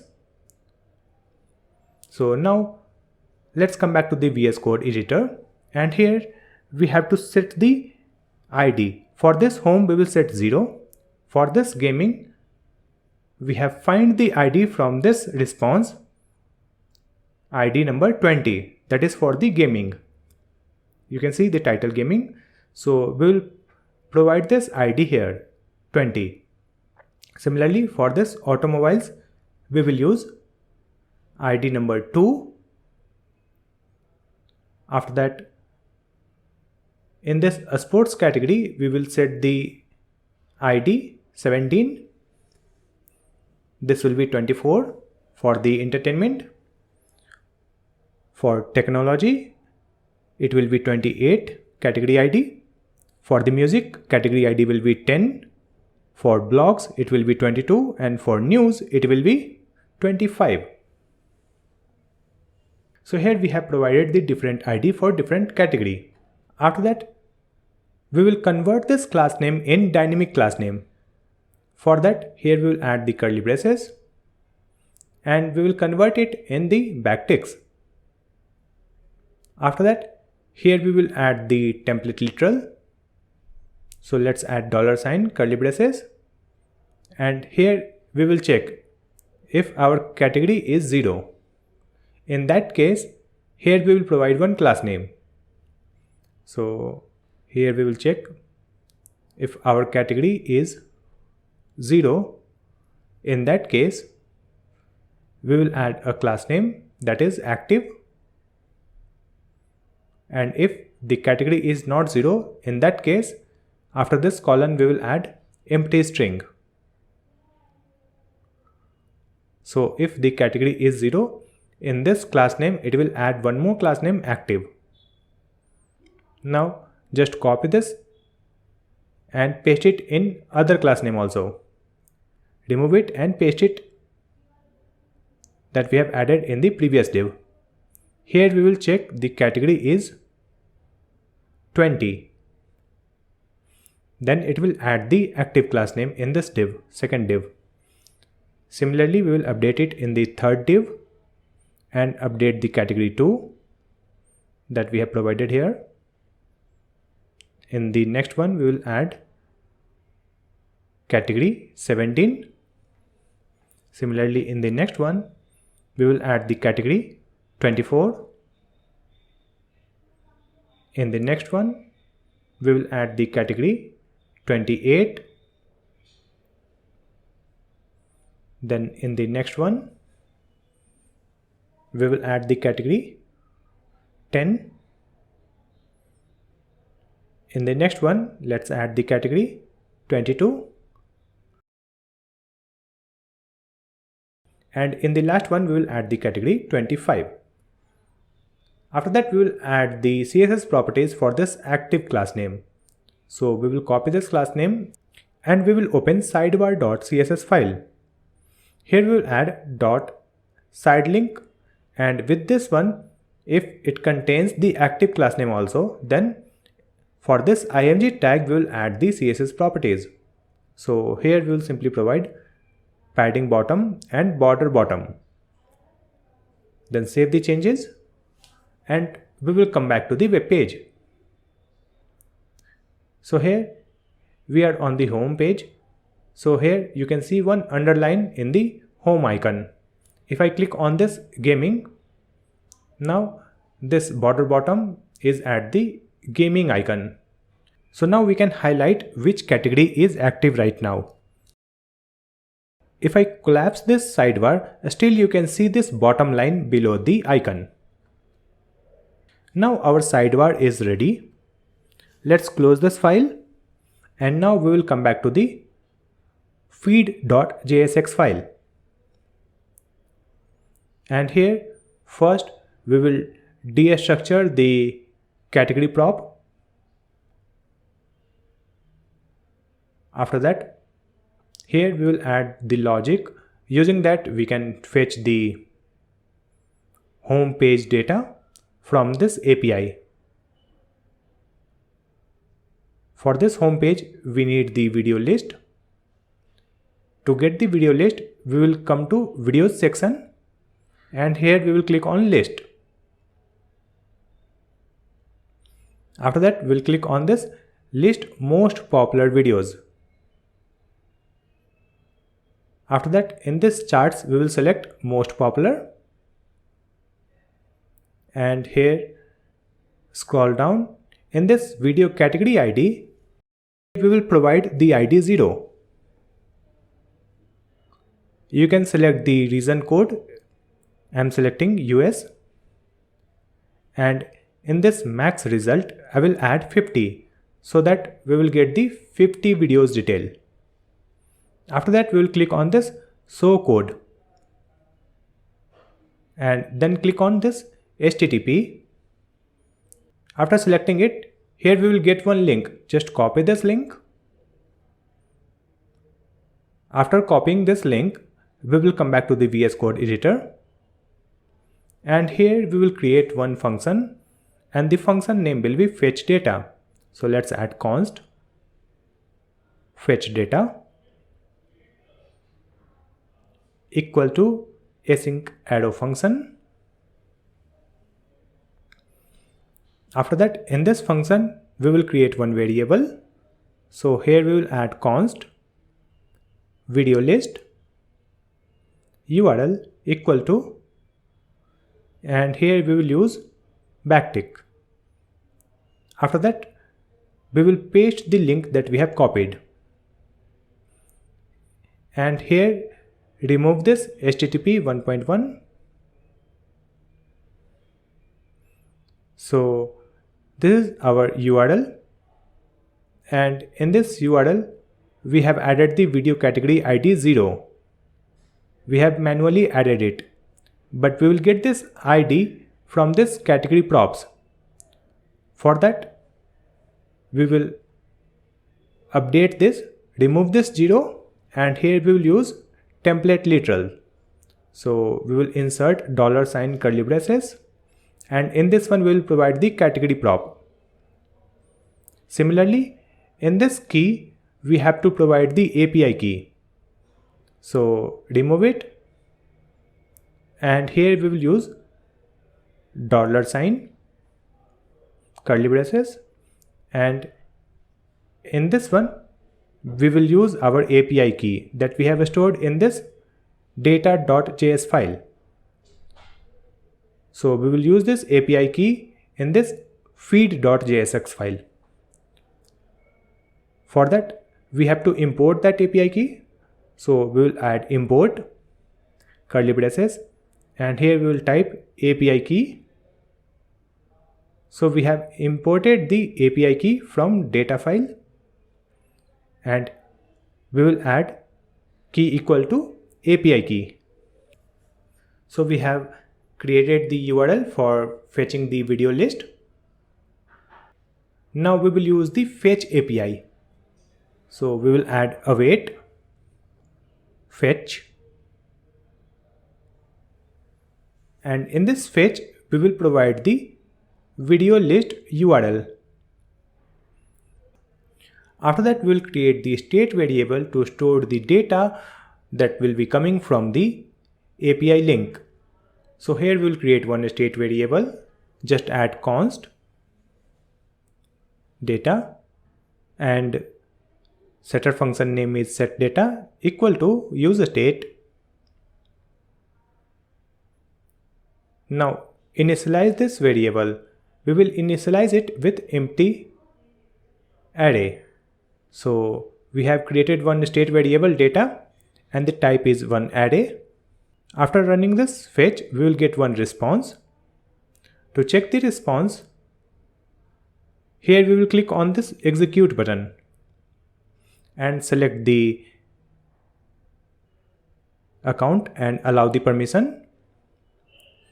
So here we will get the response like this, where we will get the array, and in this array we have multiple objects. All object contains the data for a video card. As you can see, here we have the published ad. It will display the time when the video is uploaded. This is the channel ID. Here we have the video title. After that we have the description. Then we have thumbnails. After that we have the channel title, category ID, and some other details like view counts, like counts. So we will use these details. To use these details, we will save this array in our data state. So let's come back. So after this fetch statement, here we will add dot then, and in this then we will use response. We will add response.json. After this response.json, we will get another promise. So again we will use dot then. In this then we will add data, and from this data we will find this array and store it in our data state. So we will add setData function, and in this setData function we will provide data.items.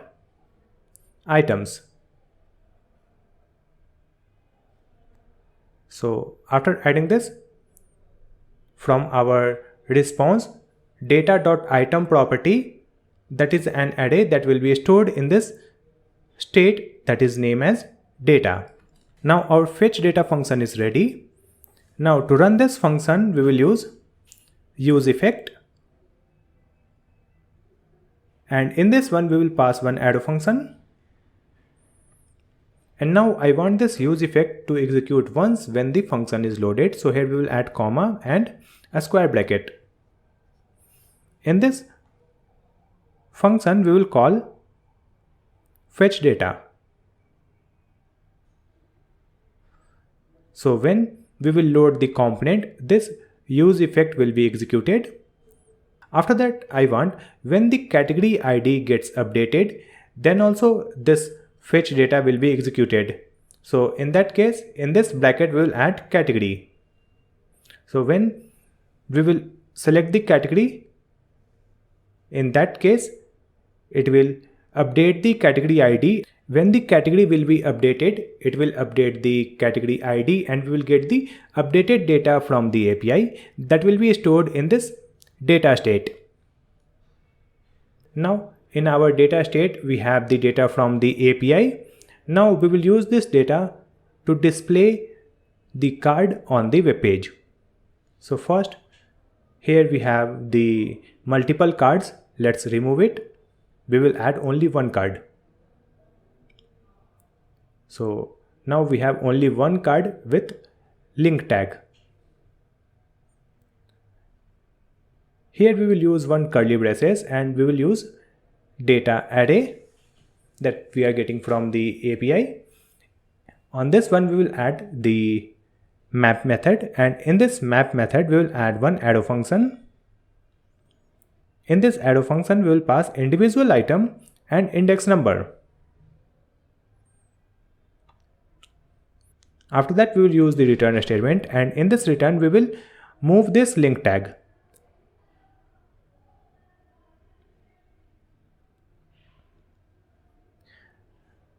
Then save the changes.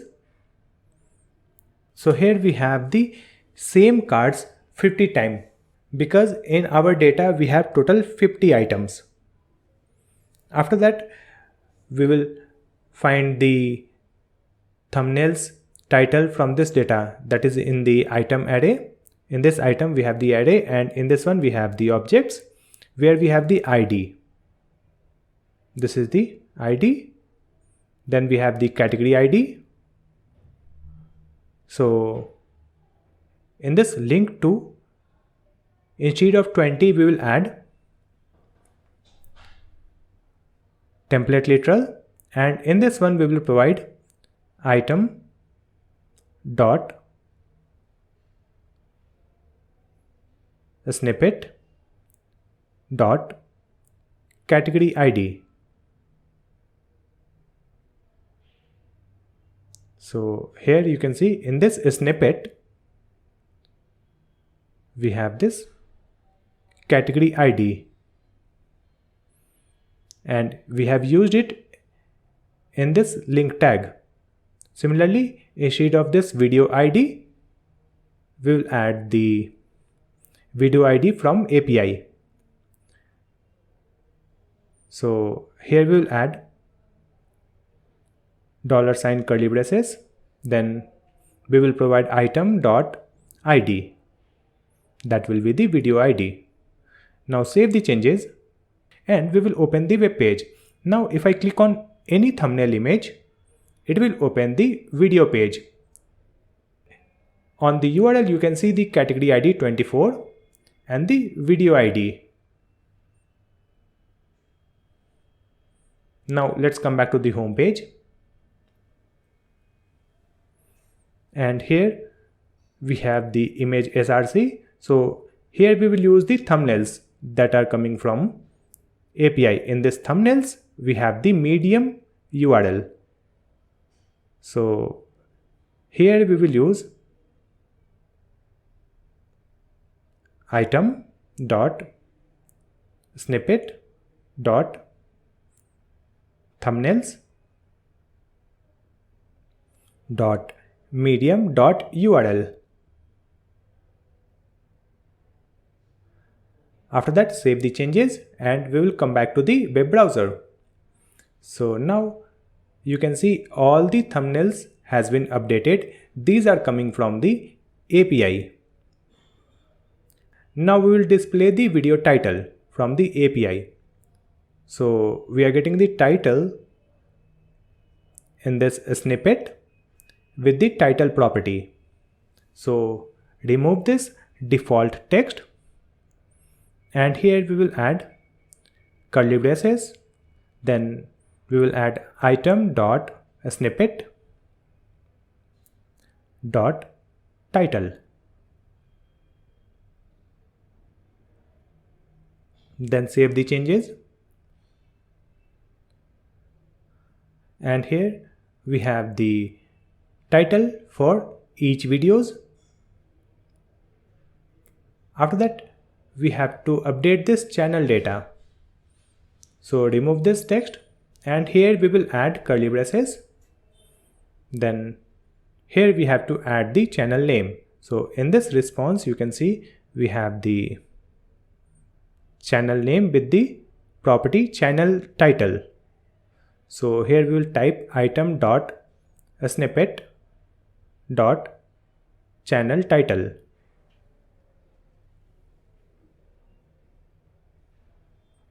Now save the changes and open our web page. Now you can see the channel name has been updated on our web page. You can see different channel name here: Mr. Beast, BBC, News 19. After that, we will update the view count and the time when the video is uploaded. So let's remove it. And here we will add the curly braces. So video views data is available here in this statistics property, and view count. So let's add it here, item dot statistics dot view count. Then save the changes. So you can see it is displaying number of views, but this view is displaying in complete number, but we want it in the thousand and million. So to convert it, we will build one converter. So in this data.js file, we will create one arrow function that will take the views data and convert it into the thousand and million. For that, we will add const value converter equal to arrow function, and in this parameter we will add the value. Then here we will add if statement. In this one we will check if our value is greater than 1 million. So we will type value is greater than equal to 1 million.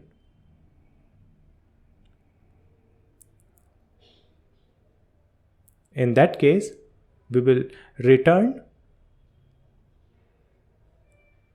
value divided by 1 million. After dividing, we will get the value in decimal. To remove the decimal digit, we will use math.floor. So we will add math.floor method. After that, from this data, decimal points will be removed. After that, we will concat the string that will be m. That means million. After that, if the value is less than this 1 million, in that case, we will add else if. And here we will check if our value is greater than equal to 1000. In that case, we will return the same thing, just copy and paste it here.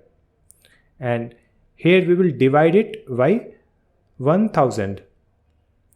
And instead of m, we will add k. That means 1000.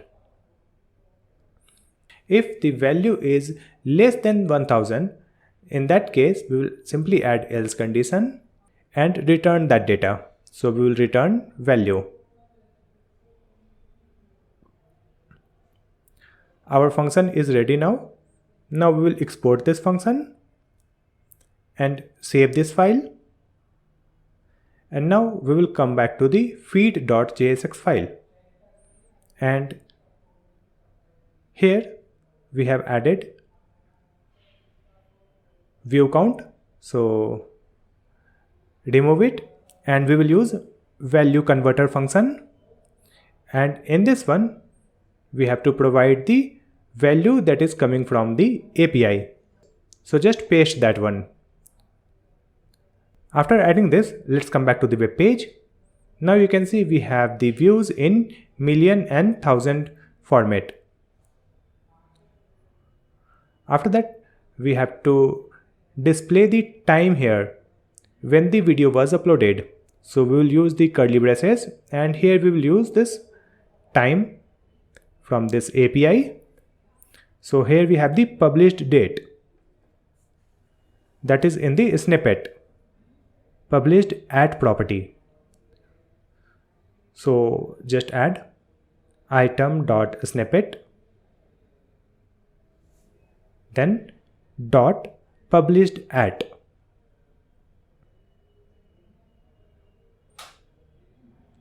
And save the changes. So here it is displaying the date and time, but we have to convert it in the format like 2 days ago, 1 day ago, 1 hour ago. So for that we will use the moment package. So in this package JSON, you can see moment that we have installed while installing the packages. Now we will use this package. So let's remove this and here we will type moment, and in this one just add this published at, then we will add dot from now, then save the changes.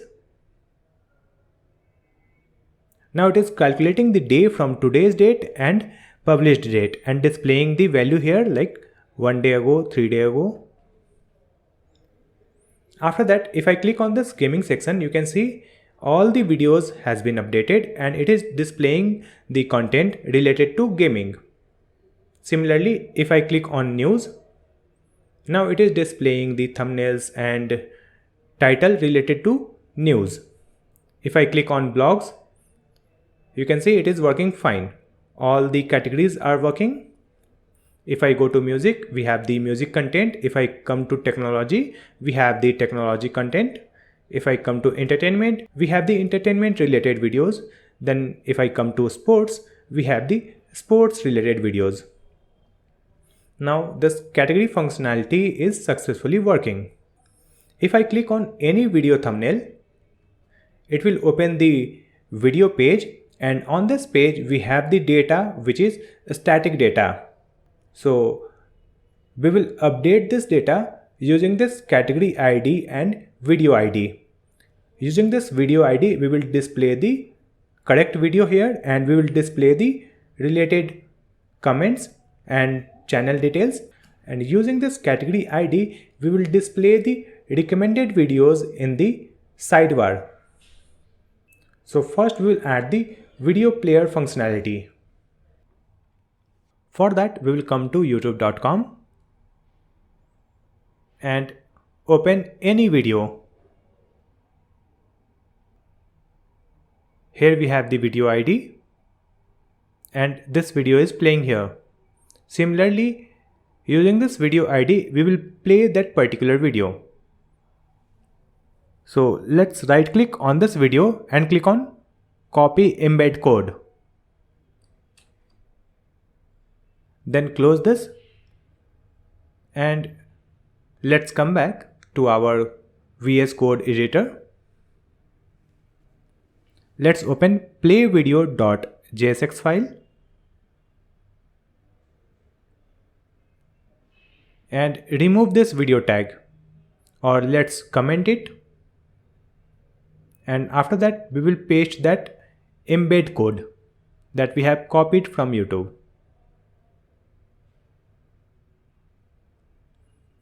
So here we have the iframe. In this one we have the width, height, src. In this src we have the video ID. Here we have the title and some other attributes. So first let's remove this width, height and remove this title also.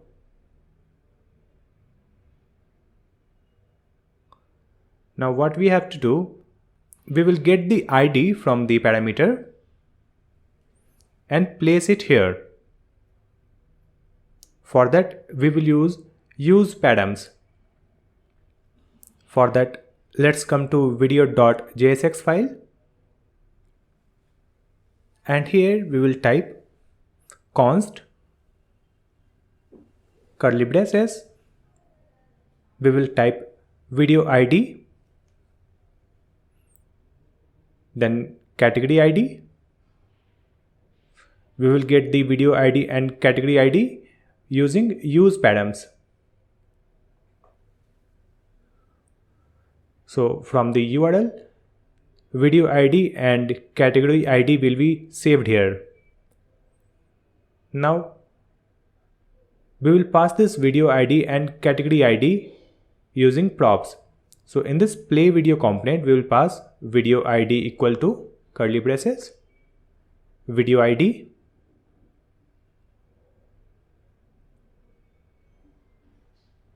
then we will come here play video.jsx file and here we will destructure that video ID. So we will add video ID After that, we can use this video ID in this iframe src. So remove this double quote and convert it into template literal. First we will add the curly braces, then backtick, and here we will use template literal. So let's add $, curly braces, and we will place the video ID. Now save the changes.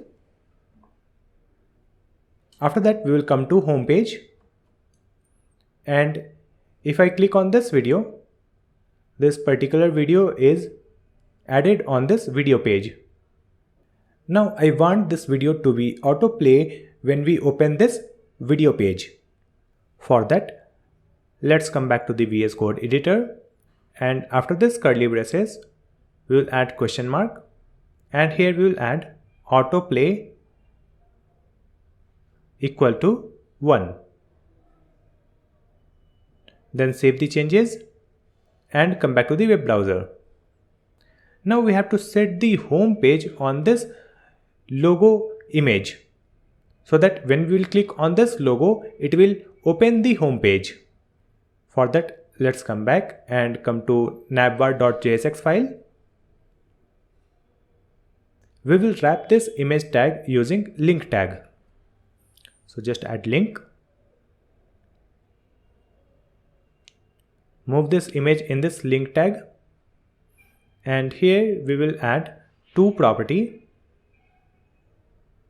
and we will provide the path /. Save the changes, and we will come back to the web browser, and if I click on the logo, it will open the home page. Now if I open any other video, that video is added here on this video page and it is automatically playing. Let's open another video. You can see another video is added here. Now we will add the CSS properties for this iframe. Right now it is displaying very small. So just come back and open this playvideo.css file. And convert this video tag in the iframe. After that, here we will define the height, that will be 37 VW. Then save the changes and come back to the web browser. Now our video size is perfect. If I click here, it will start playing the video, and if I click again, it will pause the video. Let's go to home page. Let's open another video. You can see another video is playing here. After that, we have to update these data, that is video title, views and upload time, using the API data. So first we will open this file playvideo.jsx. Here we will create one use state variable. So let's add const API data, set API data equal to use state, and initialize it with null.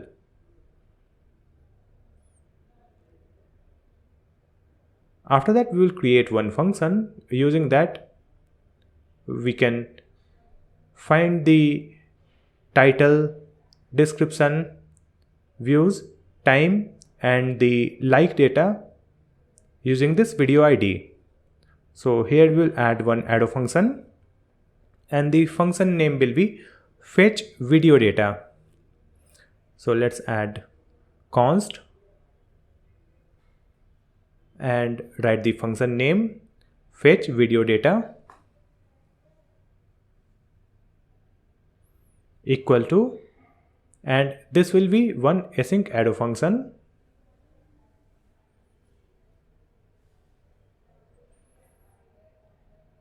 Here we will add one comment, fetching videos data.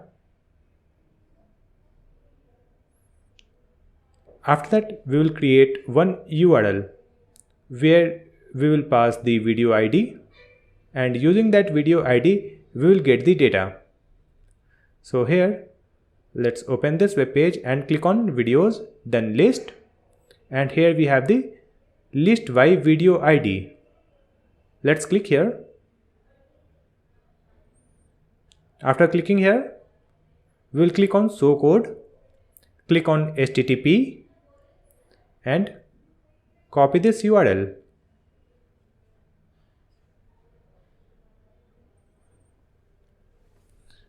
Here we will create one variable, so we will type const video details URL equal to, and here we will insert the backtick and paste that URL. After that, instead of this ID, we will use the template literal, so just add $, curly braces, and here we will use the video ID. So just paste it here, video ID. After that, in this key we will use the API key that we have stored in this data.js file. So remove this, and here we will insert $, curly braces, and here we will provide API key.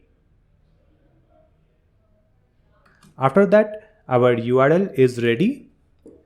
Next, we will use the fetch API. So let's add await fetch, and in this fetch we have to use the video details URL. After that, we will get one response. So let's see the response what we are getting. Let's click on this execute, select the email ID and allow the permission. So here in this response, in the item property, we will get one array. In this array we have one object, and in this object we have video ID, published date, channel ID, video title, video description, then thumbnails. After that, we have the tags, channel name, then we have view count, like count and comment count. So we will use these data and display it on our YouTube clone video page. We will save this response data in our API data. So after this fetch, we will add .then. In this one, we will get a response. So just add response, and for this response, we will add response.json. After that, we will get another promise. So let's add then method, and here we will get the parse data. So let's add data, and from this data, we will find the array that is in this item property. And in this array, we have the object. So we will store this object in our API data state. So here we will type set API data, and in this one we will provide data.items, and here we will provide the index 0. So it will provide this object in the API data state. After that, we will run this function. For that, we will use use effect. So let's type use effect. In this one, we will pass one arrow function, and here we will provide square bracket, so that this function will be executed only once when the component is rendered. So here we will call that function fetch video data. Then the function will be executed, and the data coming from the API will be stored in this API data state. Now we will use this data to display the video title. So remove this hard-coded title text, and here we will provide curly braces,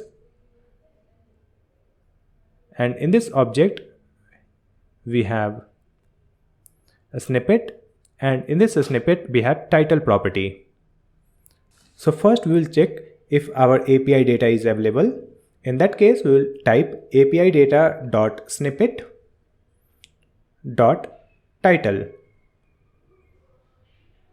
If it is not available, in that case, here we will add one text, title here. Then save the changes and we will come back to the web browser. Now, if I go to home page, open this video, so you can see the title I spent 7 days. So let's open it, and here we have the title I spent 7 days. So now we'll display the number of views and time from the API data. So here we have the number of views, remove it, and here we will add the curly braces. Here we will check if our API data is available. So in that case, we will display the value from this view count, that is in the statistics property. So let's add API data dot statistics dot view count.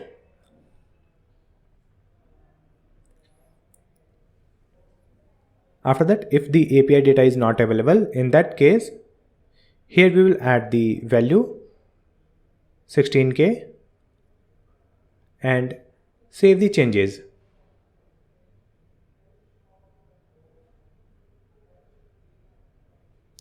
Here we will add S statistics, save the changes. Now here you can see the view data is coming from the YouTube API. Now we will convert it in the million or thousand value using the converter function. So here we will add value converter, and in this one we will paste this data. Now you can see the views in million, it is 64 million. Next we will display the time. So here we have added the manual time 2 days, so remove it, and here we will add moment, and in this moment we will provide the API data dot snippet dot published at, and after that we will add dot from now.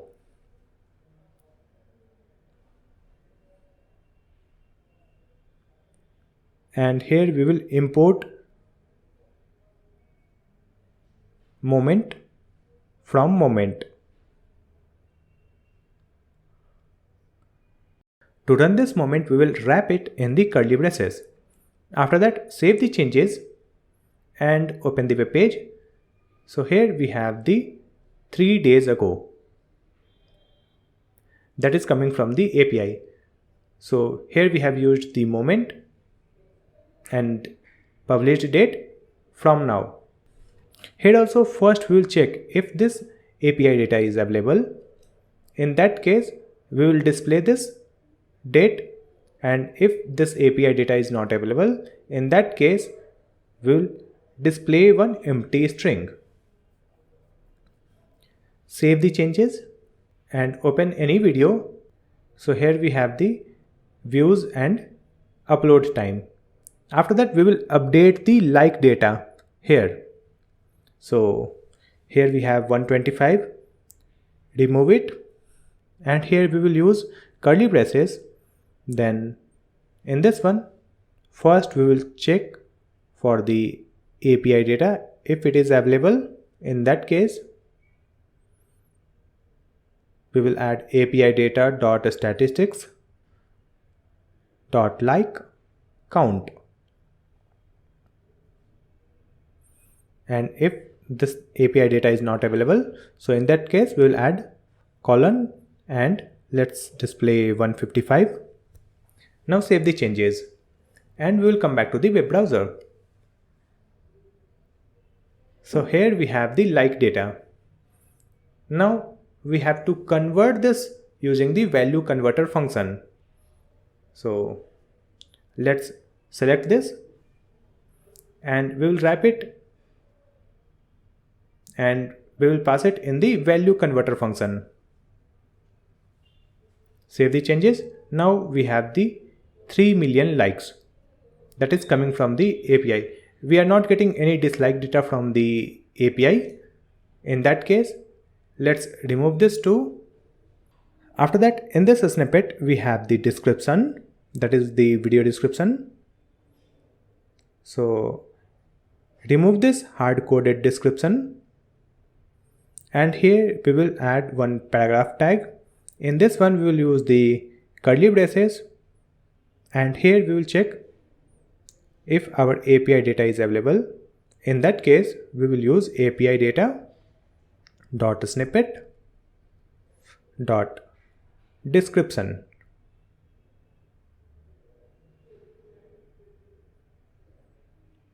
After that, we will add colon. If the API data is not available, in that case, we will show a string where it will display description here. Save the changes, and we will come back to the web browser. So here we have the description. This description is too long, so we will make it small. For that, here we will use the slice method, and here we will provide 0 and 250. Then save the changes. Now this description is small. After that, we have to update this number of comment. So it is here in this comment count value. So here remove this manual value, and we will add curly braces, and we will check for the API data. If it is available, in that case we will add API data dot statistics dot comment count. And if the API data is not available, in that case we will display 102. Save the changes, and here it is displaying number of comments.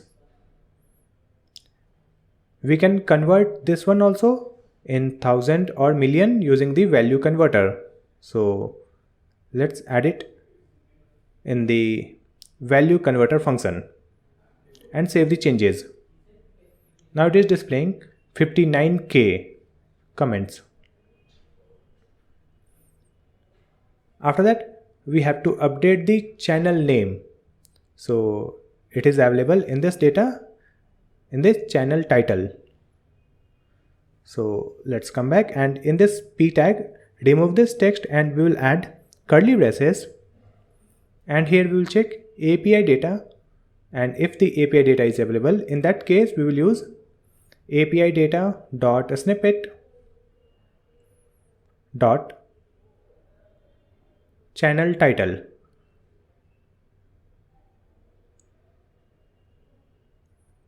If the API data is not available, in that case, after this colon, we will provide one empty string. Then save the changes. So here we have the channel name.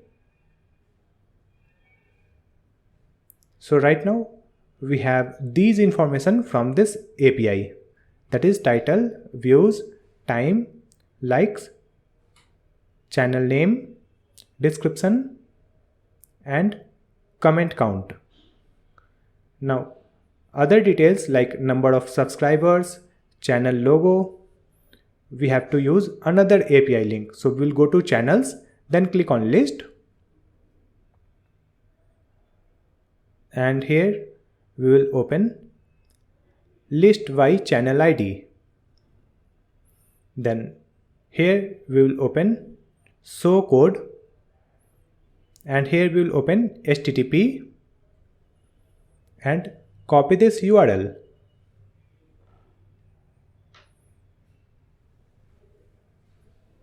After that, we will come back to the VS Code editor, and here we will create one state, and the state name will be channel data.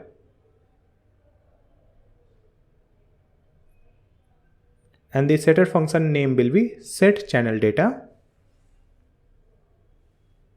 equal to useState. And we will initialize it with null. After that, we will create one arrow function, and the function name will be fetch other data. So let's add const fetch other data equal to, and here we will create one async arrow function. So just add async arrow function, and in this one we will add one comment fetching channel data.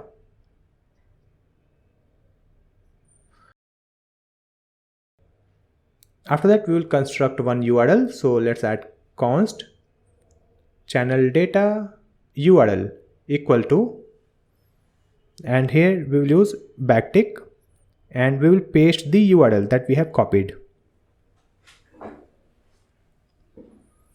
Now in this ID we have to provide the channel ID. To provide the channel ID, we will use the API data. So remove it, and here we will use template literal. So let's add $ curly braces, and to get the channel ID of this video, we will add API data dot snippet dot channel ID.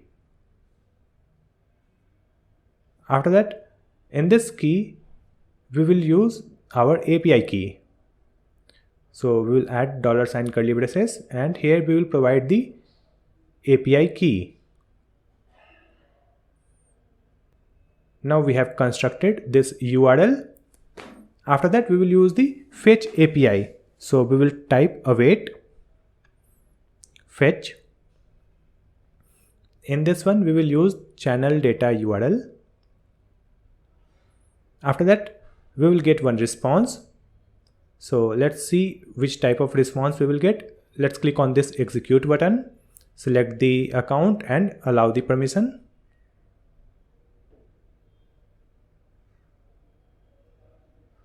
So we will get this type of response where in the items property we will get one array, and in this array we have one object. In that object we have the channel name, channel description, channel custom URL, channel creation date, and here we have the channel logo. So we will use this URL to display the channel logo in our YouTube clone page. And here we have the country details, and here we have the subscriber count, view count, and video count. So we will use the subscriber count. So first we will save this response data in our channel data state. So let's add .then, and we will get the response. So we will parse the response using JSON method. Then again we will get promise. So we will use then, and in this one we will get the parse data that we will store in our channel data state. So let's add set channel data, and in this one we will pass the data dot items, and in this items we will provide the index number 0. So we will get the object which is here. So this object will be saved in the channel data. Here we have used the API data for getting the channel ID. So I want this fetch video data to be executed first, so that we will get the channel ID, and after that it will execute this second function which is fetch other data. For that, here we will use one more use effect, and in this one we will pass one arrow function, and here we will add the bracket, and in this one we will provide the API data. So when the API data will be updated, this use effect function will be executed, and in this one we will call the fetch other data function. So when this API data will be updated, then only this function will be executed. After that, in this channel data, we will get the data about the channel information. So we will use that data to display the channel logo and subscriber. So here in this src, remove this image, and here we will use channel data. First we will check if the channel data is available. In that case, we will add channel data dot snippet dot thumbnail dot default dot URL. If the channel data is not available, in that case, here we will simply provide empty string. If the channel data is available, in that case, we will get the channel logo URL from the API, and if it is not available, in this src we will use empty string. Save the changes, and we will open the web page. So you can see the channel logo here. After that, we have to update the subscriber count. To display the subscriber count, remove it, that is 1 million, and here we will add curly braces, and first we will check channel data is available or not. So if it is available, in that case we will add channel data dot statistics dot subscriber count. And if the channel data is not available, in that case, here we will provide one string, that is 1m. Save the changes, and we will come back to the web browser. So here it is displaying number of subscribers in the complete number format. So we will convert it using the value converter. So let's cut this one, and we will use value converter function and pass that value, that is subscriber count. Save the changes. Now you can see 225 million subscribers. So using the channel data, we have displayed the logo and number of subscribers. After that, we have to display the real comments from the API. So to get the comment data, let's open this page. We'll click on comment threads, click on list, and we'll select list by video ID. Then click on show code, then click on HTTP and copy this URL.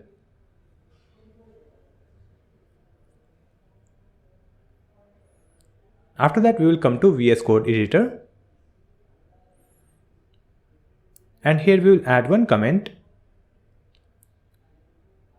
fetching comment data, and here we will create one URL, that is const comment URL equal to backtick, and in this one we will paste the URL that we have copied. After that, in this URL we have to provide the video ID. So we will use the $, curly braces, and we will provide the video ID. Just add video ID that we have received using props, and in this key we will provide the API key. So just add $, curly braces, and here we will use API key. Now we have constructed the URL. After that, we will use the fetch API. So we will use await fetch, and in this one we will provide the comment URL. Here we have to select the max result 50. Uncheck this one and click on execute. So we will get the response. Items And in this items we have the array, and in this array we have multiple objects, and each object has one comment and the username of the person who has commented and the profile image of that user. So we will use these data to display the real comments on this video. For that, let's come back and open this code file. We will store this data in one state variable. So let's create one state variable const, and the name will be comment data, and the setter function name will be set comment data equal to use state, and we will initialize it with one array. After that, here we will add dot then. So we will pass this response using the JSON method. So we will add response.json. Now again we will get one promise where we will get the parse data. So let's add dot then data, and we will store this parse data in our state variable, that is comment data. So we will use the setter function set comment data. In this one we will add data dot items. Now this comment data will be stored here in this state variable. After that, here we have the multiple comments. So let's delete other comments. We will keep only one comment. So let's remove these comments. Here we have only one comment. Save the changes. On this video page, we have only one comment. Now we will use this comment format to display all the comments. So first, let's add a space here, and here we will add curly braces. Let's add comment data dot map method. In this one, we will pass one arrow function. Here we will add the individual item, and we will add the index.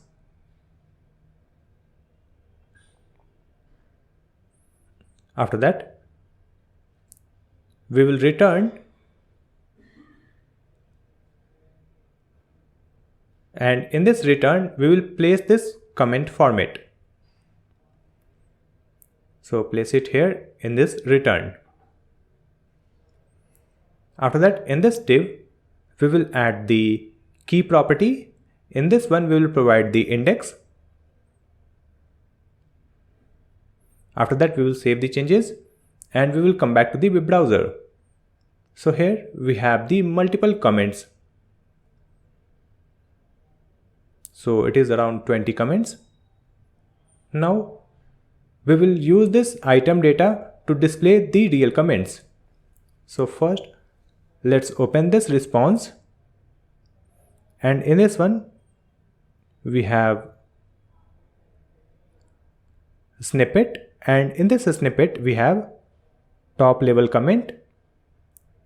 In this top level comments we have another snippet, and there we have author profile image URL. So we will use this URL to display these images. So let's come back, and in this image tag remove this user profile, and here we will add item dot snippet dot top level comment dot snippet dot author profile image URL. Now save the changes. Now come back to the web browser. Now here it is displaying different users' image who has commented on this video.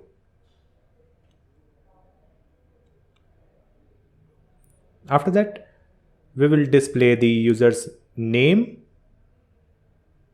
So let's see this response data. Here we have author display name. So we will use this one. So here we will add curly braces. In this one we will add item dot snippet dot top level comment dot snippet, and after that we will use author display name. Now save the changes. Now come back to the web browser. So here it is displaying the username of each users who has commented on this video. Now we will display the real comment. So we are getting the comment data in this text display where we have the comment. So using this we can display the comment on our YouTube clone. So remove this text from this p tag, and here we will use the curly braces.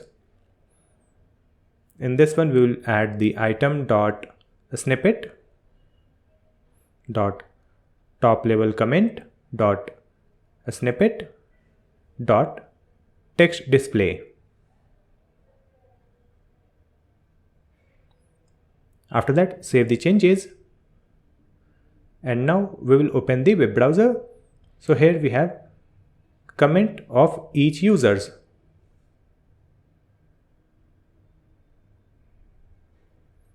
After that we will display the like data for this comment. So in this API you can see we are getting the response like count. So we will use this like count to display the number of likes. So in this hard-coded data, let's remove it, and here we will add the data from the API. So let's add item dot snippet dot top level comment dot snippet dot like count. Then save the changes, and here it is displaying updated like data that is coming from the API. Now here also we will use the value converter function so that it will be displayed in the 1000 and million format. So here we will use value converter and we will add it inside this bracket. Now save the changes. Now these comments are displaying in the 1000 format. So right now here it is displaying 20 comments. If you want to display more comments in this comment URL, you can update the value. So let's add and max result is equal to 50 like this. After that save the changes and come back to the web browser. Now it will display total 50 comments. Now we have created the play video component where we have the video, then we have the video related details, then we have the video related comments. After that we have to create the recommended section where we will display the videos related to the main video which is playing on this web page. For that we will come back to the VS Code editor and we will open video.jsx file. Here we have the category ID that we have fetched from the URL. So we will pass this category ID in this recommended component using props. So let's add category ID equal to category ID. After that we will open this recommended.jsx file, and here first we will destructure that category ID. So let's add curly braces and we will add category ID. After that we will use this category ID and we will fetch the video related to the category ID and we will display it in this recommended section. For that first we will create one state variable where we will store the data that will be coming from the API. So let's add const, and the state variable name will be API data, and the function name will be set API data. After that, here we will add equal to use state, and we will initialize it with empty array. After that, we will create one arrow function where we will use the fetch API. So let's add const fetch data equal to async arrow function,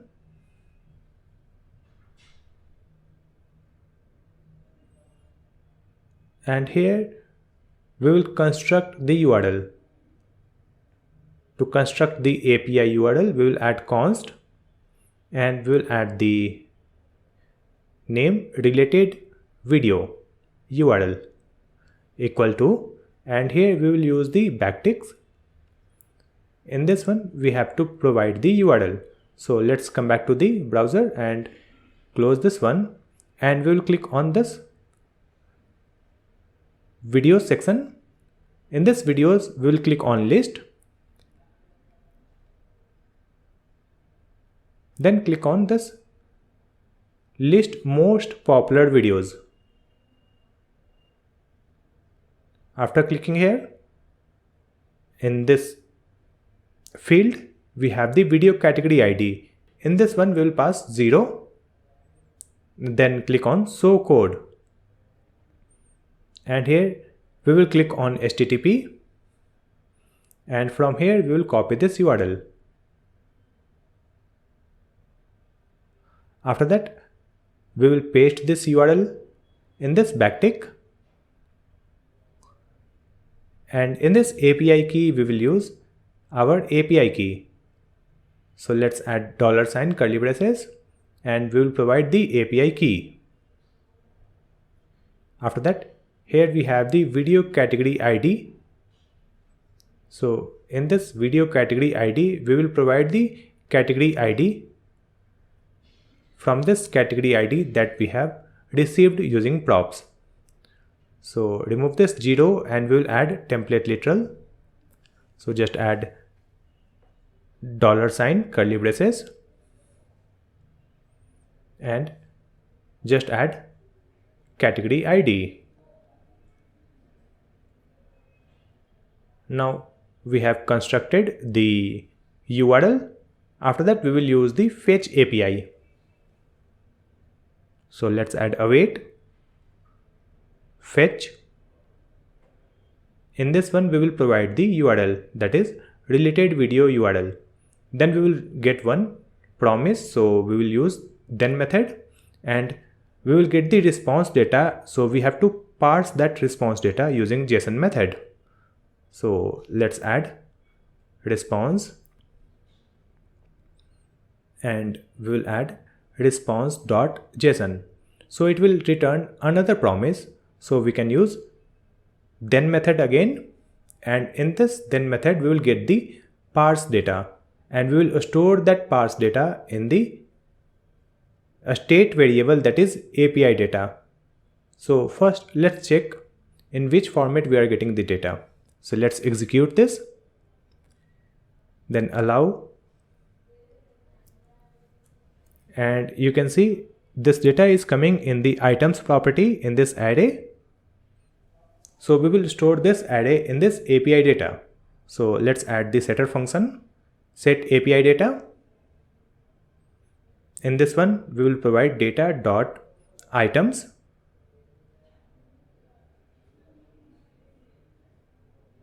So we have implemented the fetch API.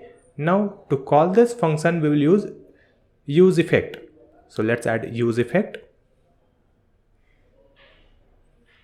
In this one we will pass one arrow function. Now I want this function to be executed when this component is rendered first time. So let's add the square bracket, and here we will call that function fetch data.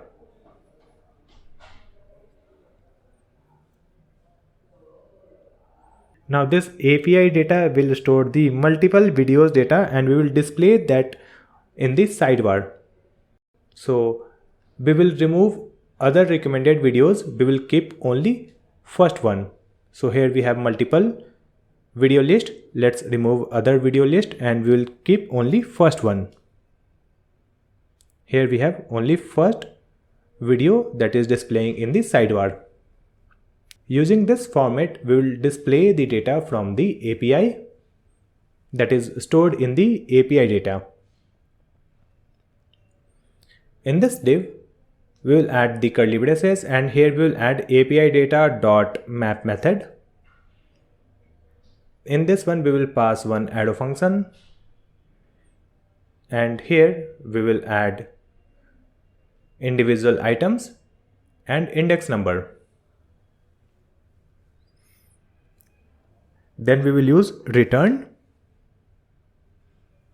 and in this return we will return this format. So place this HTML elements here. After that, in this div we will add the key property and we will pass index. Now save the changes. So here you can see in this result we have 5 data. Now if you want to display more data, then let's come back. In this URL we will add and max result is equal to 45.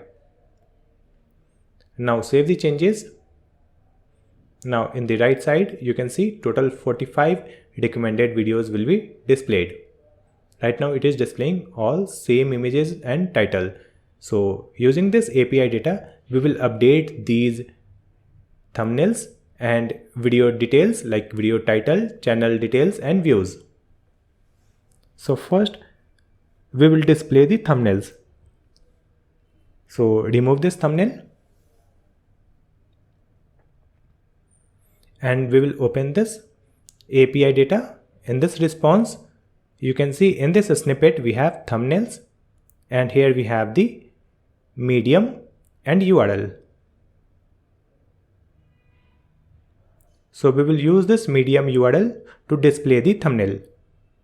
So in this one we will type item.snippet.thumbnails .medium.url. Now save the changes and come back to the web page. So you can see here we have the updated video thumbnails that is coming from the API. After that we will display this title. So here we have the title. So let's remove it. And here we will add the curly braces.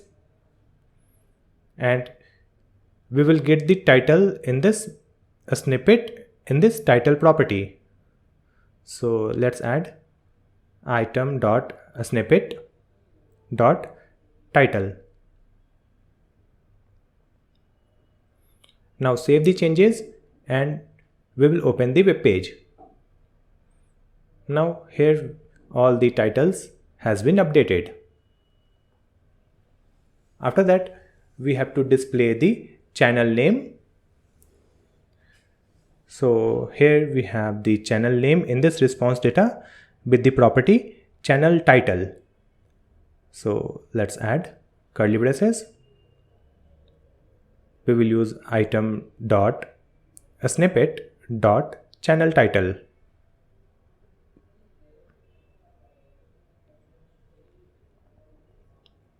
Save the changes. Now it is displaying the updated channel name for this video list. After that we have to display the views count. So views data is available here in this statistics view count property. So we will use it to display the number of views in the recommended section. So let's come back and here remove this manual value and we will use the curly braces. item.statistics.viewCount and save the changes. And now you can see here we have the updated view count. Here also we will use the value converter. So let's add value converter and wrap it in the bracket. Now we have to import this value converter. So let's add import value converter. After adding this, let's remove these imported thumbnails. We don't want this. Save the changes.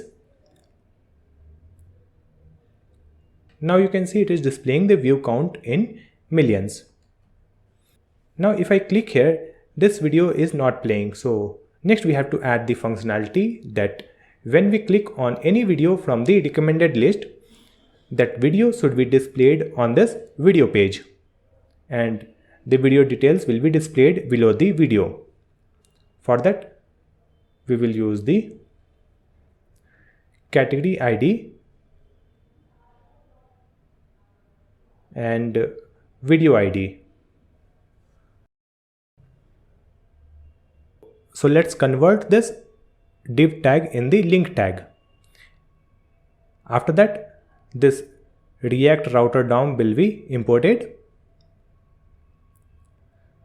After that, here we will add to property. In this one, we will use template literal. So we will add backtick and we will add / video / and we will provide the category ID. So we are getting the category ID in this snippet in the category ID property. So we will add $, curly braces. We will add item.snippet.category ID. After that, we will provide one / and after that we will add video ID. So we are getting the video ID directly in this object with the ID property. So let's add $, curly braces, item.id. That's it. After that, save the changes and we will come back to the web browser. And now if I click on any video in the recommended section, that video will be played on this video page. But here we don't have that particular video detail. So what we have to do, we have to display the video detail from this particular video. For that, let's come back to the playvideo.jsx file. Here we have the video ID, remove it, and we will take this video ID from the padums instead of props. So let's add const video ID equal to use padums. After that, we will provide this video ID here, so that when the video ID will be updated, this fetch video data will be executed. When this will be executed, this will update the API data, and when the API data will be updated, it will call another function which is fetch other data. Now save the changes and we will come back to the web browser. Now let's go to home page, open this video. So this video is playing here. Now from this recommended section, let's open another video. That video is playing here, and here we have the updated video details. So now we have created all the functionality in this YouTube clone, where we can change the content based on the video category, and we can collapse and expand the sidebar.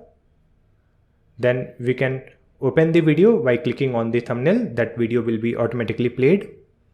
After making all these features, next we have to make this project responsive for small screen devices. Right now, if I inspect this web page and change the screen size, you can see it is not responsive. So we have to make it responsive using the CSS media queries. So let's come back to the VS Code editor, and here we will open the Navbar.css file. Here we will add the media queries. So we will type media, and here we will provide the max width. Let's add 900 pixel. Here we will add dot menu icon, and for this menu icon we will add display none so that it will be hidden for a small screen. After that we will add dot navright and img, and here also we will provide display none so that it will hide all the icons that is in the right side. So if I reduce the width under 900 pixels, so you can see these icons are hidden.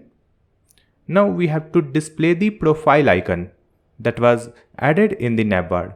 So here we will add dot navright dot user icon, and for this one we will provide display block so that our image will be visible. Then we will add the width of 30 pixel. Save the changes, and you can see this user profile icon is visible for small screen. After that we will reduce the width of this logo. For that, here we will add the class name dot logo, and we will provide the width. It will be 90 pixel. Now the logo size has been reduced for this small screen. After that we have to add the CSS properties for this input field. So let's add dot nav middle dot search box input field, and here we will provide the width that will be 100 pixel. Then save the changes, and here you can see the search box is small. After that let's come back and open sidebar.css file, and here we will add the media queries. So we will type media and max width 900 pixel.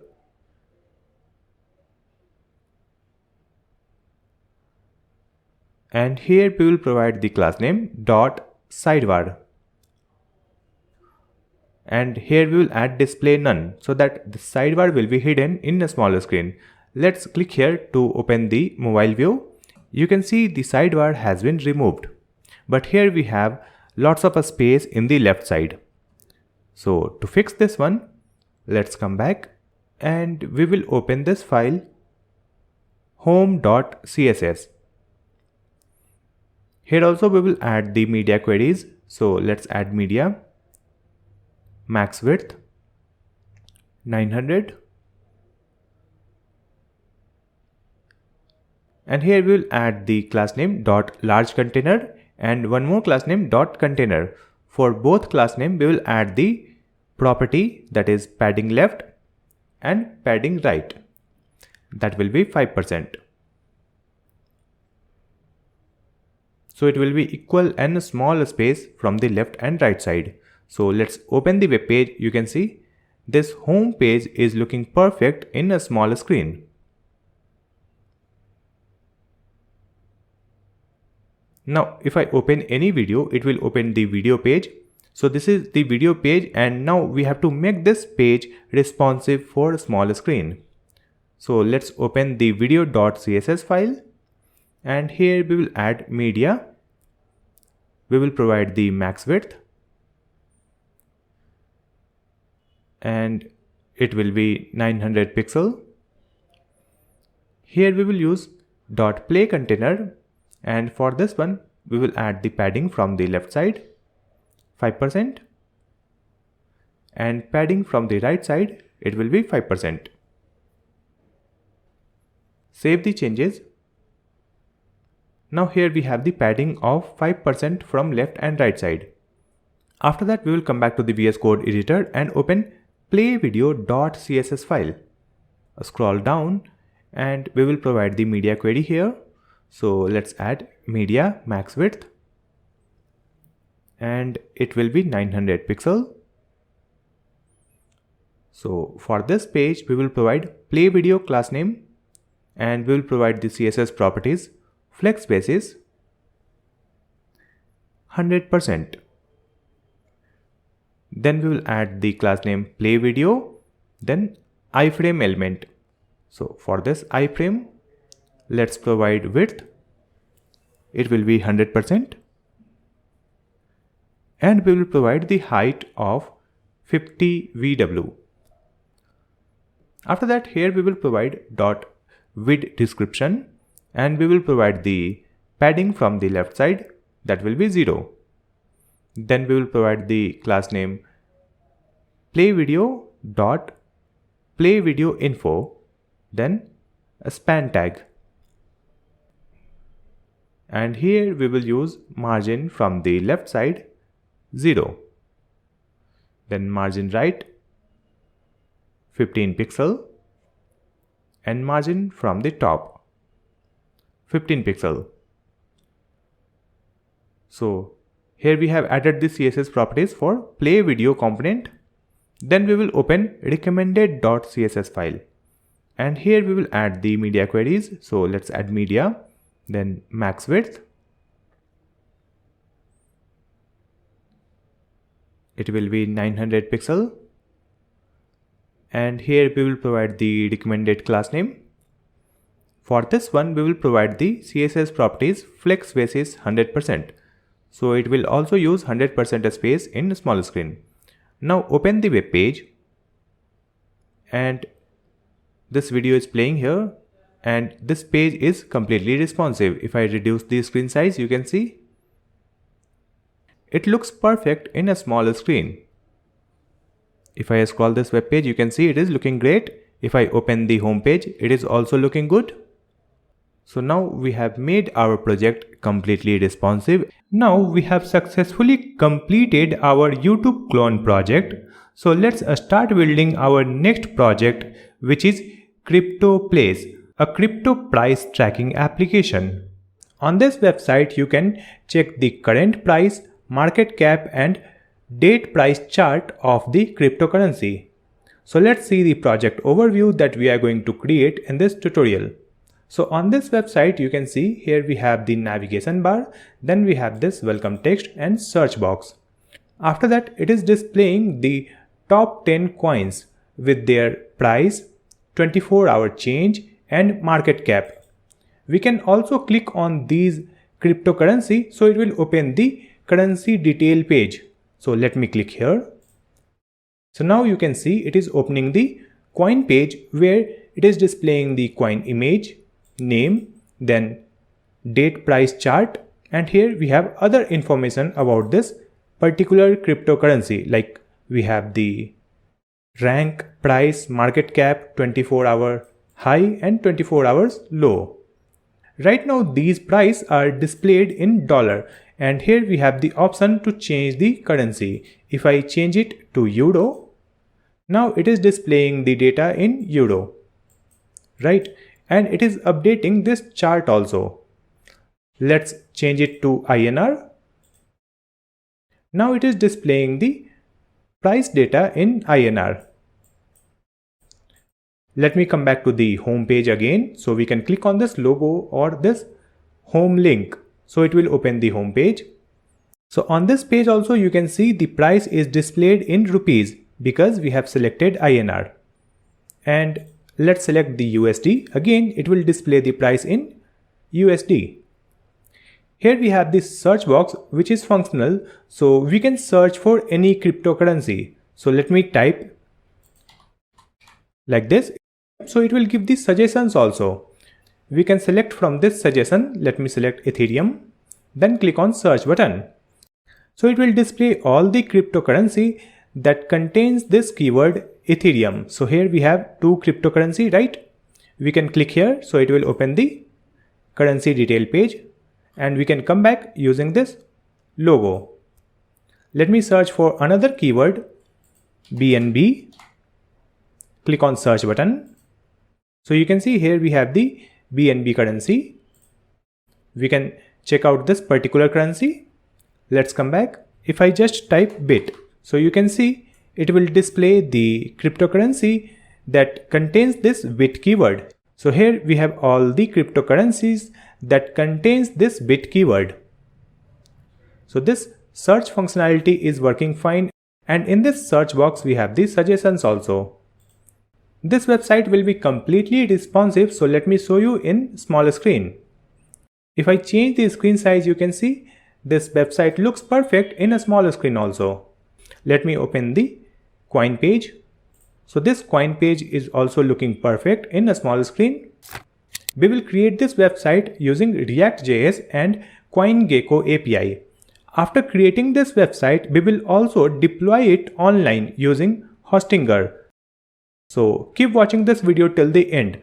Now let's get started. So now I am on my desktop screen, and here I have one folder called Crypto Place. Now we will open this folder with VS Code editor. Now here I'll click on this terminal and select new terminal.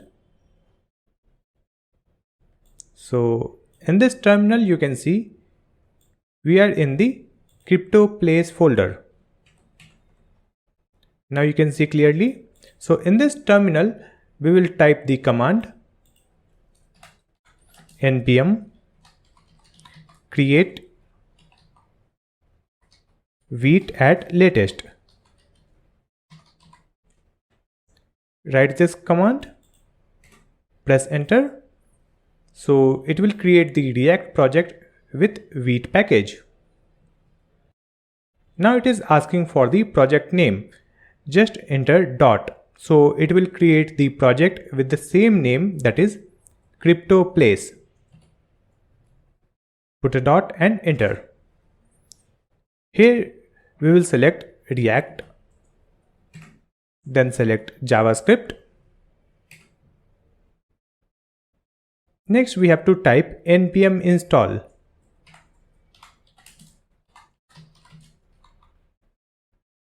So it will install all the dependencies.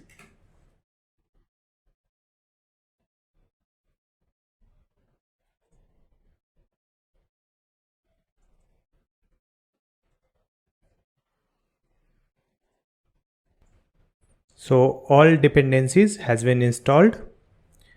Let me clear this terminal. Now using this terminal we will install some other packages also. So let's add npm install React router DOM. So using this React router DOM we will create the routing on our React app. Next we will add one more package which is Google Charts. So let's add npm install React Google Charts. Using this React Google Charts, we will display the chart on our website. So after installing these packages, now we will run our project. So just add npm run dev. Press enter. Now our project is running on this URL, which is localhost:5173. Let's open this URL in the web browser. So you can see our basic React project is running in this browser. Next we have to clear this project. So let me come back. We will hide this terminal, and from this sidebar you can see here we have the src folder. In this src we have app.css. So right click and delete this one. We will delete app.css file. After that we will open this index.css file. Let's open and clear this file. And after that we will open this app.jsx file, and here also we will clear all the codes and we will type RAFCE and select this snippet. So it will create this functional component. Save the changes. If this RAFC is not working for you, then you have to install one extension which is ES7 React Redux. You have to install this extension in your VS Code, then you can use the RAFC snippets. Next, we will open this index.html file. And in this file, we will replace this title. So in this title, we will add crypto plays great stack. Save the changes. Now let's open the web browser again. Now you can see this website is clear, and here we have this title, crypto plays great stack. You can see the tab title, crypto plays great stack. Next, we will insert some images in our project. So let me come back to the desktop screen. And here we have a folder called assets. And in this one, we have these images. You can find these images download link in the video description. So let me copy this one. And we will open our project folder. In this one, we will open src folder, then assets folder, and place these images here. We will delete this old file which is react.svg. Now we will open the VS Code editor again. So in this left side, you can see we have assets, and in this assets we have two images that we have just added. Now we will create the folder structure for our project. So let me close these files first. And here we have the src folder. So in this src folder, let's create a new folder called components. So in this components folder, we will create all the components for our React app. After that, in this src, we will create one more folder, and the folder name is context, where we will create the context file. And now let's create one more folder in this src folder, and this will be pages, where we will create the pages for our React app. We will create the home page and coin page. After that, we will open the index.css file, and here we will add some CSS properties. So we will add star that will select all the HTML elements. So let's add padding 0, then we will add the margin 0 and box sizing. It will be border box. And after that, we will add the CSS properties for all the anchor tags. So we are using a tag. We will add text decoration none and color inherit, like this. Now we will open this app.jsx file, and here we have one div in this return. So in this div, we will add a class name property, and the class name is app. Save the changes, copy this app, open this index.css file again, and here we will add this class name. So for this app, we will add the minimum height. So the minimum height will be 100 VH. Then we will add the color. So the color will be white. And then we will add the background. That will be the linear gradient color. So let's add linear gradient. And in this one, we will provide 3 colors. So this is the first color code. Now we'll add the second color code and third color code. That's it. After adding these CSS properties, save the changes and open the web page. So now you can see our web page is looking beautiful with this gradient background color. Next, we will create the navigation bar for our website. So let me come back to the VS Code editor. Close these files, and here we will create the Navbar component. So in this components folder, we will create a new folder called Navbar, and inside this Navbar folder, we will create a new file, and the file name is navbar.jsx. In this Navbar folder, we will create one more file, and the file name is navbar.css. Let's open navbar.jsx file. Here we will add RAFCE, and here we will add import, and we will add the file path of the navbar.css file. So we will add navbar.css.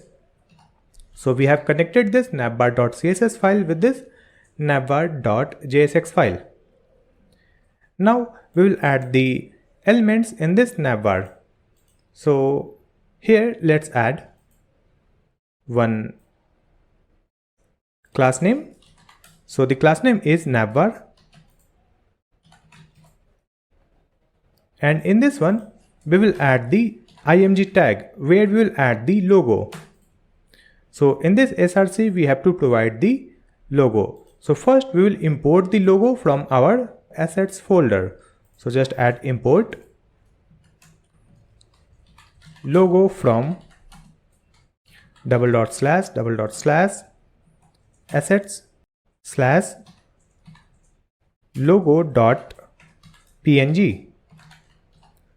Now we can use this logo in this src. So let's add this curly braces and paste this logo. Save the changes. Now open the web page. After adding this logo image, we will add some menu links. So we will add UL and LI. So in this LI tag, we will add home. Let's duplicate it, and we will add different menu text. It is features, then pricing, and blog. So we have added home, features, pricing, and blog. So in the navbar we have added one logo and menu links, and in the navbar right side we will add one button and one drop down menu. So let's add one div with the class name navright, and within this div first we will add one drop down menu. So let's add select tag, remove this one, and within this select tag we will add option tag, and in this option value we will add USD, and here we will add the text that will be displayed in the menu, which is USD. Now we will add two more options. Duplicate this one and change the value and text. So it will be euro, and the next one is INR. And after this drop down menu we will add one button. Let's add one button tag, and the button text is sign up, and with this button there will be one icon also. So let's add the img tag, and in this src we have to provide the file path of the icon. So first we will import the icon. Just add import statement. It will be arrow icon from our assets folder. So just add //assets/ in this assets you can see we have arrow_icon.png. So we will add that arrow_icon.png. Here also we will update this one. Now we can use this arrow icon in this button. So here we will add curly braces and provide this arrow icon. So in this navigation bar we have added logo, then menu links, then one drop down menu and one button. After that, we have to mount this navbar in app component. So let's open app.jsx file, and within this div, we will mount this navbar. So write navbar, select it from here. So it will automatically import this navbar from this components folder, navbar folder and navbar file. So after that, we can close this tag. Now we have mounted the navbar component in our app component. Now let's open the web page. So on this website, you can see we have the logo, then we have these menu text, and here we have a drop down menu where you can select USD, Euro and INR. And here we have one button. Next, we will provide the CSS for this navigation bar. So let's come back. Copy this class name navbar and let's open navbar.css file. So here, first we'll add the CSS properties for this navbar class name. So for this navbar, we have provided display flex, align item center and justify content center. So it will align all the contents horizontally, and we have provided padding of 20 pixel and 10%. So we will get space around the content in this navbar. Then we have added different color and border at the bottom of this navbar. So we will get one horizontal line at the bottom of the navbar. After that, we'll add the CSS properties for this logo, right? So in this image, we have not added any class name. So let's add one class name. It is logo. Now we'll open the CSS file, and here we will add .navbar.logo. So for this one, we will set the width. It will be max 12 VW and 120 pixel. Save the changes and open the web page. You can see the changes. Here we have this logo, then in the center we have these menu text, and these buttons are displayed in the right side, and you can see one bottom line for this navigation bar. Now let's come back and we will add the CSS properties for this UL tag. So we will add .navbar and UL. So for this one, we will provide display flex, gap of 40 and list style none.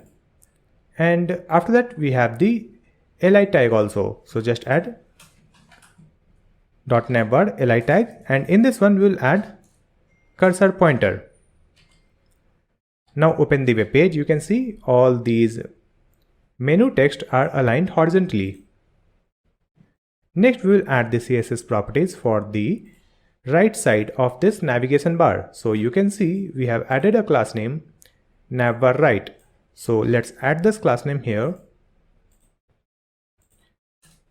And for this one, we will provide display flex, align item center and gap this one.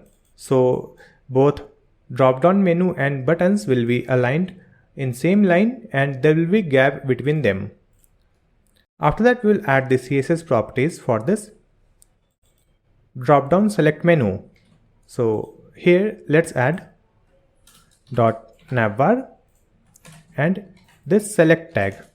So for this select tag, we will add the CSS properties. We will provide the padding, then we will provide border radius, and we will add the border of 2 pixel. Then the background will be transparent and colored white, so the text will be white. After that, in this select tag, we have the option tag, right? So we will add the CSS properties for this option tag. For this option, we will update the background color and color. So the background color will be this one and the color will be white. And after that, you can see this drop down select box is looking good, right? Next, we will provide the CSS properties for this sign up button. So let me just come back to the VS Code and write this Navbar. And in this Navbar, we have button tag. So for this button, we will add the CSS properties.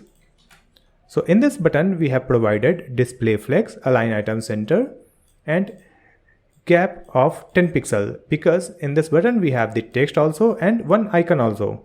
Then we have added the padding, that will be space inside the button, and we have added the border radius 20 pixels, so the corners will be round. We have updated the font size and font weight and color, and the background will be white, then border none and cursor pointer. After that, in this button we have added one icon also. You can see we have the ing tag in this button. So let's add .navbar button and img. For this image, we will provide the width. It will be 13 pixel. Save the changes and open the web page. Now you can see this sign up button is also looking good. Right now these font styles are not looking good, so we will update the font on our website. For that, we will open Google and search for outfit font.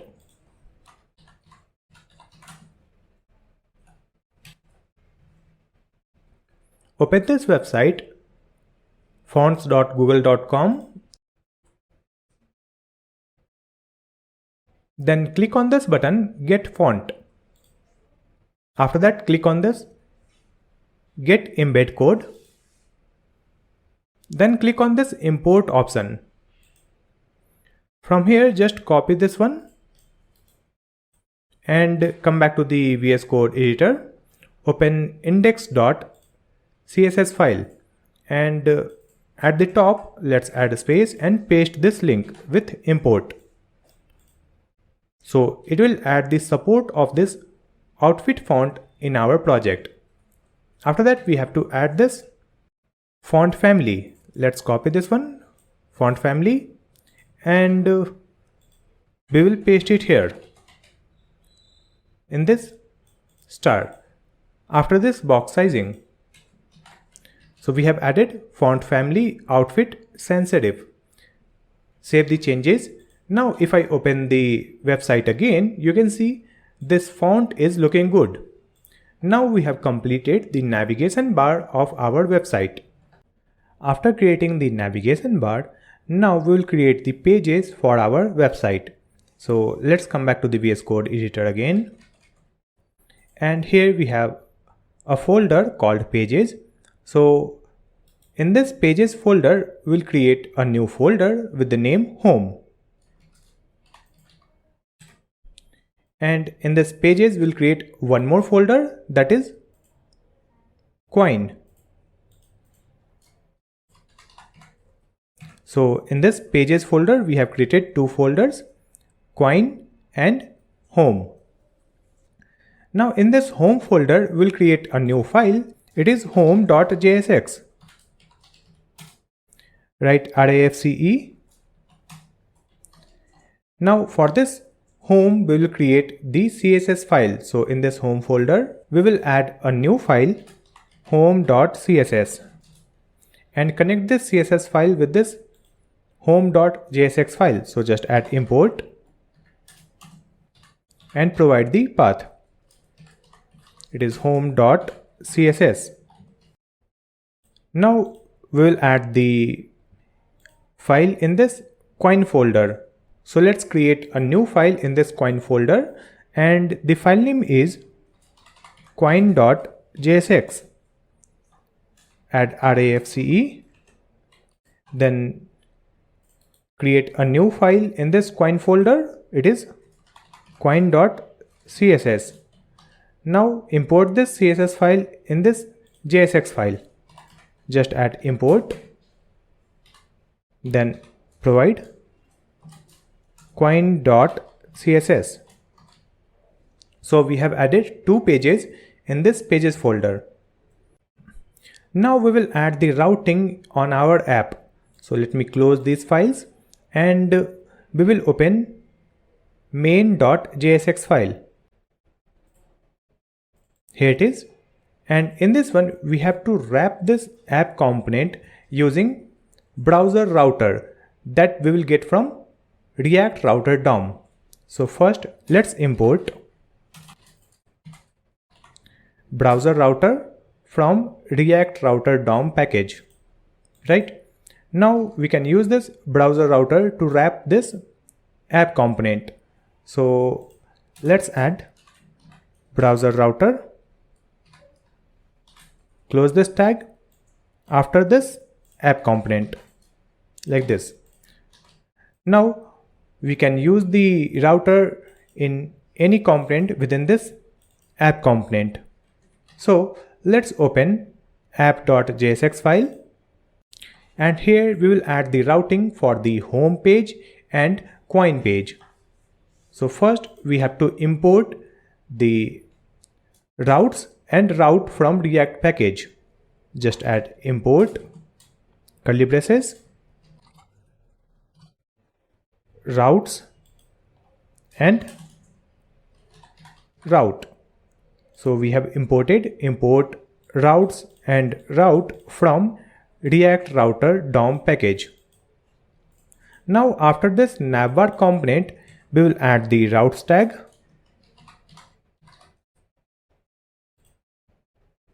Close this one, and within this routes we will add route, this one. Close this, and in this route we will provide the path and just add slash, so it will be the home page, right? And on this home page we will provide the element curly braces, and in this element we have to mount our home page. So just import home from pages slash home slash home. So we are importing this home from the pages, home folder and home page. Now we can mount this home in this element. So whenever we will open this slash path, it will display the home page. Now let's duplicate it, and here we will provide the path coin slash, we will add colon and coin ID. So at this path we have to provide different page. So here we will provide the coin page that we have created in this pages folder, right? So let's add coin. We have to import this coin page also. So let's duplicate this. We will add coin from pages, coin and coin. Save the changes. So what will happen here, when anyone will open this path slash coin slash, and here if you put any ID, then it will render this coin page. Save the changes, open the web page. You can see still we have this navigation bar. Now let me come back and open this home.jsx file, and in this one if I add one title home, and let's open this coin.jsx file, and in this one we will add title coin. Save the changes and open the web page. So right now you can see this home because we are on this path. If I put slash also, it will work same, right? Now if I add this path like this slash coin slash and any ID, let's add 10. So you can see it will display coin. So this routing is working fine. Let me come back to the home again, right? We are on the home page. Now let's come back to the VS Code and we will open this home.jsx file.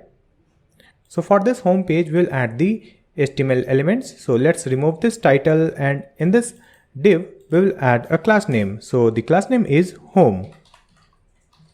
Now within this div, let's add another div with the class name hero, and here we will add one title in h1. So let's add the title.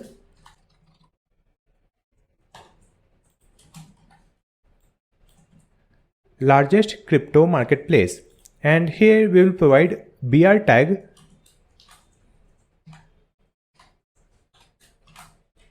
to display this text in new line. After that, we will add some text in P tag.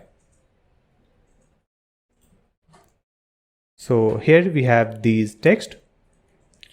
After this P tag, we will add one form where we will add one input field and button that will be a search form where user can search for any cryptocurrency. So let's add form, remove this action, and within this form tag we will add the input field. Input type will be text, and here we will add the placeholder, and in this placeholder we will type search crypto. And after this we will add one button also. So the button type will be submit, and in this button text we will add search. Save the changes and let's open the web page. So on this website you can see we have the text largest crypto marketplace, then we have this a small description, then one input field and one search button. Now let's provide the CSS properties for these elements. So let's come back. First we have the class name home. So add this class name here in this home.css file. And for this home, we have to provide some spacing. So we'll add the padding, and let's add the padding at bottom 100 pixel. After that you can see we have the class name hero. So let's add this class name here, and for this one we have to set the maximum width. So we will add the maximum width of 600.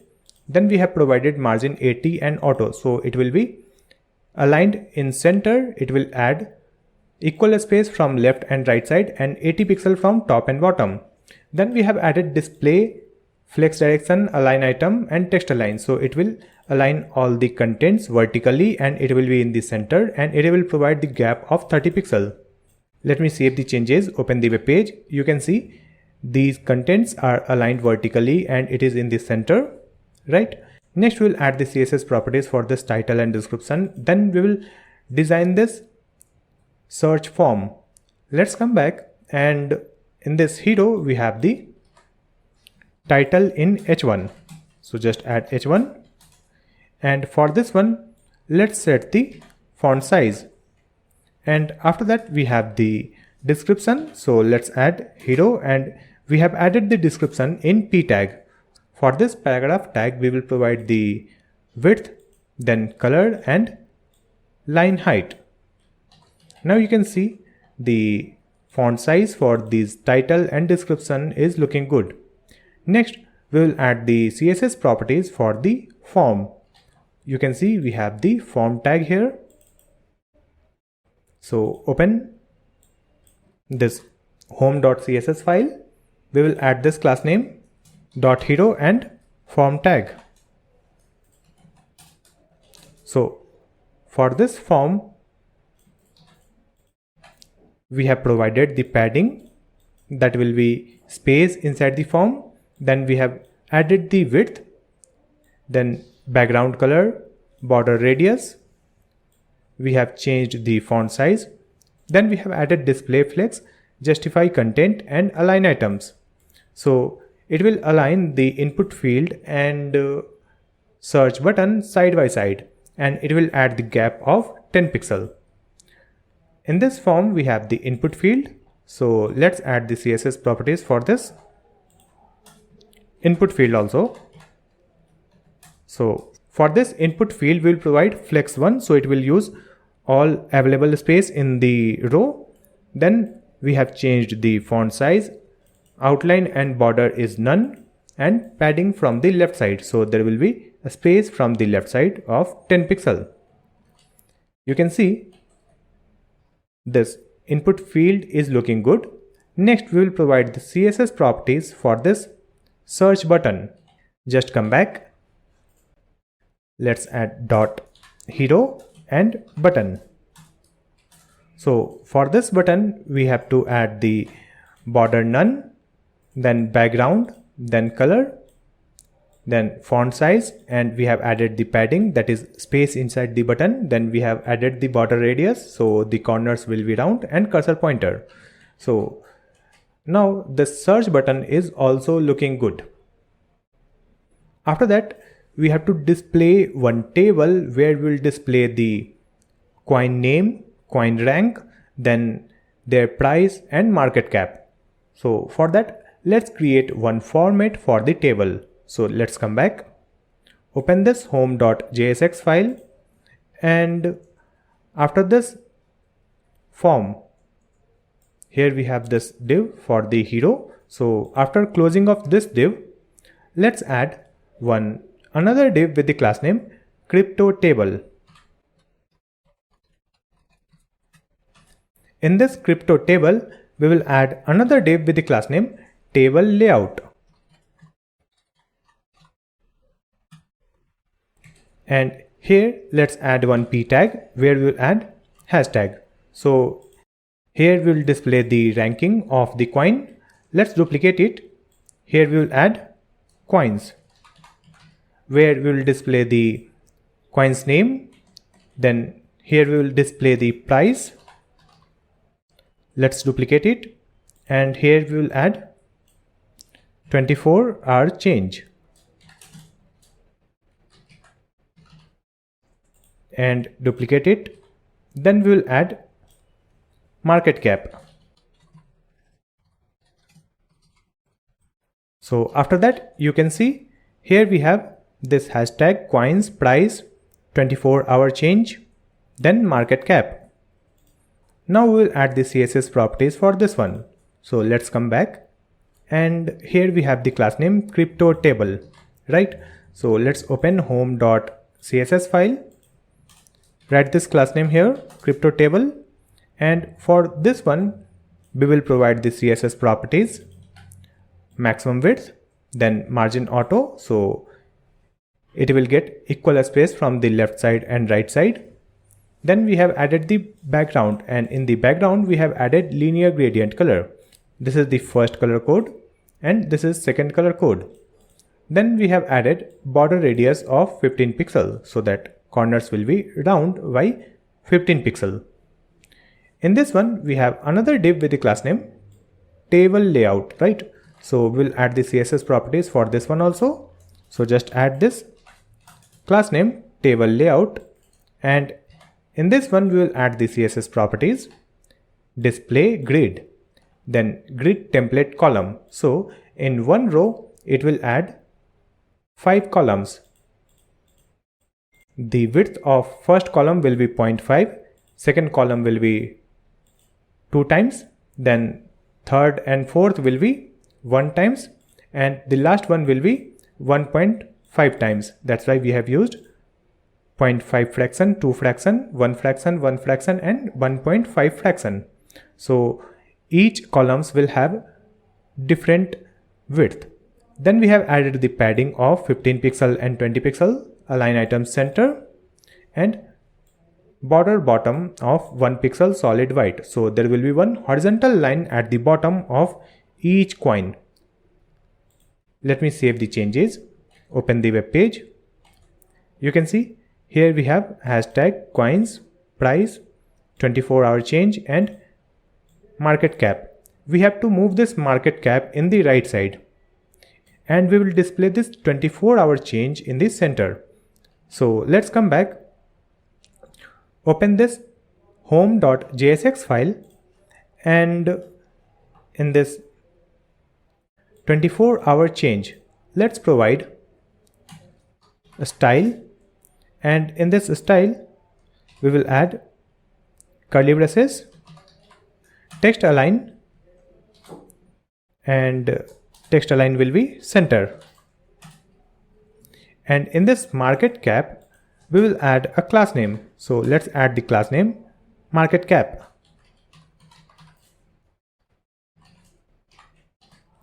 Let's copy this class name market cap, add it here in this home.css file.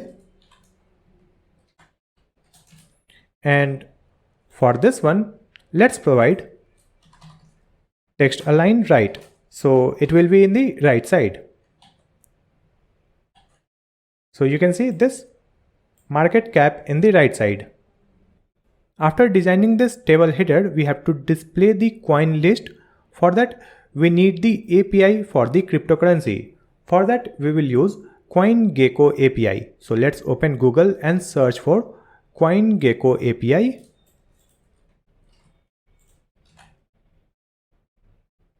Open this link. You can see the URL coingecko.com en API. Here you have to sign up for getting your API key. So let's click on this button, get your API key. Scroll down. Here you can see one option, want to try before subscribing. So here we have option for create demo account. We will click on this one. This is the login form. Let's click on this sign up. You can sign up using the email ID or you can also use the Google account. So I'll click here on continue with Google. After that you can see welcome to CoinGecko, your account has been verified. Now again scroll down and click on this button, create demo account. And here we have to provide some information. So let's add company or project name. So let's add the project name. Crypto place. Team size, it will be 1. Your role, developer. We will use this CoinGecko API for building a website. Now let's click on continue button. After that you can see this button, add new key. Right here, let's click on this button, add new key. Here we have to provide any label for the key. So let's add tutorial, then click on create. So here we have the CoinGecko API key. Just copy this one and place it in any safe place, like you can copy in your notepad. After that you can see this link, API documentation. We will click on this one, API documentation. So it will take us to this page. And in this left side you can see this coins. Just click here on this coins, and inside this you have coins list with market data. Let's click here, coins list with market data. And here you can see 3 dots. Let's click here, then select JavaScript. After that you will see this fetch function for finding the cryptocurrency data.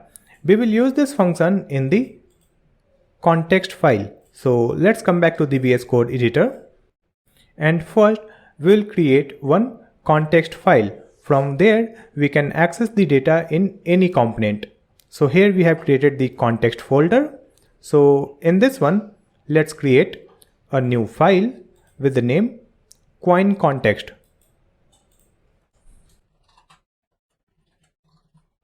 Coin context.jsx. Here we have to create the context using create context hook.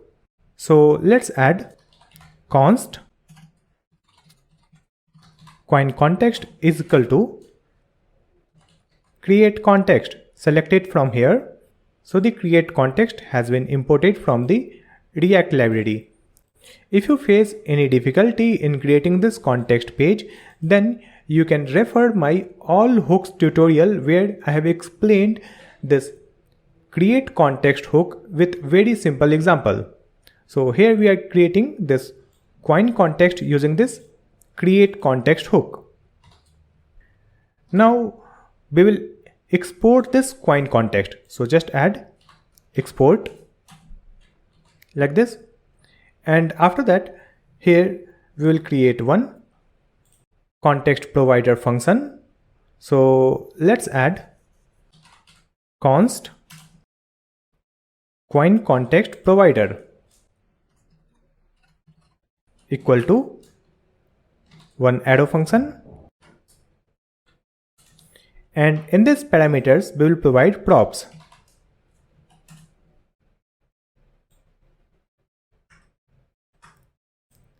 After that, we have to add the return statement.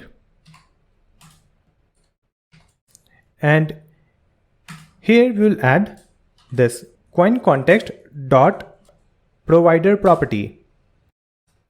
Close this tag. And within this, we will provide props.children. Then here we will add the value.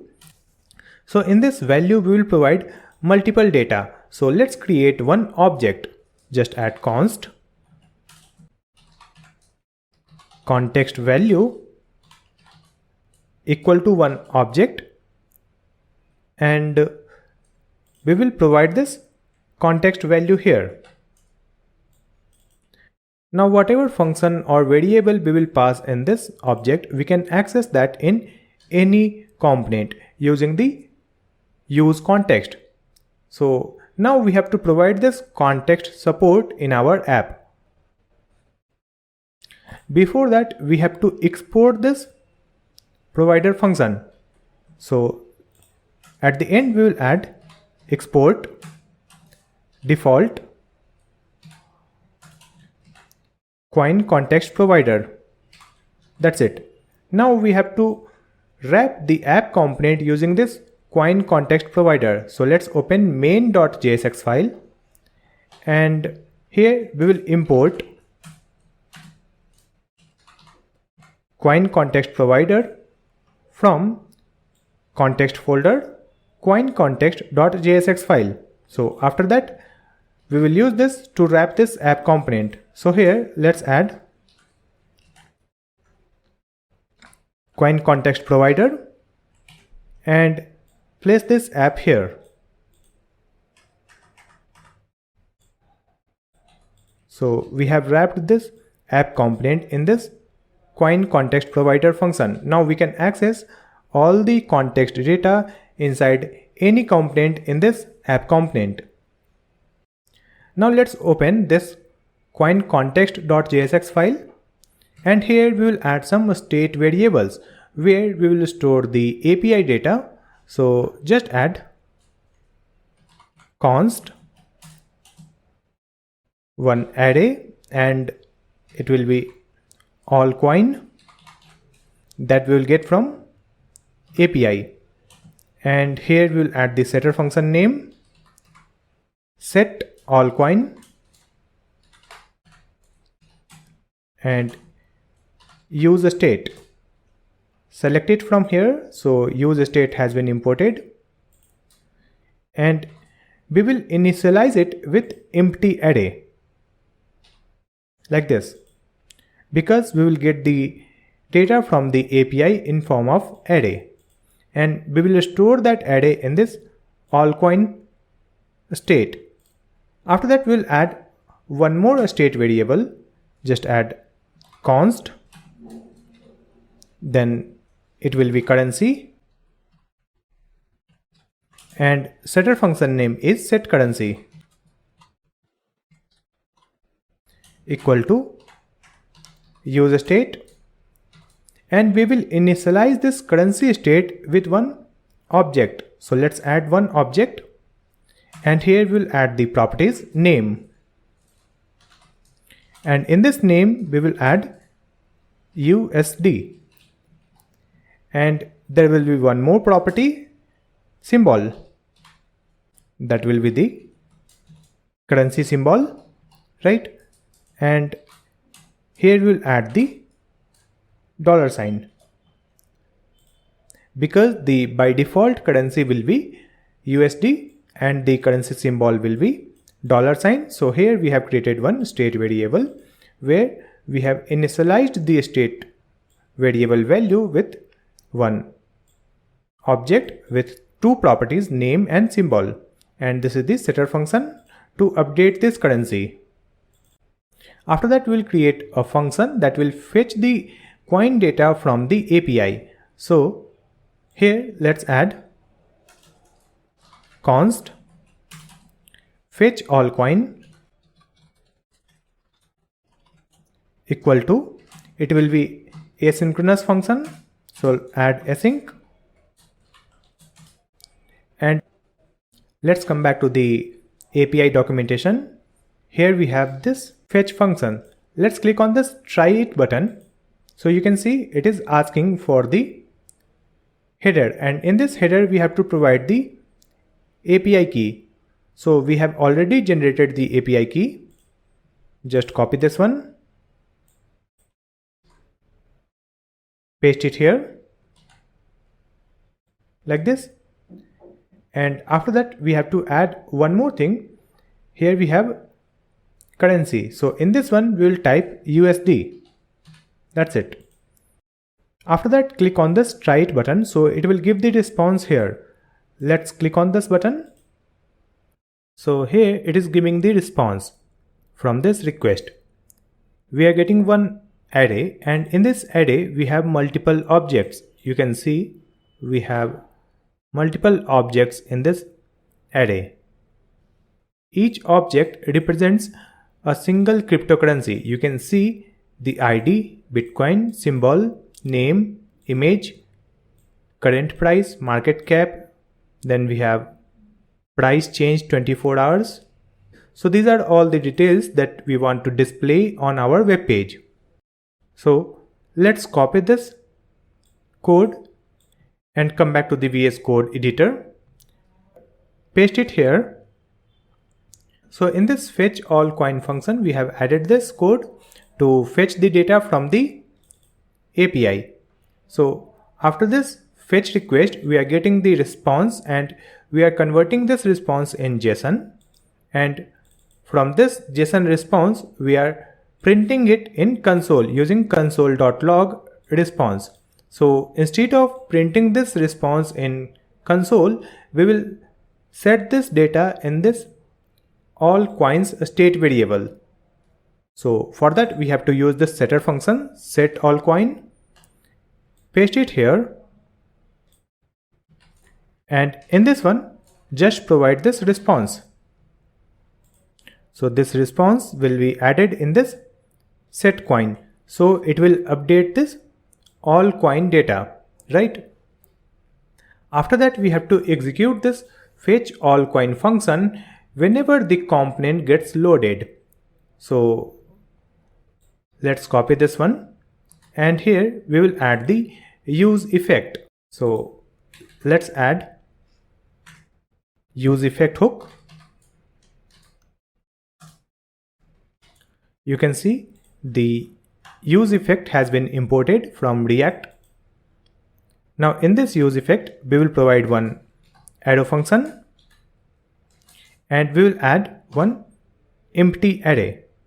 So it will execute once when the component gets loaded, and in this arrow function we will call this fetch all coin function. That's it. So this use effect will call this function and it will fetch the data from this API, and this data will be stored in this all coin state variable. And in this one you can see we have to provide the currency also, which is USD. So we have to provide this currency based on the selection. So let me convert this string in template literal. So remove this single quote, we will add backticks. Here also we will add backticks like this, and here instead of this USD we will add dollar sign, curly braces, and in this one we can use the currency from this currency state. Just copy this one, then write currency. It is one object, and in this one we have the properties. So we have to get the name where we have the USD, right? So let's add currency dot name. Now whenever this data gets changed, it will update it in this URL, which is the fetch URL. So whenever the currency gets updated, we have to add a new API request. For that, we have to call this function again. So simply add this currency state here in this dependency. So whenever this currency gets updated, it will again execute this fetch all coin function. So it will make another request and will get another data in this all coin, right? So here we have added this state variables, and these are the setter function. So now let's pass these variables and function using this context. So in this context value, we will add all coin, then we have the currency, then we have set currency, right? So we are passing these variables and setter function using this context value. Now we can access this in any component. So in the Navbar component, we have added the drop down menu that will change the currency. So we will access this set currency and update the currency using that drop down. So let me open the Navbar component, open navbar.jsx file. In this one, we have to get the set currency function from the context file. So here, let's add const curly braces. We will add set currency equal to use context. We will get it from use context hook. And in this one, we have to provide our context that we have created. So we have created coin context, right? So you can see this use context has been imported from the React library, and this coin context has been imported from our context file. That's it. Now we can use this set currency in this page. So here we will create one currency handler function that will change the currency. So let's add space here. We will add const, just add currency handler equal to one arrow function, and we will link this currency handler with this drop down select button. So in this one, we'll add on change and provide this currency handler. Now whenever we will select USD, it will provide USD. Whenever we will select Euro, it will provide Euro. Whenever we will select INR, it will provide INR, right? So we'll get different values. So we'll get the value from event. Just add event, and here we are getting different values. So based on different value, we will update the currency object, right? So here we'll add the switch case. Just add switch, and we'll get event dot target dot value. So in this value, either we will get USD, Euro or INR. So here we will add different cases. So let's add the first case, that will be USD. So in this first case, we will add set currency, and in this set currency we will provide one object, and in this object we will add the name. In this name we will add USD. It will be in quote, and there will be one more property which is symbol.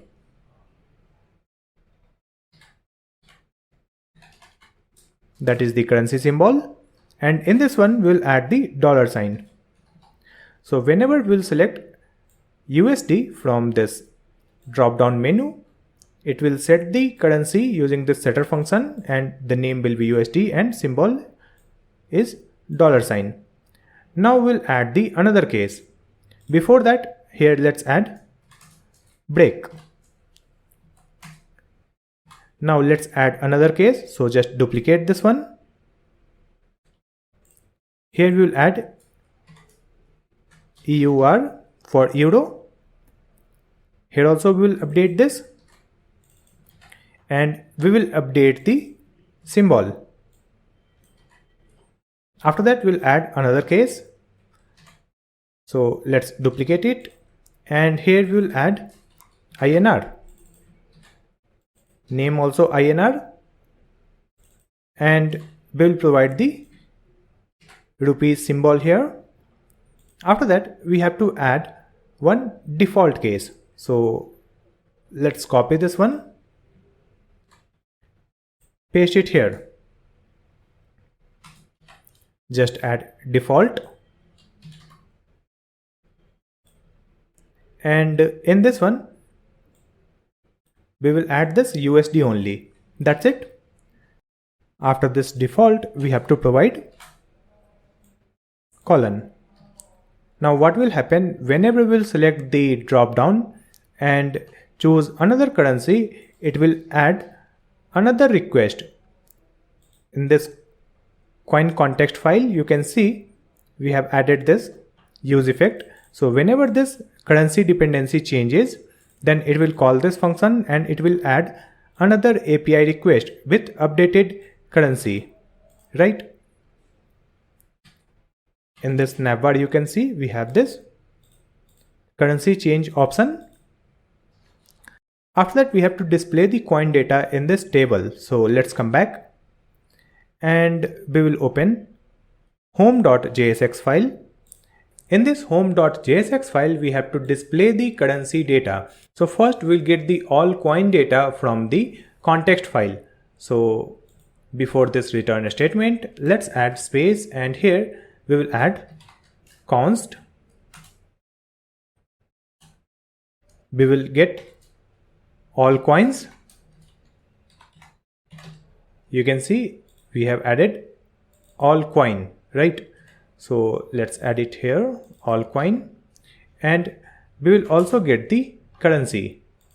Here we have currency. Add it here, right?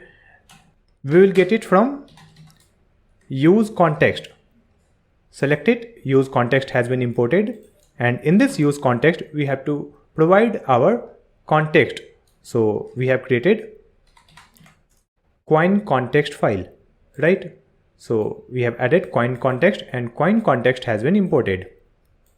Now we can use this all coin and currency in this home page.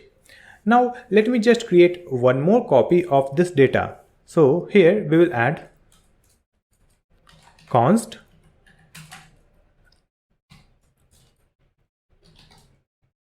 display coin, and the setter function name is set display coin.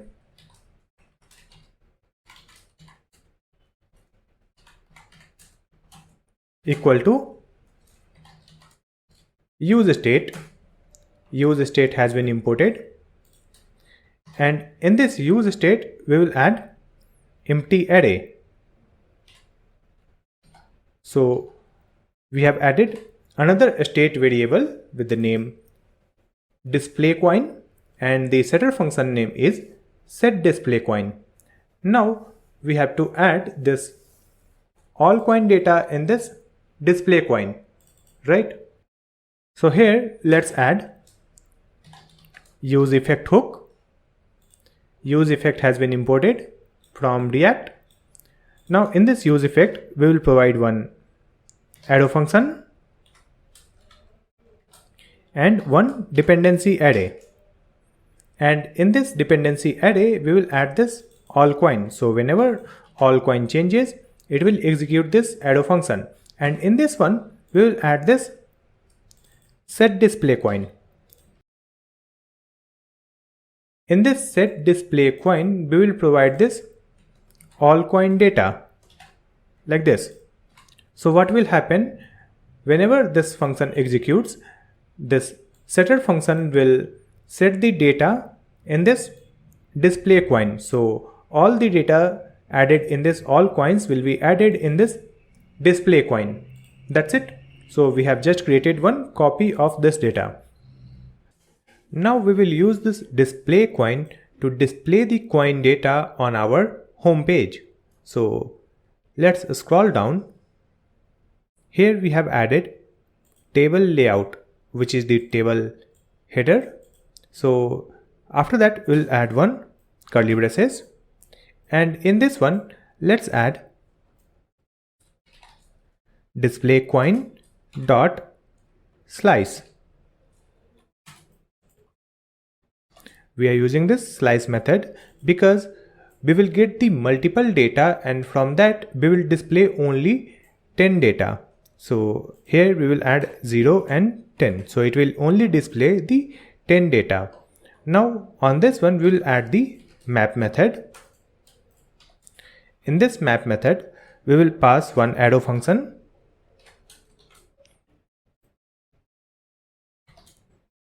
You can see here we are using this small bracket. And in this parameter, we will get individual item and we will get index.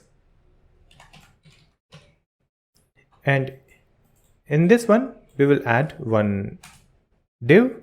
So let's add div, and here we will add the class name table layout that we have already used. You can see it is same. We have already used table layout. In this one, we will add the key property. So let's add key and provide index. And here we will display the coin data. So let's add the first column. In the first column, we will add the coin rank. So let's add the individual item. And from this one, we have to find the coin rank. So let me show you the response. In this response, you can see we are getting ID, symbol, name, image, current price, and here we have market cap rank, right? So let's copy this one and paste it here. Item dot market cap rank. We have to add this one in curly braces like this. After that, if I save the changes and open the web page, you can see here we are getting the coin rank from 1 to 10. After that, in the second column, we have to display the coin image and name. So let's come back. After this p tag, we will add one div. And within this div, first we will insert one image. And in this image src, we will add item dot, and in this dot we have to add the image from response. So in this response, you can see we have one image property where we have one image URL. Let me open this URL in the web browser. So you can see it is providing the coin image. So we can use this property, that is image. That's it. Paste it here. Now it will insert the image in this src. After that, we will display the coin name. So we will display that in p tag. So let's add curly braces, and here item dot name. So it will display the coin name. Let's add the coin symbol also. In this response, here we have coin symbol, which is BTC, right? So here again add item dot symbol. Now between this we will display one dash. So let's add plus sign, and here just add this dash and a space. Save the changes. Now if I open the web page, here we have the coin image, coin name and coin symbol. We have another coin here, Ethereum, then we have this one. So we are getting top 10 coins here. After that we will display the price in this third column. Let's come back, and after closing of this div, we will add one p tag, and in this price we have to display the currency symbol also. So we have already declared the currency state. You can see here we have destructured the currency state. So let me copy this one, and we can use here currency dot symbol. And after that we will display the coin price. So again write curly braces, then item dot, and in this one you can see we are getting the price using this property current price. So let's copy this current price, paste it here. That's it. Save the changes, open the web page. Here we have this $sign and this price. Now if I change the currency from this drop down, let me select INR. It should display the INR symbol here, but it is not working. So let me check the error in console.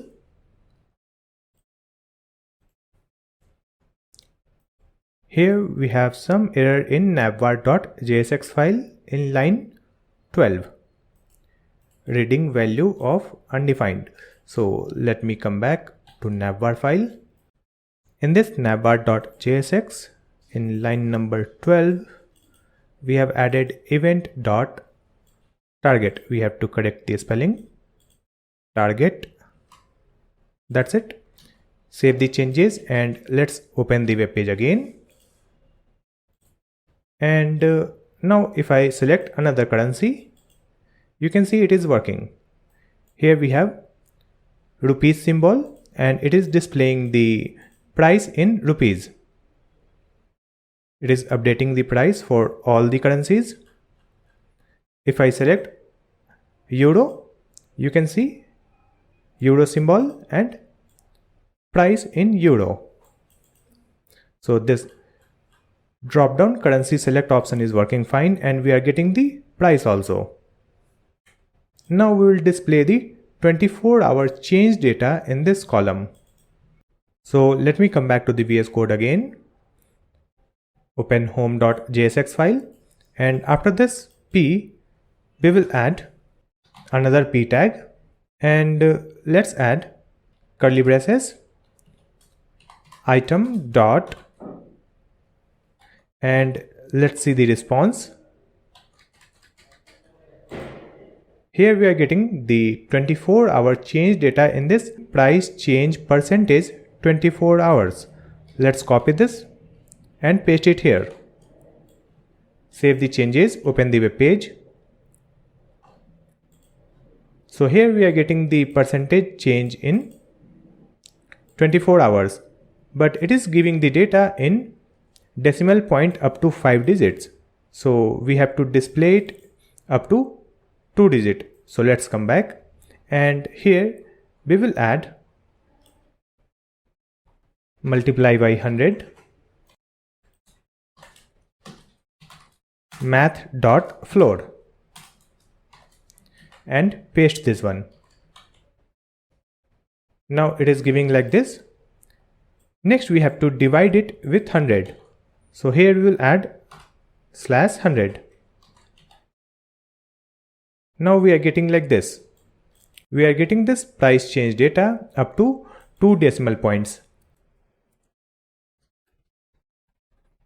Next we will display the total market cap data in the last column. So in this response you can see we have market cap property, right? Copy this one come back to the code file, and after this p, we will add another p tag. In this one, we'll add the curly braces, write item dot market cap. Now you can see the market cap data here. It is aligned in the left side, so we have to move it in the right side. So let's come back, and in this one we'll add the class name property, and here we will use this class name market cap. It will be in the right side, correct? Now we have to add the comma separator in this digit and in this price also. And here also we will display the currency symbol. So let's come back, and you can see we have added currency symbol here. So let's copy it and paste it in this market cap. So it will add the currency symbol, and now we will display the comma separator for this price and market cap. So in this one we will add the toLocalString method of JavaScript like this, and we will add this one in this price also. So here we have item dot current price, just add dot toLocalString. That's it. Save the changes, open the web page. Now you can see the comma separator in this price and in this market cap, and here we have the dollar symbol, here also dollar symbol. If I change it, here we have rupees symbol and price in rupees. Now we have to apply the CSS properties for these table data, and at the end you can see here we have one bottom line. So we will remove this bottom line for the last coin. So just come back, open home.css file, and here we have table layout, right? Just copy this one and paste it here. Just add colon last child, and from here we'll remove the border. So just add border none. Save the changes. Now at the bottom you can see there is no bottom line. Next we will fix the size of this coin image, and we will align the coin image and coin name in same line. So let's come back. You can see here we have this div, and in this div we have image and p. So open CSS file. Let's add dot table layout, then div. For this div, let's add display flex, align item center, so that coin image and coin name will be aligned side by side, and we will provide the gap between them. So gap of 10 pixel. Next we will decrease the size of the image. So here add this, then write img tag. So for this image we will set the width. It is 35 pixel. Now you can see the perfect size for this coin image, and this coin image and coin name are aligned horizontally. Next we have to change the color of this data, which is the change in 24 hours.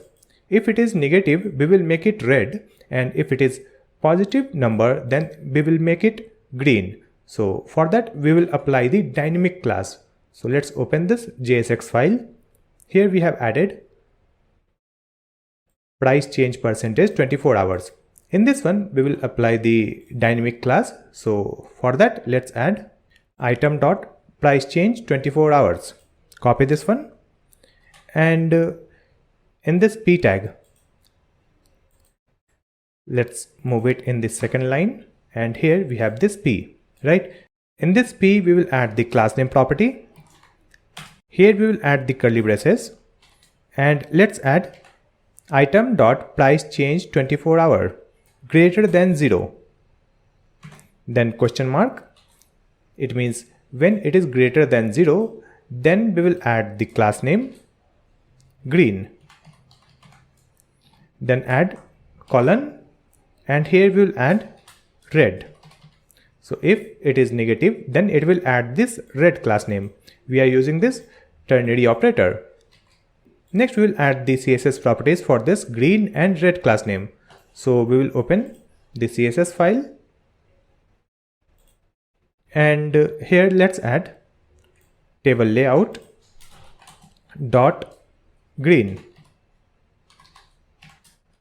and in this one we will add this color, and we will add text align center, so it will be in the center.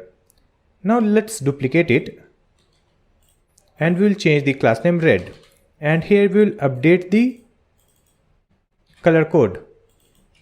That's it. Save the changes, open the web page. You can see these data is displayed in this red color because the change is in negative, and here the change is in positive, it is displaying in green color. So we have displayed all the top 10 coin data in this table. After that we will create the footer for our website. So for that we will create a footer component. So let's come back, and here we have this src folder, then components. So right click on this components folder, select new folder, and write the folder name footer. In this footer folder we will create new file. It is footer.jsx. Write rafce. Then in this footer folder we will create another file which is footer.css, and import this CSS file in this JSX file. Import /footer.css.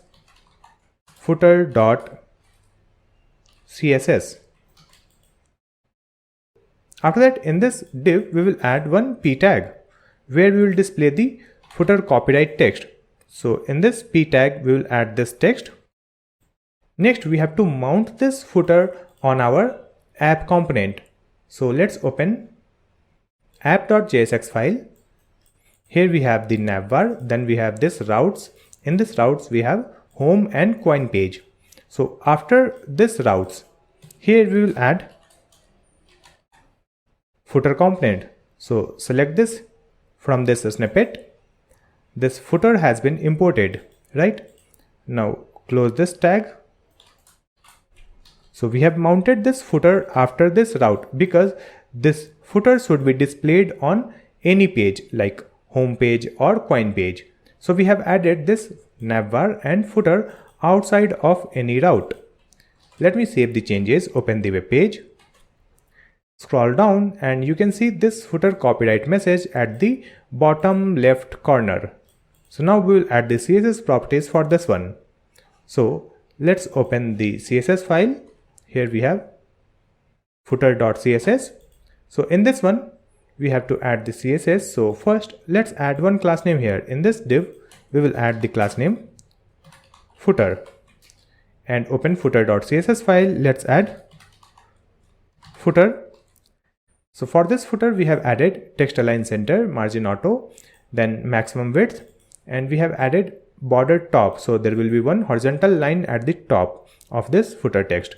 Then we have the padding, that will be space, and then we have changed the font size. It is 13 pixel. Save the changes, open the web page, and you can see at the bottom here we have the footer copyright message. So now we have added all the contents on our home page, right? Next we will make this website responsive. So first we will start with the navigation bar. We will add the media queries to make our navigation bar responsive. So let me open this web page in a smaller screen. You can see this navigation bar is not looking good for this small screen. So let me come back, and we will open navbar.css file, and here we will add the media queries. So let's add @media, then we will provide the max width condition, max width of 900 pixel, and in this one let's add the class name navbar, and for this one we will decrease the padding. So let's add the padding of 20 pixel and 8%. After that, in this navbar, we have added the button also. So let's add .navbar and button tag. So for this button, we will decrease the gap. Then we will decrease the padding and font size. Let's open the web page. If I reduce the size below 900, you can see this navigation bar is looking good, but if I further reduce the screen size, still it is touching this border, right? So we will fix this layout for smaller screen. So just come back and let me just copy this one and paste it here. Here we will add the condition max width 768 pixel and again reduce the padding, it will be 5% and remove this button code. Here we will add .navbar, then UL tag, and here let's add display none. So this UL tag will be hidden for a small screen. Then in this navbar button we have one image also. So just add .navbar button tag, then img tag, and let's add the width of 12 pixels. Save the changes, open the web page. Now you can see when I reduce the screen size, this navigation bar looks perfect for any screen size, right? So this navbar is looking good. Next we will make this table responsive. Right now you can see this table data is not looking good for a small screen. We have to fix this table for a smaller screen. So let me come back. Open home.css file. In this one we will add the media queries. So just add @media, then provide the max width condition. It will be 768 pixel, and for this one let's add table layout. In this table layout we will change the grid template column. So you can see earlier we have added this grid template column. So paste it here, and from here we will make it 3, then remove this last one. So now there will be only 4 columns, right? And after that we have the market cap, right? So we will remove the market cap from a small screen. So just copy this one and let's add display none, so it will be hidden. If I open the web page, you can see here we have the market cap and we have total 5 columns. If I reduce the screen size, now the market cap is hidden and here we have 4 columns. Now if I further reduce the screen size, still this data is not looking good, right? So let's come back, and here we will add this media query again, and we will add 500, and in this one we will add table layout div, then img tag. So here we have the image. So for this image let's add the width of 25 pixel, then again write this table layout and write font size of 13 pixel. Let's open the web page. This table is looking good for this small screen. Now you can see this button is going outside of this search box. So to fix this one, let's come back, and here we will add hero space form tag, then input. So for this input field we will set the width of 100 pixel. Save the changes, open the web page. Now you can see this search box is also looking good. Now we have made our home page responsive for different screen size. This footer is already responsive, and this navbar also. Now we will add the search functionality in this app. Here we have the search box. So whenever we will add any cryptocurrency name, it will display that particular currency in this table. So For that, let's come back. We will open home.jsx file, and here we will create one state that will store the data that we will type in the search box. So let's add const, and the name will be input, and the setter function name set input, because here we will store the input field data, is equal to use state, and initialize it with empty string.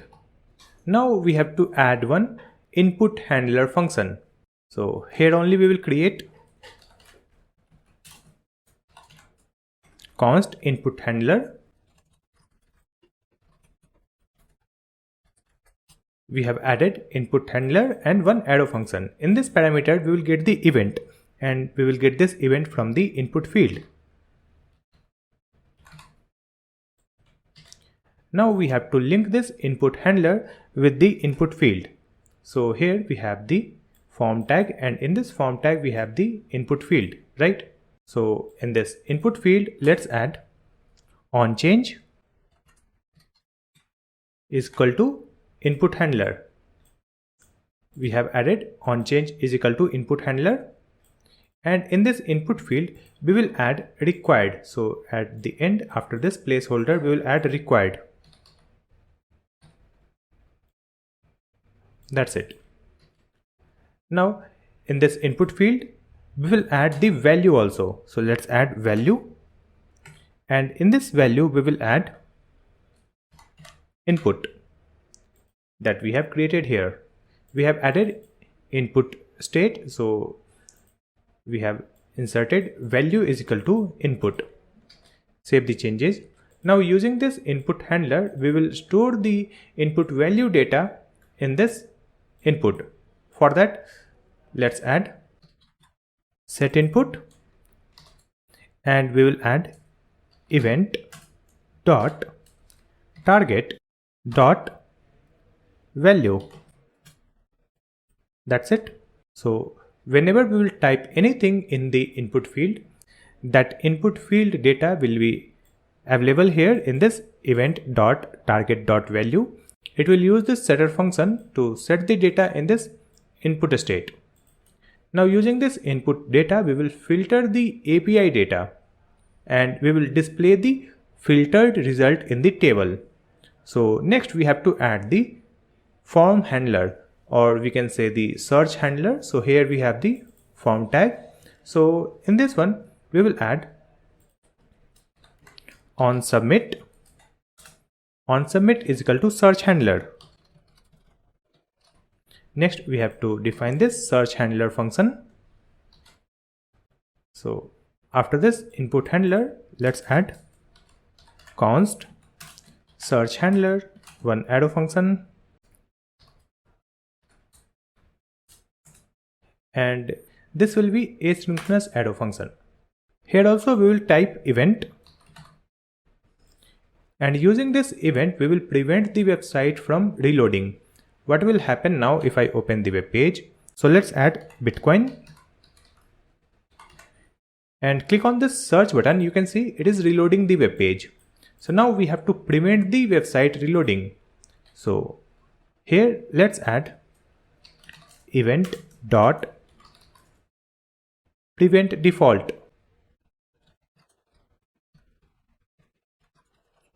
Now after that, if I type something and click on search, you can see it is not reloading the web page. Now we have to filter the data. So let's come back. In this one we will add await. Then here we have all the data in all coins. So in this all coin we will add filter method. And in this one we will add the arrow function. Right, and here we will get individual data. So we will add the item, and now from this item we will find the name, item dot name, and we will make this name in lowercase. So we will add 2 lowercase, and here we will add the includes method.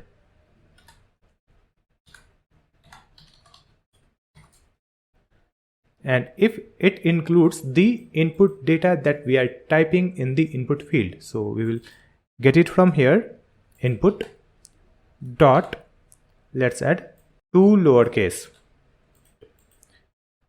and we will return this data. So just add return keyword. Now it is returning some value, so we will store it in one variable. So just add const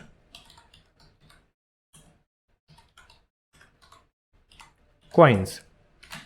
So in this coins we will get the filtered data. So what is happening here, when we type something in the input field, that input field data will be stored in this one, and here we are getting the all coin data, and we are adding the filter. So it will filter the data which includes the text that we are typing in the input field. For example, we have the coin name called Bitcoin, right? And if I type BIT, so this Bitcoin includes this bit, right? So that's why it will display this Bitcoin in filtered data. Let me remove it. So after filtering this data, we have to display the updated data in the table. So to display the data in the table, we will use this set display coin. Just copy this one, paste it here. And in this one, we will place this filtered data, which is coins. Save the changes and open the web page. Now let's type bit. Click on search button. You can see here we are getting the data that includes bit. Here we have the Bitcoin that includes bit. Here also it includes bit. So we have 10 data which includes bit. If I type something else, let's type Doge. Click on search. Now here it is displaying only Dogecoin because this coin only contains this keyword, which is Doge. Let's type something else, ETH. So here it is giving the data that contains ETH. We have the Ethereum and other coins that contains this ETH keyword. Now what is happening here, when I clear this, it should again display the top 10 coin. So for that, let's come back, and here we have added input handler, right? So in this input handler, we will add one if statement. If this event.target.value is empty, it means it is empty string. In this case, what will happen, it will use this setter function, set display coin, and in this one we will provide all coins. That's it. Save the changes, open the web page. Now you can see it is displaying top 10 coins, and when I filter this result, let's add XRP. Click on search button. You can see here we have XRP coin, and when we clear this input field, again it is displaying top 10 coins. So this search functionality is working fine. Next we will add the data list in this search box, so that when we type something in this input field, it will display the coin list in a drop down. So let's come back, and here we have this input field, right? This is input field. Let's add a space here. You can see. So just after this input field, we will add data list and close this one. Now in this data list, we will add the ID. So the ID is coin list. Now within this data list, we will add curly braces, we will get all coins, this one all coin, and here we will add the map method. Then let's add one arrow function, and here we are using this small bracket. In this one we will get the item and index. Now here we have to return one option, so let's add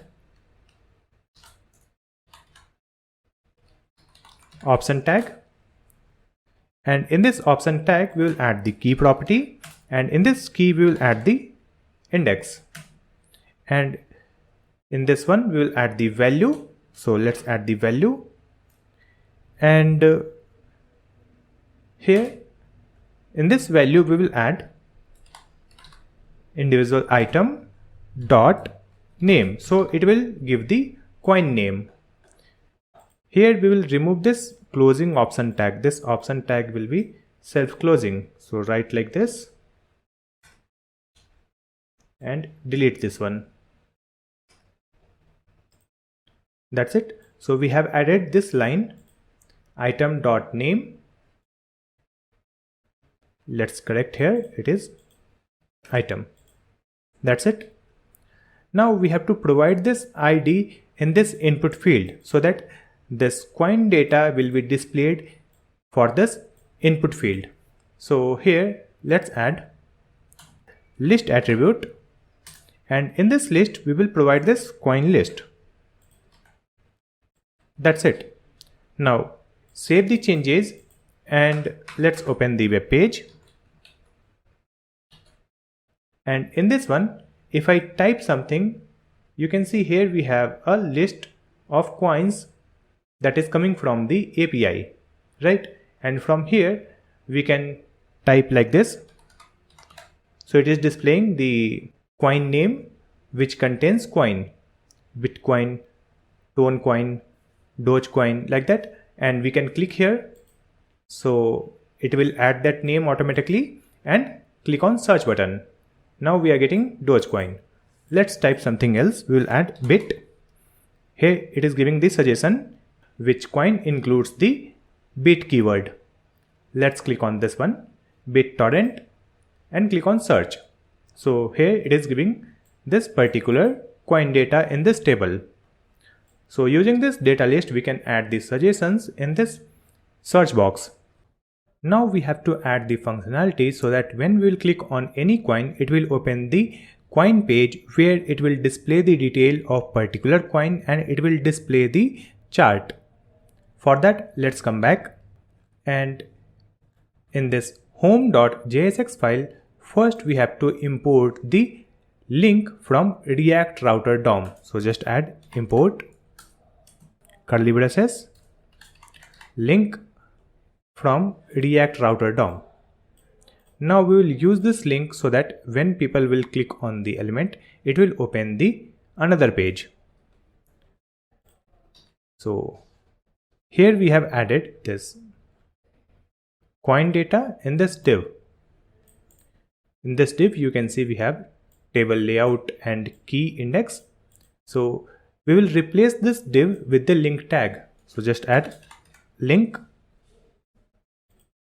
and here also we have added closing link tag. Now in this link we will add the to property. So just add to, and in this to we will provide the path. So let's add template literal, we will add backticks, and we will add slash coin. So it will open the coin page, and on this coin page we have to provide any ID. So here let's add $, curly braces, and from this individual item we will find the ID. Let me show you the response that we are getting from the API. You can see in this API response we have the ID, right? Like this, for each coin we will get the ID. So the ID is Bitcoin. So we can use this here in this $ curly braces. We will add the item dot ID. So what will happen here, when we will click on this element, it will open a new page and the URL will be /coin/ the coin ID like Bitcoin. Now let me show you this one. If I open the website and click on the first one, you can see now we are on the another page which is /coin/Bitcoin, and here we have coin. From where it is coming, let me come back and we'll open coin page. Here it is, coin.jsx. We have added h2 and coin, so you can see it is our coin page. Now I want to make the functionality to go to home page. When we will click on this logo or this home link, it should open the home page. For that, let's come back and we will open Navbar.jsx. In this Navbar.jsx, we have added this logo and this home. So here also we will use the link. So just import link here, import curly braces, link from React Router DOM. Now we will wrap this image tag with the link. Just add link tag. Now close this link after this img tag like this, and in this link we have to provide the to property, and in this to we will provide /, so it will open the home page. Now we will add the same thing for this home. So here also let's add this one and close this link tag. So we have wrapped this li tag with this link tag, and we have provided the to property and provided /. Now if I open the web page and click on this home link, it will open the home page. Let's open another coin. We will click on this Ethereum. So now you can see the URL /coin/Ethereum, and if I click on the logo, it is opening the home page. Let me open another coin, BNB, and here we are on the coin page. Now we have to get this coin ID on this page. So let me come back and we will open coin.jsx file. And here we have to get the coin ID from the URL.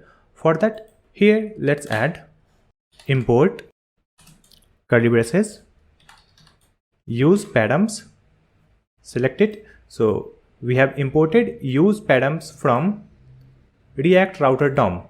Now using this use padams, we can find the coin ID from the URL. So before this return, let's add const curly braces coin ID. We have to add the same thing here that we have provided in the routing. Let me open the app.jsx file. In this app.jsx, you can see we have provided :coin ID. So we have to add the same thing. Just copy this one and open our coin.jsx. We'll paste it here. It should be same. So we will get this coin ID from this use padams. Now let me print this coin ID on the web page. So let's add here and open the web page. So let's go to home page. Click on this Bitcoin. You can see here we have coin and Bitcoin. Let's go to home page again.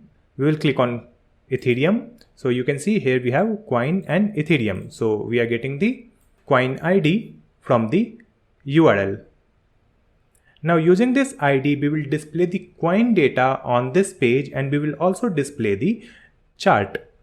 So let me open this website of API documentation. Here we will click on this one, coin data by ID. Let's click here. Here we have already selected this JavaScript, and in this one we have to provide the coin ID. You can see in this URL it is saying ID. So if I type Bitcoin, So you can see the Bitcoin has been added in this URL, and when we'll click on this button, it will display response like this. So in this response, we will get the coin ID, symbol, name, and we will get the coin image also. So let me scroll down, and here we have the image property, and in this one we are getting three images: thumb, small, and large. So we will use this large image. So using this data, we will display the coin details on our coin page. So for that, we have to use this fetch function. So let me copy this one and come back to the VS Code. So here we will create one state variable where we will store the data from the API. So just add const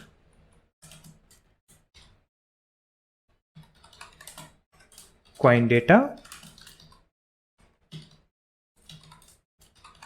set coin data,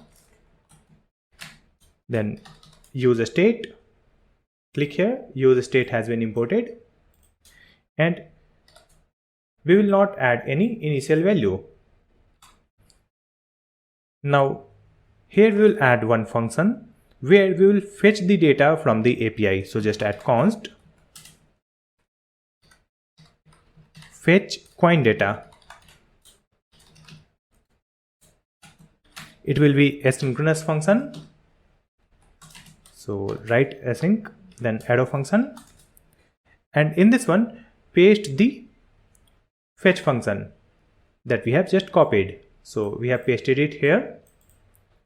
Right now this fetch function will display the data for this ID, which is Bitcoin, but we have to display different data when we will open the different coin page. So instead of providing this, we will provide the ID that we are getting from the use params. So we will convert this in the template literal. So remove this quote and add backticks like this. And now we can replace this one, and we will use $, curly braces, and provide this coin ID. After that, here we are printing the data in console. So instead of printing this data in console, we will use this setter function, set coin data, and in this one we will provide this response. So the coin data coming from the API will be stored in this state variable, which is coin data. Let me correct the spelling, coin data, and we can use this data to display the coin details like name, image on the web page. So after that, here we will add one use effect, and in that one we will call this fetch coin data function. So let's add use effect. Use effect has been imported from the React, and in this one we will add the arrow function, and here we will add comma and dependency array, and in this one let's add this fetch data function like this. So this will call this fetch data function whenever the component gets loaded, and we will also execute this function whenever the currency changes. Right, so we have to get the currency from the context file. In this coin context, we have added this currency state where we have the name and symbol. So we will get that in this coin page. So let's add const curly braces currency,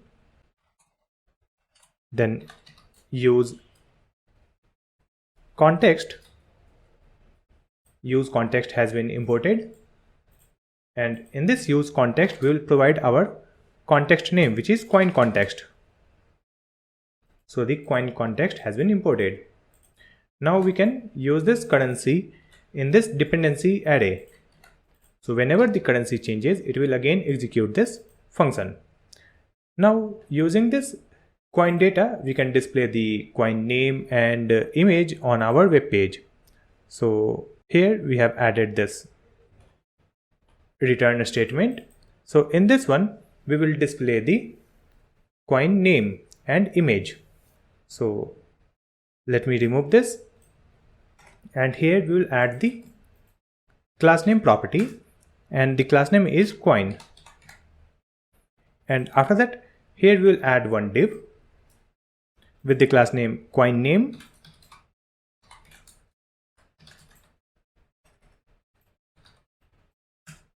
and within this we will add the img tag where we will display the image. So in this image src, we have to get the coin image. So let's add this coin data,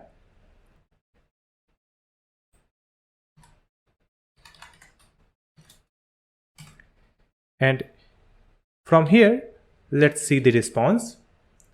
We are getting the images in this image property, then large property. So let's come back. We will add coin data dot image dot large, and after that we will display the name. So just add one p tag, and here we will use the b tag. In this one we will add curly braces, and here let's display coin data dot name. With this name we will display the coin symbol also. So let's add space. We will display the symbol in small bracket. So here we will add curly braces coin data dot symbol, because we are getting the coin symbol in this property symbol, right? And we are getting the data in lowercase btc, but I want to display it in the uppercase. So here let's add dot symbol dot to uppercase.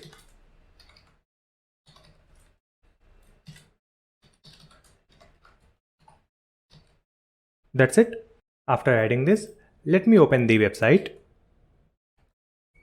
and if I click on any coin, so it is not working. Let me check the console. Cannot read properties of undefined reading image. So to solve this one, let's come back, and here we are returning this div. So instead of returning this div, we will add one if statement. Here let's add this coin data. So if this coin data is available, then we will return this div.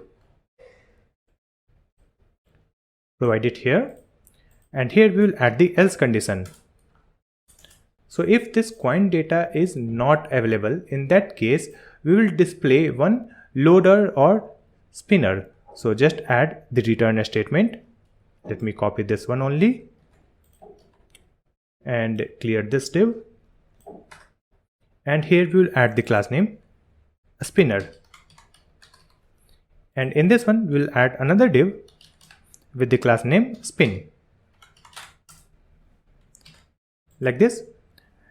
Now we will add the CSS properties for this spinner and spin. So let's open coin.css file, and here add this class name. For this, let's add display. Display will be grid, then place self center, then we'll add the minimum height ATBH, and after that we have the class name called spin. So let's add dot spin, and for this one we will add width height place self, then we have added the border of 5 pixel, then border top color, then border radius 50%, and here we have added the animation rotate. So let's define this rotate. So just add keyframes rotate,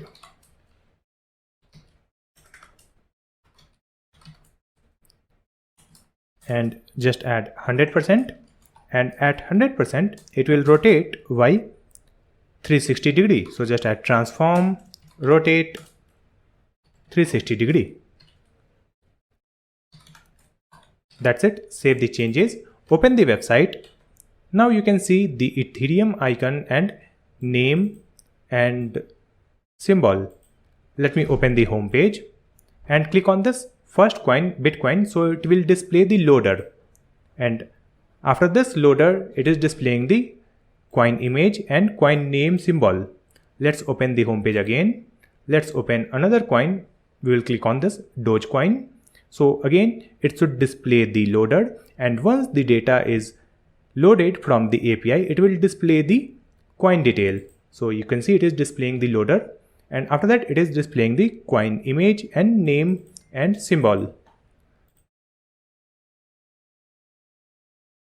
So after this coin image name, we will display the coin chart. So for that, let's open this API documentation, and here we have coin historical chart data by ID. We will click on this one, and here we have selected JavaScript, and here we will get the response like this. In this one we have to provide the coin ID, then currency, and then we have to provide the number of days. So I want the data of 10 days, so we will type 10. This 10 will be added here, right? Then we will provide the currency. So let's add USD.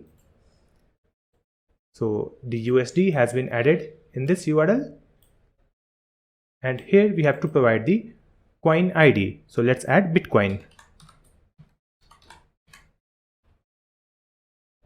So Bitcoin has been added here, right? And after that we will get the response like this, and in this response we will get one price property where we have one array, and in this array we have this time, okay, and here we have the price. So we are getting this data in array, and with this price we are also getting the market caps. So we will use this data to display the chart on our website. So let's copy this fetch function, this one, and come back to the VS Code editor and open coin.jsx file. Here we have added fetch coin data, and here we have added const coin data state. So let's duplicate it, and we will add one more state variable. So it will be historical data, and here we will add set historical data like this.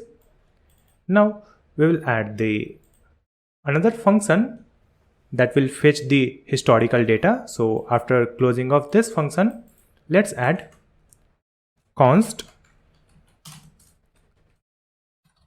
fetch historical data is equal to one asynchronous arrow function,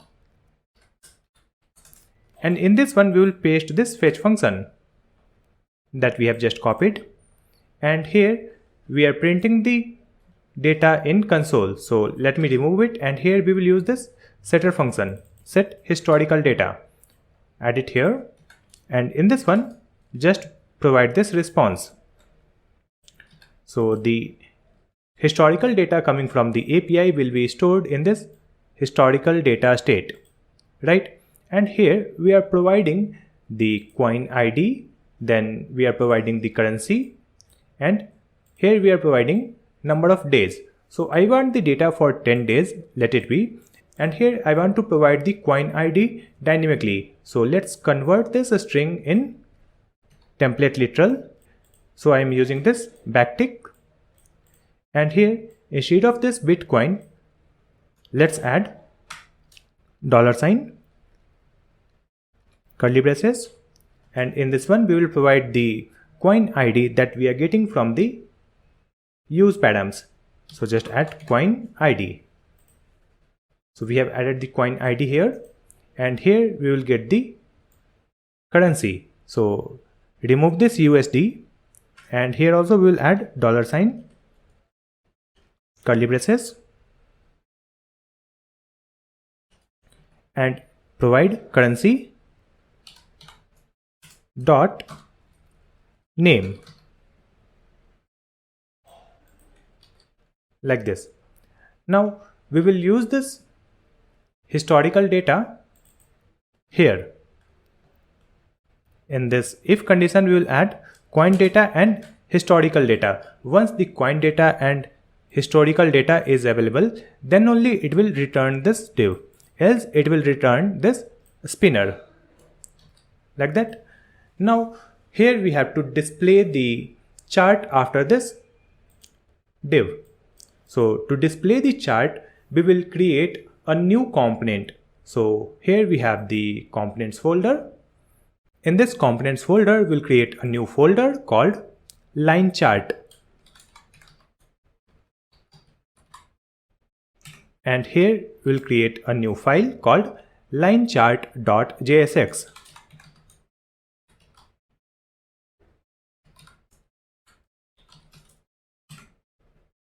Here we will add RAFCE.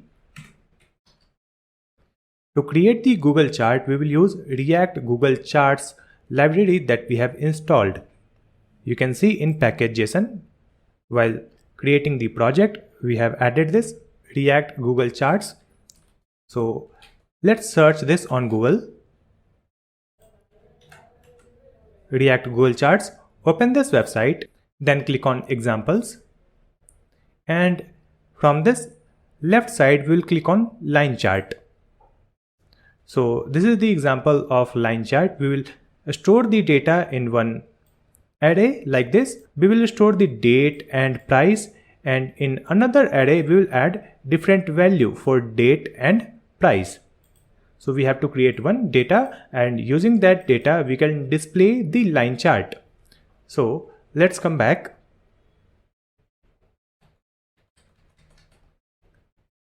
Close this JSON file. And here first we will import the chart. Let's add import chart from React Google Charts, right? Here before this return, we will add const data and set data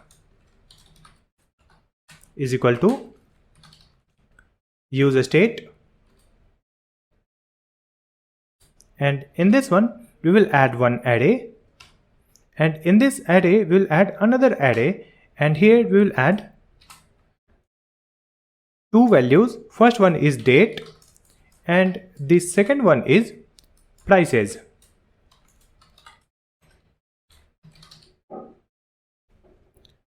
Now we have to store the API data in this data state. So to get the historical data in this file, we have to pass it through props. So we will mount this component in the coin page. Here we have the coin.jsx. So in this coin.jsx, after this div, which is coin name. So here let's add a space, and let's add one div with the class name coin chart. And in this one, we will mount the component line chart. Click here. So the line chart has been imported from here. Close this. And in this line chart, we have to provide the historical data as props. So you can see we have added the historical data here. Copy this one, and we will pass it in this line chart component. So paste historical data is equal to curly braces historical data. That's it. Now we will receive this historical data in this line chart component. So we will destructure it here in curly braces historical data. Now from this historical data, which is coming from the API, we will store the date and price in this data state. So here let's add use effect Click here, use effect has been imported. In this use effect, we will add one arrow function, and here we'll add comma and dependency array, and this use effect function will be executed when this historical data changes. So we have added historical data here. Now in this one, we'll add one copy of this data state. So just add let data copy is equal to this one. Let's add it in another square bracket like this. So we have added one array, and in that array we have another array, and here we have the date and prices. Now first we will check if this historical data dot prices is available. Let me show you the response. Here you can see we have the response in which we have the prices, right? So if this prices is available, then this if block will be executed. So in this one, we will add this historical data dot prices, and on this one we will add the map method, and in this map we will add one arrow function, and here we will add the parameter item, and in this one we will add data copy dot push. In this one we will push one array, so just add this array, and in this array first we have to push the date and then price.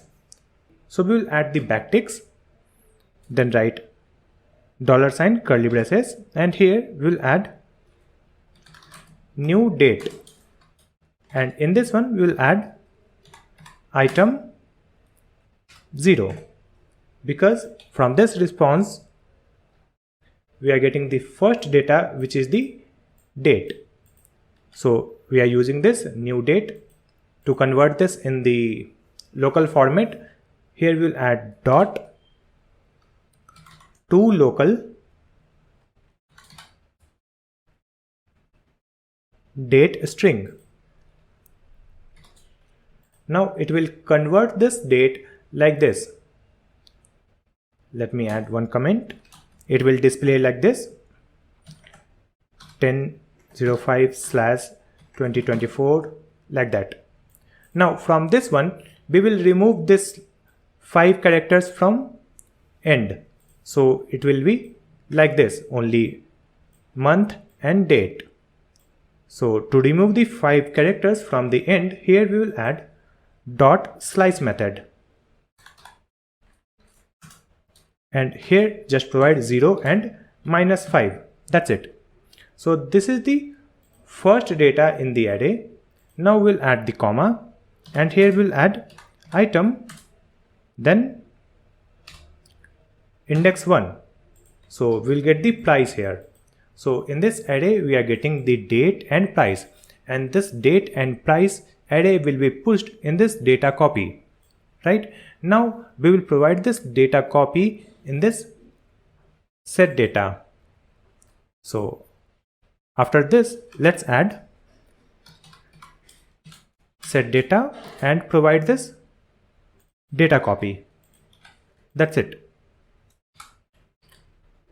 Now we can use this data to create our chart. So to create our chart, here we will remove this div and we will use chart, close this, and in this one we have to provide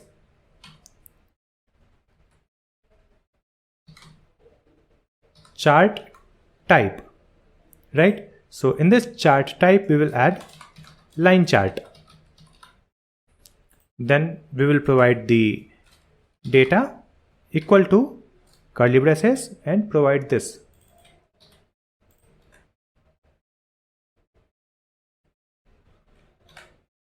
After that we will provide the height. In this height we will add 100%, and after that we will add. That's it. After adding this, let's open coin.jsx file, and here we have declared this fetch historical data function, and we have to call this function, then only it will make this API call, right? So in this use effect, we will add fetch historical data. That's it. Save the changes and open the web page. Now let's open any coin. So it is opening the coin page. Here we have the loader, then we have the coin image, coin name, and we have the graph. We are getting multiple data. It means we have to select the interval. You can see here we have the option to add interval. So in this interval, let's add daily. Right? Select it daily, and you can see this interval has been added here, daily. So we can add it in the URL. Copy this one, come back, and here we have days. So after this days 10, we will add and interval daily. That's it. So it will give one data for one day. So total we will get 10 response. So let's open the website again. Now you can see we have the chart for 10 days, 11, 12, and up to 20, right? Let's go to home page, open second coin. Now you can see the graph for the second coin. Let's open another coin. Here you can see the coin image, name, and graph. So this graph is working fine. After that, we will display some other data of the particular coin. Like we will display the coin rank, coin current price, we will display the market cap, 24 hours high data and 24 hours low data. So to display that, again we will use this previous data, which is coin data by ID. Let's open this one, and in this one you can see we have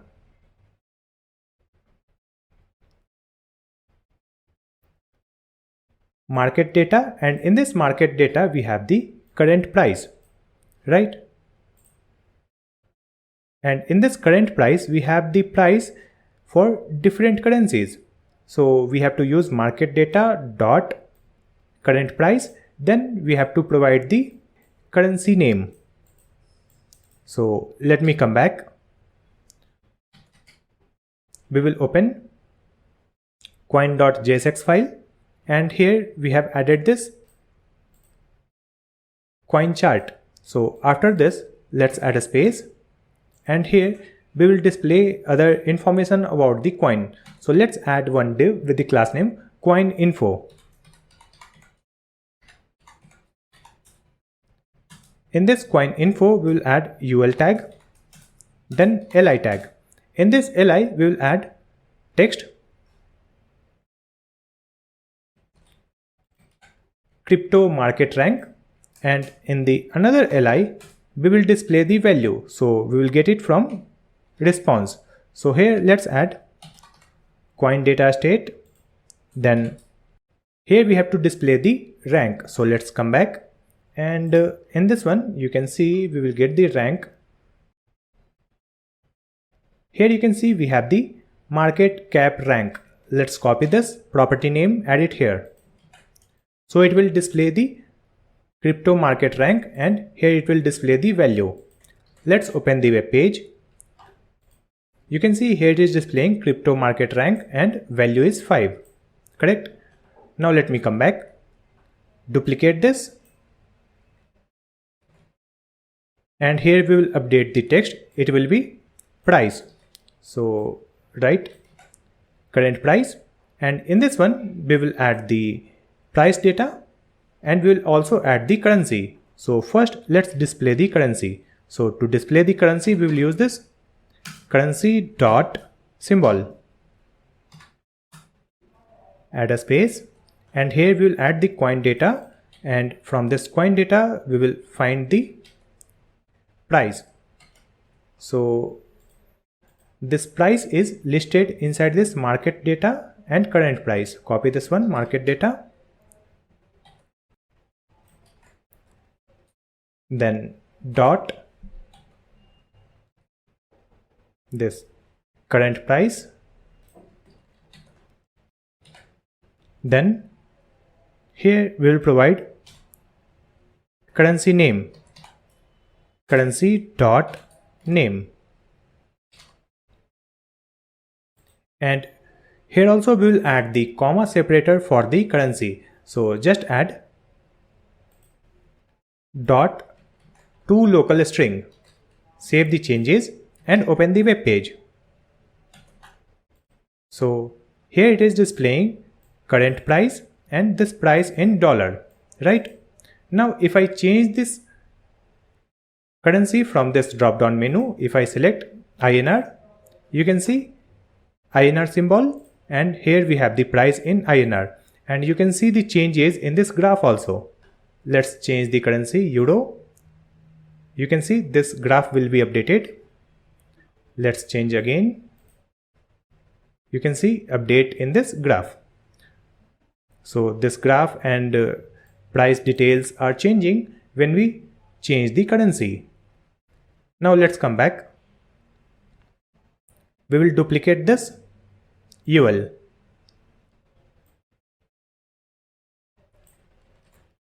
Here we will update the text. It will be market cap.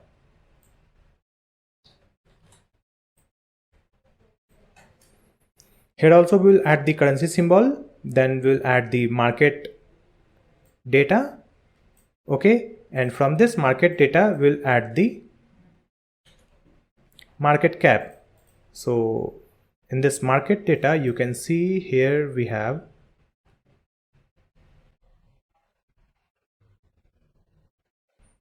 market cap. Just copy this. And in this one also we have to provide the currency. So paste this market cap. And after that, we will provide this currency.name, then to local string. That's it. Save the changes and open the web page.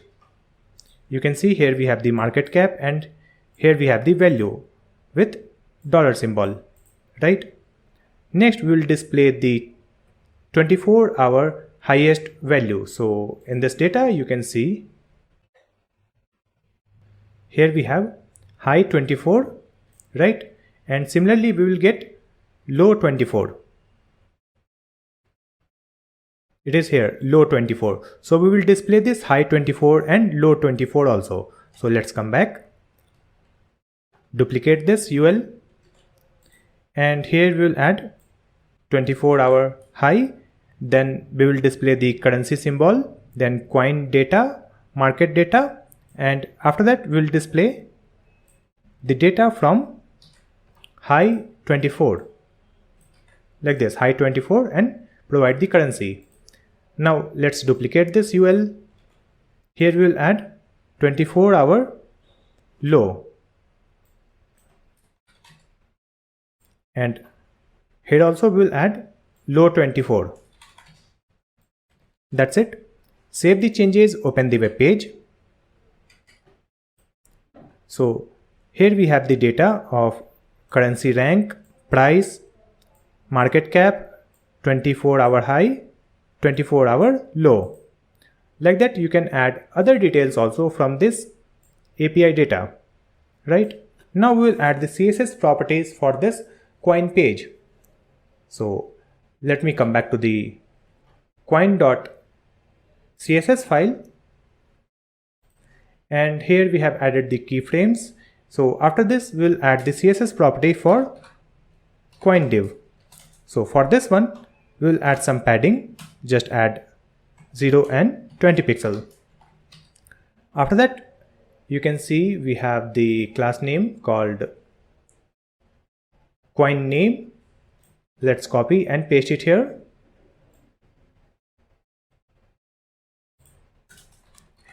And for this coin name we will provide display flex, flex direction column, align item center, and gap of 20 pixel. Then we have added the margin and margin from the bottom. Now you can see this coin image and text in center, and we have some gap between this image and text, right? Now we will fix the size for this coin image. Let's come back and copy this. Then we will add the img tag. So for this image, let's add the maximum width. It will be 100 pixel. And in this one we have the text in P and bold tag. So let's add P and B. For this one, let's set the font size 44 pixel and font weight 500. That's it. Open the web page. Now you can see this coin image and this title is looking good, which is the coin name. Let me open the other page. So here you can see the coin image and coin name and this coin symbol, which is BTC. After that we have this coin chart. So we will add the CSS properties for this coin chart. Let's come back. Here we have the class name coin chart. Just copy this one, add it here. And for this one we will provide the maximum width. So the maximum width is 600, then height and margin auto, so that it will get equal space from the left side and right side. So now you can see the perfect size for this coin chart. Next we will add the CSS properties for this details, which is the coin rank, price, market cap, high and low value. So let's come back. And here we have the class name coin info. Let's copy this one, paste it here. For this coin info we will add the max width, that is 600. Then we will add the margin.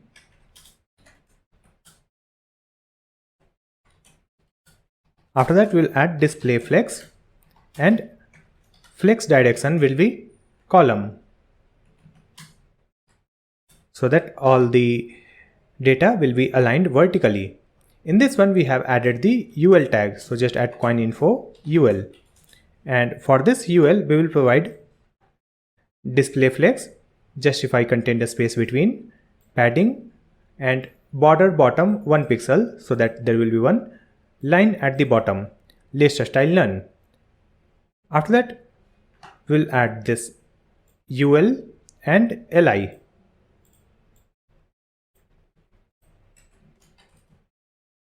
And for the last child of this LI, let's add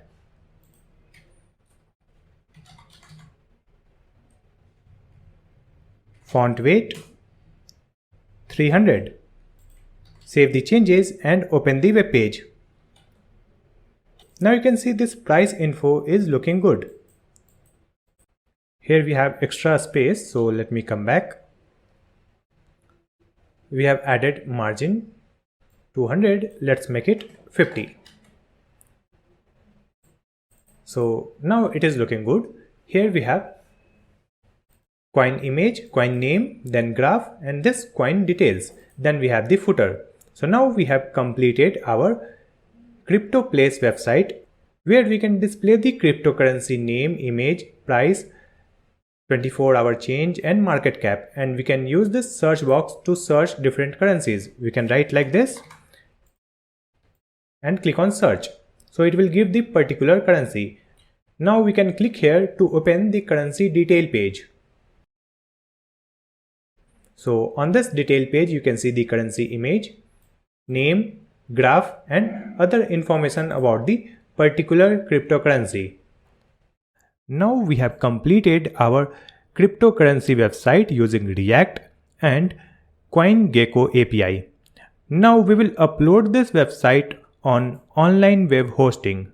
So to upload this website online, we will create the build. So let's come back to the VS Code editor. We will open the terminal. In this terminal you can see our project is running. So first we have to stop this project. So we will type Ctrl+C, press Y. Now we will add the command npm run build. After typing npm run build, press enter. So it will create the dist folder in our project folder. So let me come back. Here we have the project folder. In this one you can see we have a new folder called dist. And in this one we have the assets, then index.html file and one SVG image. So we have to upload these files on our hosting. To get the domain name and web hosting, you need to come to this website. You will find this website link in the video description that will directly take you to this page where it displays all the hosting plans. So click on the link in the description and open this web page. And here we have different plans. In this single plan, I can host only one website. And if I go to premium plan, here these are the features, and in this one you can see we can host up to 100 websites. When we will buy this premium plan for 1 year, we will get one domain name for free. So we will select this premium and click on add to cart. And here you can select the duration. The maximum duration you will select, you will get the maximum discount. You can see if I buy this web hosting for 48 months, I will get it for $149 per month. This price can be different for you in different country. You can select this duration according to your requirement, but never select for 1 month because you need to renew this plan every month and the renewal cost will be very high. That's why I will recommend you to buy at least for 12 months. Here you can create a new account using your Google account or Facebook account, or if you already have an account, you can enter your email ID and password and login. Then you can use any payment method and then enter your billing information and you can place the order. But right now you can see this is the final price, but you can get additional discount by applying my coupon code. So here you can see one option, have a coupon code. Click here, enter Great Stack, then click on apply. After applying this coupon code, you can see we got additional discount and this is the final price. After that, click on this button and complete your purchase. After completing the purchase, you will come to this page. Here, just click on this skip. Again, click on this skip link. Here, I am getting option choose a domain and use an existing domain. If you already have any domain name with another domain registrar, you can select it here. And here you will get one more option, that is claim free domain. When you will buy this web hosting for 1 year, you will get a free domain name for 1 year. So you will get one more option, claim free domain. This is my old account. I have already claimed the free domain. That's why I will buy a new domain. So here I will search for a domain name, greatstack.in. Let's search. So this domain name is available. I will click on buy now. After getting the domain, click on the next button. After that, click on this button, manage site. Now we will click here to open this website in new tab. So you can see our website is up and running. And here, this is the default web page provided by Hostinger. So let's come back and open this file manager. Then open this public_HTML folder, and here we have the default.php file. We have to delete this file, and here only we can upload our own website files. Here we will click on this upload icon, then click on this folder. Now go to project folder. And here select this dist folder that we have created using npm run build command. So let me select this dist folder and click on upload. Let's click on this button, upload. So it will upload this dist folder here. Let me open this folder, and here we have assets file, then index.html and this wheat.svg image. Now let's select all files, press shift and select it. Now click on this move icon. You can see the move icon here. Just click here, then click on this folder icon. So let me double click here. So now you can see our current folder is public_HTML, right? So just click on this move. That's it. So it will move all the files in this public_HTML directory. That's it. Now we can delete this dist. like this. Now in this public_HTML directory, we have the assets, index.html file and this svg image. After uploading these files in public_HTML folder, let's open our website again. So let me open this URL in web browser. So here you can see our CryptoPlace website is up and running on online server. This is our domain name and here our cryptocurrency website is live. Here also we can search for different cryptocurrency. Then click on search button. Now we will click on this cryptocurrency, so it will open the currency detail page. So now you can see all the functionalities are working fine on this online web hosting. So we can easily deploy our website online using Hostinger. So just create this cryptocurrency website by yourself and use my Hostinger link given in the description and deploy your website online. So now we have completed this cryptocurrency website project. I hope this video will be helpful for you. If you have any question, you can ask me in the comment section. Please like and share this video and also subscribe my channel Great Stack to watch more videos like this one. Thank you so much for watching this video.